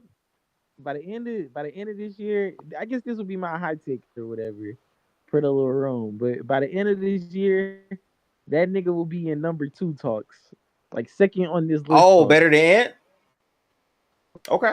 I'm not saying he'll be better, but I think he'll be Well- in those. I think he'll be the same way that Ant reached those top 10 player talks or Hallie or any of them, or he'll be in conversations with Brunson and in conversations with Ant and who's another guard that's in that? Oh, Donovan Mitchell, all of those. That's what I think. I was gonna say, Elijah. I mean, the statement you can say is you think Cade will be the best guard in the East. I mean, that's pretty much where you're going. Basically, yeah. low key. I mean, yeah. Eli, how good is Cade defense? He's solid. He's not great or elite or nothing like that, but he's fine. He's a good rim protector, general helper. You know? I think Eli's willing to go as far as he might be the second best player in the East next year. Actually, Wait, who's in the East? Giannis, and then a free for all after that. Who's the second best right now, though? If he played games, Joel. I mean, Joel, if he did, not- but I'm saying of people who's going to be playing. 'Cause Tatum's injured. out. Oh yeah. Yeah, Tatum's Tatum's out. out. Brunson's there. We don't know Tatum's about out. D. Mitch. yeah, Wait, we don't so know the about second best Joel. player would just be the best guard, though, right? Yeah, I mean, Yeah. you know what I'm saying? Yeah. So that's kind of the same take. Yeah, but second best player in the East sounds more like, oh wow. Does sound better. Yeah, sure. So who is the second best player in the East then? Right this second, I feel like it's Probably Brunson. I mean, I'm going to say Donovan. Donovan Mitchell, but I don't know. I'm They not hate. mad They at hate us. They hate us. Real talk. Or I'm not talking about y'all in particular. I'm just saying a lot of people are not. I don't know. He had a tough year, and then Brunson had a great year. I mean, I didn't think about D. Mitch versus it's hard to Brunson. say That's a a nigga good, had a good tough point. year because he shot a couple tour dates when his team won 65 games. Like, I mean, the team had a great year, but he shot more than a couple tour dates. he had I mean, he had shout to a him. horrible stretch. I don't know. I don't remember. It which won't part of the age season badly it was. because he got All NBA first team. Which is still So you I know, mean, like so in the history books, people will be like, "Oh my god, D. Mitch was like that." So he's fine. I mean, D. but I Mitch mean, he is was like still, that. he still had a solid playmaking season. And Yeah, I mean, he he did. did shoot more than a couple tour dates, but by the time he actually got his rhythm, he ended the season slightly below league average efficiency. Talk about Micah. Wait, Eli, you so- gonna hear me so- talk about football for a long time. Wait, How he high- finished the season below league average true shooting? Who? Donovan Mitchell? 57. is the average 58? Yeah. Okay. Damn, I didn't know that. Wait, so Eli, how high are you on Paolo? Like Paolo. Hey, Eli, is Paulo great to you? Define great. No, I- that's why I asked you the question. You tell me. I mean, I don't think he should be. I think he should be in the tier that he's in, but I would just swap him with Mobley. With who? You sorry, Mobley. Mobley. Okay, I get that. I I'm not. mean- It's not insane. It's probably Would you say Franz better next year? no. I don't think Franz is better in general. So. I think Darius Garland is going to be like the clear-cut third best player on his own team next year, and that's Can we fine. please get Yeah. bro? Tyreek, I like like both of these players, by the way. Like both of these players are some of my favorite players in the league. Tyrese Maxey is not better than fucking Darius Garland, bro. Let's be so serious, bro. And DG's also not worse than Triple J. I mean, that's more arguable, but he probably not worse than Chet right now. I mean, if you want to project Chet, I don't know, bro. I don't see how. Project. That's fine. That's fine. It's like Garland is quite good at the game, bro. I mean, I think he's you good. calling him, Bro, great regular season call- player, bro. Mhm. I really like, but bro. you keep saying great regular season player, but you're demeaning his playoffs based on a very small sample. Okay, I'm waiting on the small good sample, and Waiting then on the I'll small go from good there. sample. That was good. I'll go Okay, from there. but you don't have until a then, okay. You don't have a small good sample for Franz either. for who? For Franz, for Triple J, you have what, a series for Tyrese Maxey. A damn good series. Triple J. I get what you're saying about that, but Damn good. It's just the I'm not. I mean, You if got- Garland was over Clean Triple 30 J, I wouldn't piece be up against a here good Nigga, Tyrese defense. going to was bat. hooping I in that promise series, you. man. I don't really. Whatever. If you think Garland's better than Triple J, shit, I might be with you. I don't really care, honestly. I do think it's a stretch to just. I don't know to ignore. And I know he was part of the reason why it was a very elite offense. I definitely get it. Mhm. But I mean, my word, that was a well-oiled machine they were running over there in Cleveland. Do y'all remember how well that team was shooting to begin the season last year? I do. Brother. But what if Garland was the oil to that machine? He was. Cool. But what if I was kicking it out and they were shooting 30%? I'm looking at Donovan Mitchell. Shit. Yeah, I mean, I know when he. I mean, I know when. Did they you say picked up Donovan him, Mitchell? He shot 40%. I just watch said. yourself, buddy. Listen, all I'm Watch saying yourself. is, if Darius Garland was kicking out and they shooting 30%, I'm looking at Donovan like, all Bro, right. I remember watching On the Cavs clock. games to begin the year. They played by Lakers, and it was like, oh wow, we dead ass can't guard them because we can't. Oh, they help. smoked us too. We They can't smoked us help too. off of anybody. Nobody. My Yep. goodness, Everybody Evan can shoot. Mobley was wetting shit up. Like, Yeah. goodness, bro, it was crazy, bro. I know what you mean. Rumor has it they're looking at Malik Beasley too. Man. Man, Get another shooter. Man, if they get B's, that's not bad. It's not bad to be But honest. all I'm like, saying yeah, is all real credit talk, to like, Darius who's- Garland and everything, but You like, can say it was. if a I wanted, well-oiled what if we machine, put and I agree with Tyrese Maxey over there? Now, obviously, Darius is a better passer and playmaker. That I'm not denying that at all. But like, I do think Maxey would be a better But scorer he's by not a. just a better passer. But I think Maxey would be a better scorer over there and by a good little gap as well than Garland. But what is he better at other than finishing? Who has the better floater? You would say Garland. I think he's a who has the better better pull up scorer. midi? You would say Garland. Who has the pull up? Who has the better pull up three ball, catch and shoot three ball? You would say Garland. Darius Garland has a better So, pull up. Yeah. Yes, I mean Maxey's quite poor pull up three wise Last last year, few yeah, years. he and wasn't Garland's It's one of getting the better. best in the entire Watch league. out. So, I mean, I understand what you're saying, but it kind of just feels like it's like volume. Like Maxey scores more points, but Rim I mean, if pressure. you go skill by skill, Maxey's not a more. When did skilled volume scorer. stop like counting and being a better scorer? I didn't say it didn't. You I'm have just to. saying. You have to. When did versatility stop mattering in scoring conversations, Mr. Kobe Fair? Wait, about to wrap it it's in not mini like we're casuals. talking about two. It's not like we're talking about incomplete offensive player, in my opinion. Yeah, scoring the ball breaking wise. it down just skill by skill. But You're getting very different. Garland is a little players. bit more versatile, yes, You but would. like You can say he's more skilled. to that extent. Like, I don't know. No, but I mean he's more skilled, but the skill actually leads to similar or better production, Derek. I wouldn't just say or he has a deeper bag or whatever. I'm saying No, like I'm saying you Jesse can is, say he's more skilled. I'm agreeing with you. yeah, he's a significantly more efficient scorer, obviously. So it's Better like situation. Jalen, But, Jalen, yeah. Jalen not better than the Terrys. Bro, this nigga Diddy is funny as fuck, bro. It can be the nigga that support Diddy and Giddy is kind of crazy. It's bro. hard, My man. man's all over the place. It's a hard time for me over here, man. But oh, so listen, am I crazy? And like this will be like the last question because you got to wrap. We've been live for like I think 4 hours. Big shout out to y'all. But is it crazy to think that Danny's gonna be better than Ahmed next year? Crazy, no.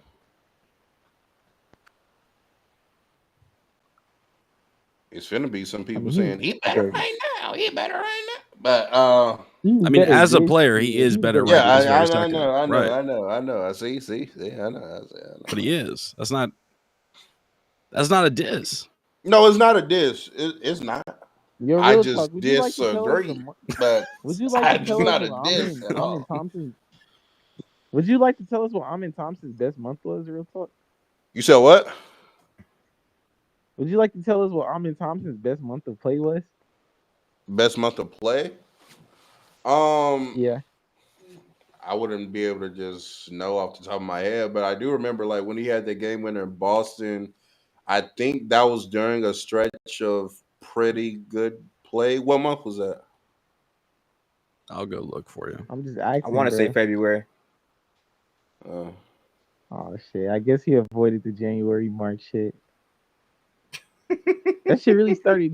That shit really started the new year though. All I'm saying is, I think you should be listen. And you said that I claimed that Giddy shit wasn't fake. I never said that, by the way. I would definitely say Giddy shit is fake as fuck. That's not real that's not. I'm not gonna say that's not real basketball, bro. But when it get cold, bro, it's just fucking different, gang. You can tell a nigga stop giving a fuck. And it's like, I know his production went up, but just the skills, right? Like he developed a little bit of a floater, but no real touch outside of 8 feet. No real handle counters, right? You know what I'm saying? He has like a little tuck, cover a bunch of ground, dunk. Like he has some gathers, but He has it's a good little gather bag. Yes, he does. No, he has a gather bag, but the gather bag low-key makes up for the fact that there is no real handling bag. Like no exaggeration. There is none. Do you get what I'm saying? And there's no scoring. Hey, when he there's hit no your ass wide with don't that pass. in and out with that right hand, nigga. And then when they just say, "I'ma just stand here in the paint while you do that shit." Okay, and I'm finna. If you just stand there, I'm finna come dunk on you. If you just and the big comes to rotate over. Where you just standing at. If you under the basket, you finna get dunked on. I saw Lonely doing that for the first 2 games of the season, by the way. I just think the Rocket niggas are they greater than the sum of their parts. They kind of ass. Like I swear to God, I kind of agree. I just watched the series where that nigga could not make a layup, and they're a good team. Real talk. Don't get me wrong. I'll admit I was definitely wrong about them because I did not think of the sport. I thought of the sport more granular than on a micro level. They do something at a very, very, very high level, and they have a market efficiency in which they are smashing, and they deserve credit for that with the offensive rebound. No, they do. Like they do two things at an elite level: defend and offensive rebound, which is very valuable in a regular season. I'm saying the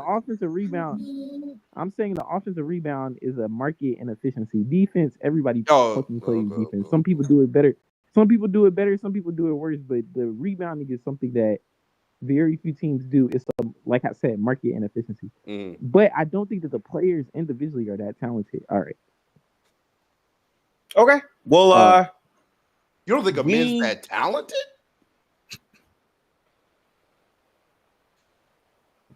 Like at like not other shit that's not running and jumping. Like I mean, that's like real easy to say. Like other shit that's not like. I'm being serious. I do think you do get to a realm of athleticism that's like, no, this is more than just Russell Westbrook wasn't just a nigga that could just run and like, you know what I'm saying? Like, I I mean, think Russell that Westbrook can make a reliable pass.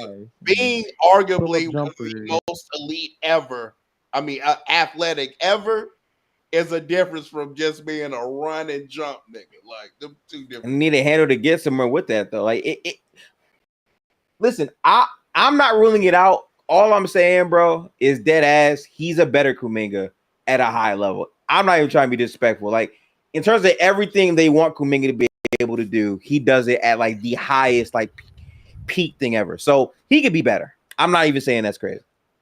I'm just be honest with y'all. Yeah, but a great episode. I've been a great episode. Absolutely. We can wrap yes. it up on the men is Oh, Jonathan. Montage will be. I on didn't this say list that. next year, and he will be clearly on this list. All right, bro. Say Matthias, he got to go. All right, y'all. I appreciate y'all. We were here for 4 hours. Real Yeah. quick, our next list is gonna be the center position. Are we doing 15 or is it 20 names we're doing for the center position? What are we doing with that? 15. Yeah. 15. Okay, 15. 15. Half the league most talented. No, we don't need to be fighting for that. Yeah. That's fair. Oh my God, who's better? Are we doing honorable mentions this year or no? Wendell Carter or Not again. honorable Right. mentions? Going hard. Because last year we did honorable mentions for every. We did. Do we want to do? We should do honorable mentions. 3 or 5. Yeah, only 3. Yeah. I We think ain't 3 is gonna a better we bet. I ain't think gonna 3 be is a better shouting out bet. everybody. Yeah. Yeah. 3 honorable mentions. Hey, That's because cool. low key, if they see 5, they'd be like, "This not top 15. This top 20." And it's Yeah. like, no, it's just Yeah. fair. Okay, cool. Alright. So chat, we are getting out of here. Appreciate everyone that came out to the stream. Big shout out to Derek. Also, I didn't get the answer back from Real Talk, but I hope you had good success with your tests. Oh, fast. Oh yeah, Real I had talk. got a 90 today on my Hey. phone. Good shit. Good stuff, Good man. shit. W education. Yeah, I know how that grind is like, so I'm happy that went well for you. He said We never will be too back. late. Never too late is funny. Oh, man. We will be back at some point next week. Also, these VODs are going to be available on YouTube and also on playback if you're a sub. I'm thinking what I'm gonna do because I'm expecting the Chase and Wins niggas at some point to raid the room when we start doing these lists. So I'm gonna put the chat and playback in sub only. If you want to communicate, tap in on the YouTube side as well. That's where all the VODs are going to be open and present. I'm going to screenshot this list and put it out here. Big shout out to Derek, Wes, and Real Talk. Our next stream probably isn't going to be 4 hours long. This was a very difficult, lengthy list. Our next one should be a bit smoother. Yeah. So cool. Just quick suggestion. Sure. I'm listening. 6:30 for y'all, or 6 is 5:30 for me. Okay, we're okay. Now, So for you, what works If better? I'm driving, Uh-huh. these are peak traffic hours. Yeah. So I want to I didn't think about that. Okay. if we could do 7-6 instead of 6-5. So like if we did 7 p.m. Eastern time, that's 6 for you, Right. right? That's better for me than 5. Okay, so what if we did 7:30 Eastern? That would be 6:30 for you. Is that better? Even better. I was gonna say, so like moving forward, I'm picking up some late shifts for tutoring as like school transitions in, so I'm not doing my tutoring Okay. during the day. So Yep. honestly, like depending on like I still got my Fridays and weekends, so if we do that, we're cool, obviously. But like 8:15, 8:30 for like next couple next Thursdays and whatnot moving forward, that's gonna be better for me. So I don't mind doing the late stuff because Thursdays are still my Fridays. I don't mind either. So I'm Yeah. cool with that. Okay. So then it seems like 8:30 is the sweet spot. We got to ask Wes how Right. he feels about that, but like that seems pretty good in general. We'll we will be workshopping a day next week, but Yeah. The goal is to do one of these lists for every week of September, and then we should be able to get through all of the fine positions and whatnot that way. But Cool. we'll be back with that next week. Let the people know exactly where they can find you real fast. You got a real talk. Yeah, Makai, we will be streaming, by the way, Love Island Reunion tonight. I gotta tap into that. I forgot about that. I'm finna smoke my medicine and eat. Wait a minute, is it worth watching, Chet? Because like I tapped out completely of Love Island after like the last episode. I was done. Nah, it was hot ass. But Okay. Word. But yeah, you can find me at Real Talk EJLT on Twitter. You can put that in the YouTube. I'll pop up there as well. On Playback, RT space W space RT. That's where you can find me on Playback. Thank you for linking it, ZZ and Jacoby. But yep, they go to link. Yeah. For me, same thing. What am I? At Derek R. Stein on Twitter, and got my Playback room as well. Be back this weekend, ideally Saturday. Maybe tomorrow. We'll see. But stream, do the same thing. And yeah, you could find me here with Gifted, here with Real Talk, around. So I have to pop up on a Derek stream and see what that's about. Yeah, we had conversations about Chris Paul last week. Yeah, we'll be doing more. Ben Simmons will happen eventually too. I know people been wanting that. Oh yeah, follow me on TikTok too. Oh yeah, there you go. Do that. Yeah. Thank you. I believe Derek's Playback is pinned somewhere in facts. My room. Let me see. How do I even share that? I'm going to the pins right now. Oh, wow, we pinned a lot of bullshit in here. I do not see. Thank you. Yep. There. And for me, I'm Gifted.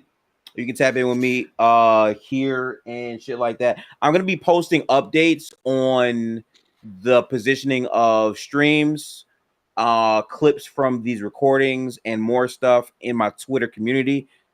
Join the Gifted Gang on Twitter. More updates are going to be coming over there, and all of the VODs will be live for the sessions on my YouTube at Gifted Hoops, where I'm still trying to cover 30 teams. Actually, Derek, I got to hit you up for the episode about Philadelphia.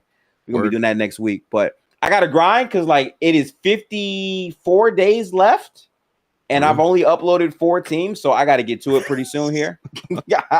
Like I will be uploading pretty much every other day to try to catch that shit. But yeah, we'll be live next week, y'all. Oh, and Wes, I forgot about Wes. Go tap in with Wes as well. He makes music. His handle, I don't think is in the chat. Let me post his Twitter real quick for y'all. Ball knower and shit like that real fast, and then we'll get up out of here. Can I share? While you do that, Real Talk, what time do you think you're going to be streaming the reunion? It's 9:40 my time. Yeah. Probably, I'll say probably starting around like 10:15, 10:20-ish. So like 30. Right there, chat. I'll probably be up. I might slide through. We'll see this mess. I would definitely slide, but I genuinely have to go to sleep because I got to work. No, I'm not finna pump fakes, but I'm finna do that. I need to show some streams on there until I can fulfill my duties and my contract. the duties are important. To go out there and Dude's do. Got to clock in. Yeah, I gotta clock in. Yeah. Well, we are gonna head up out of here. We'll have updates for you regarding the next stream, probably sometime this weekend or something like that. So tap in for that. But peace out, people.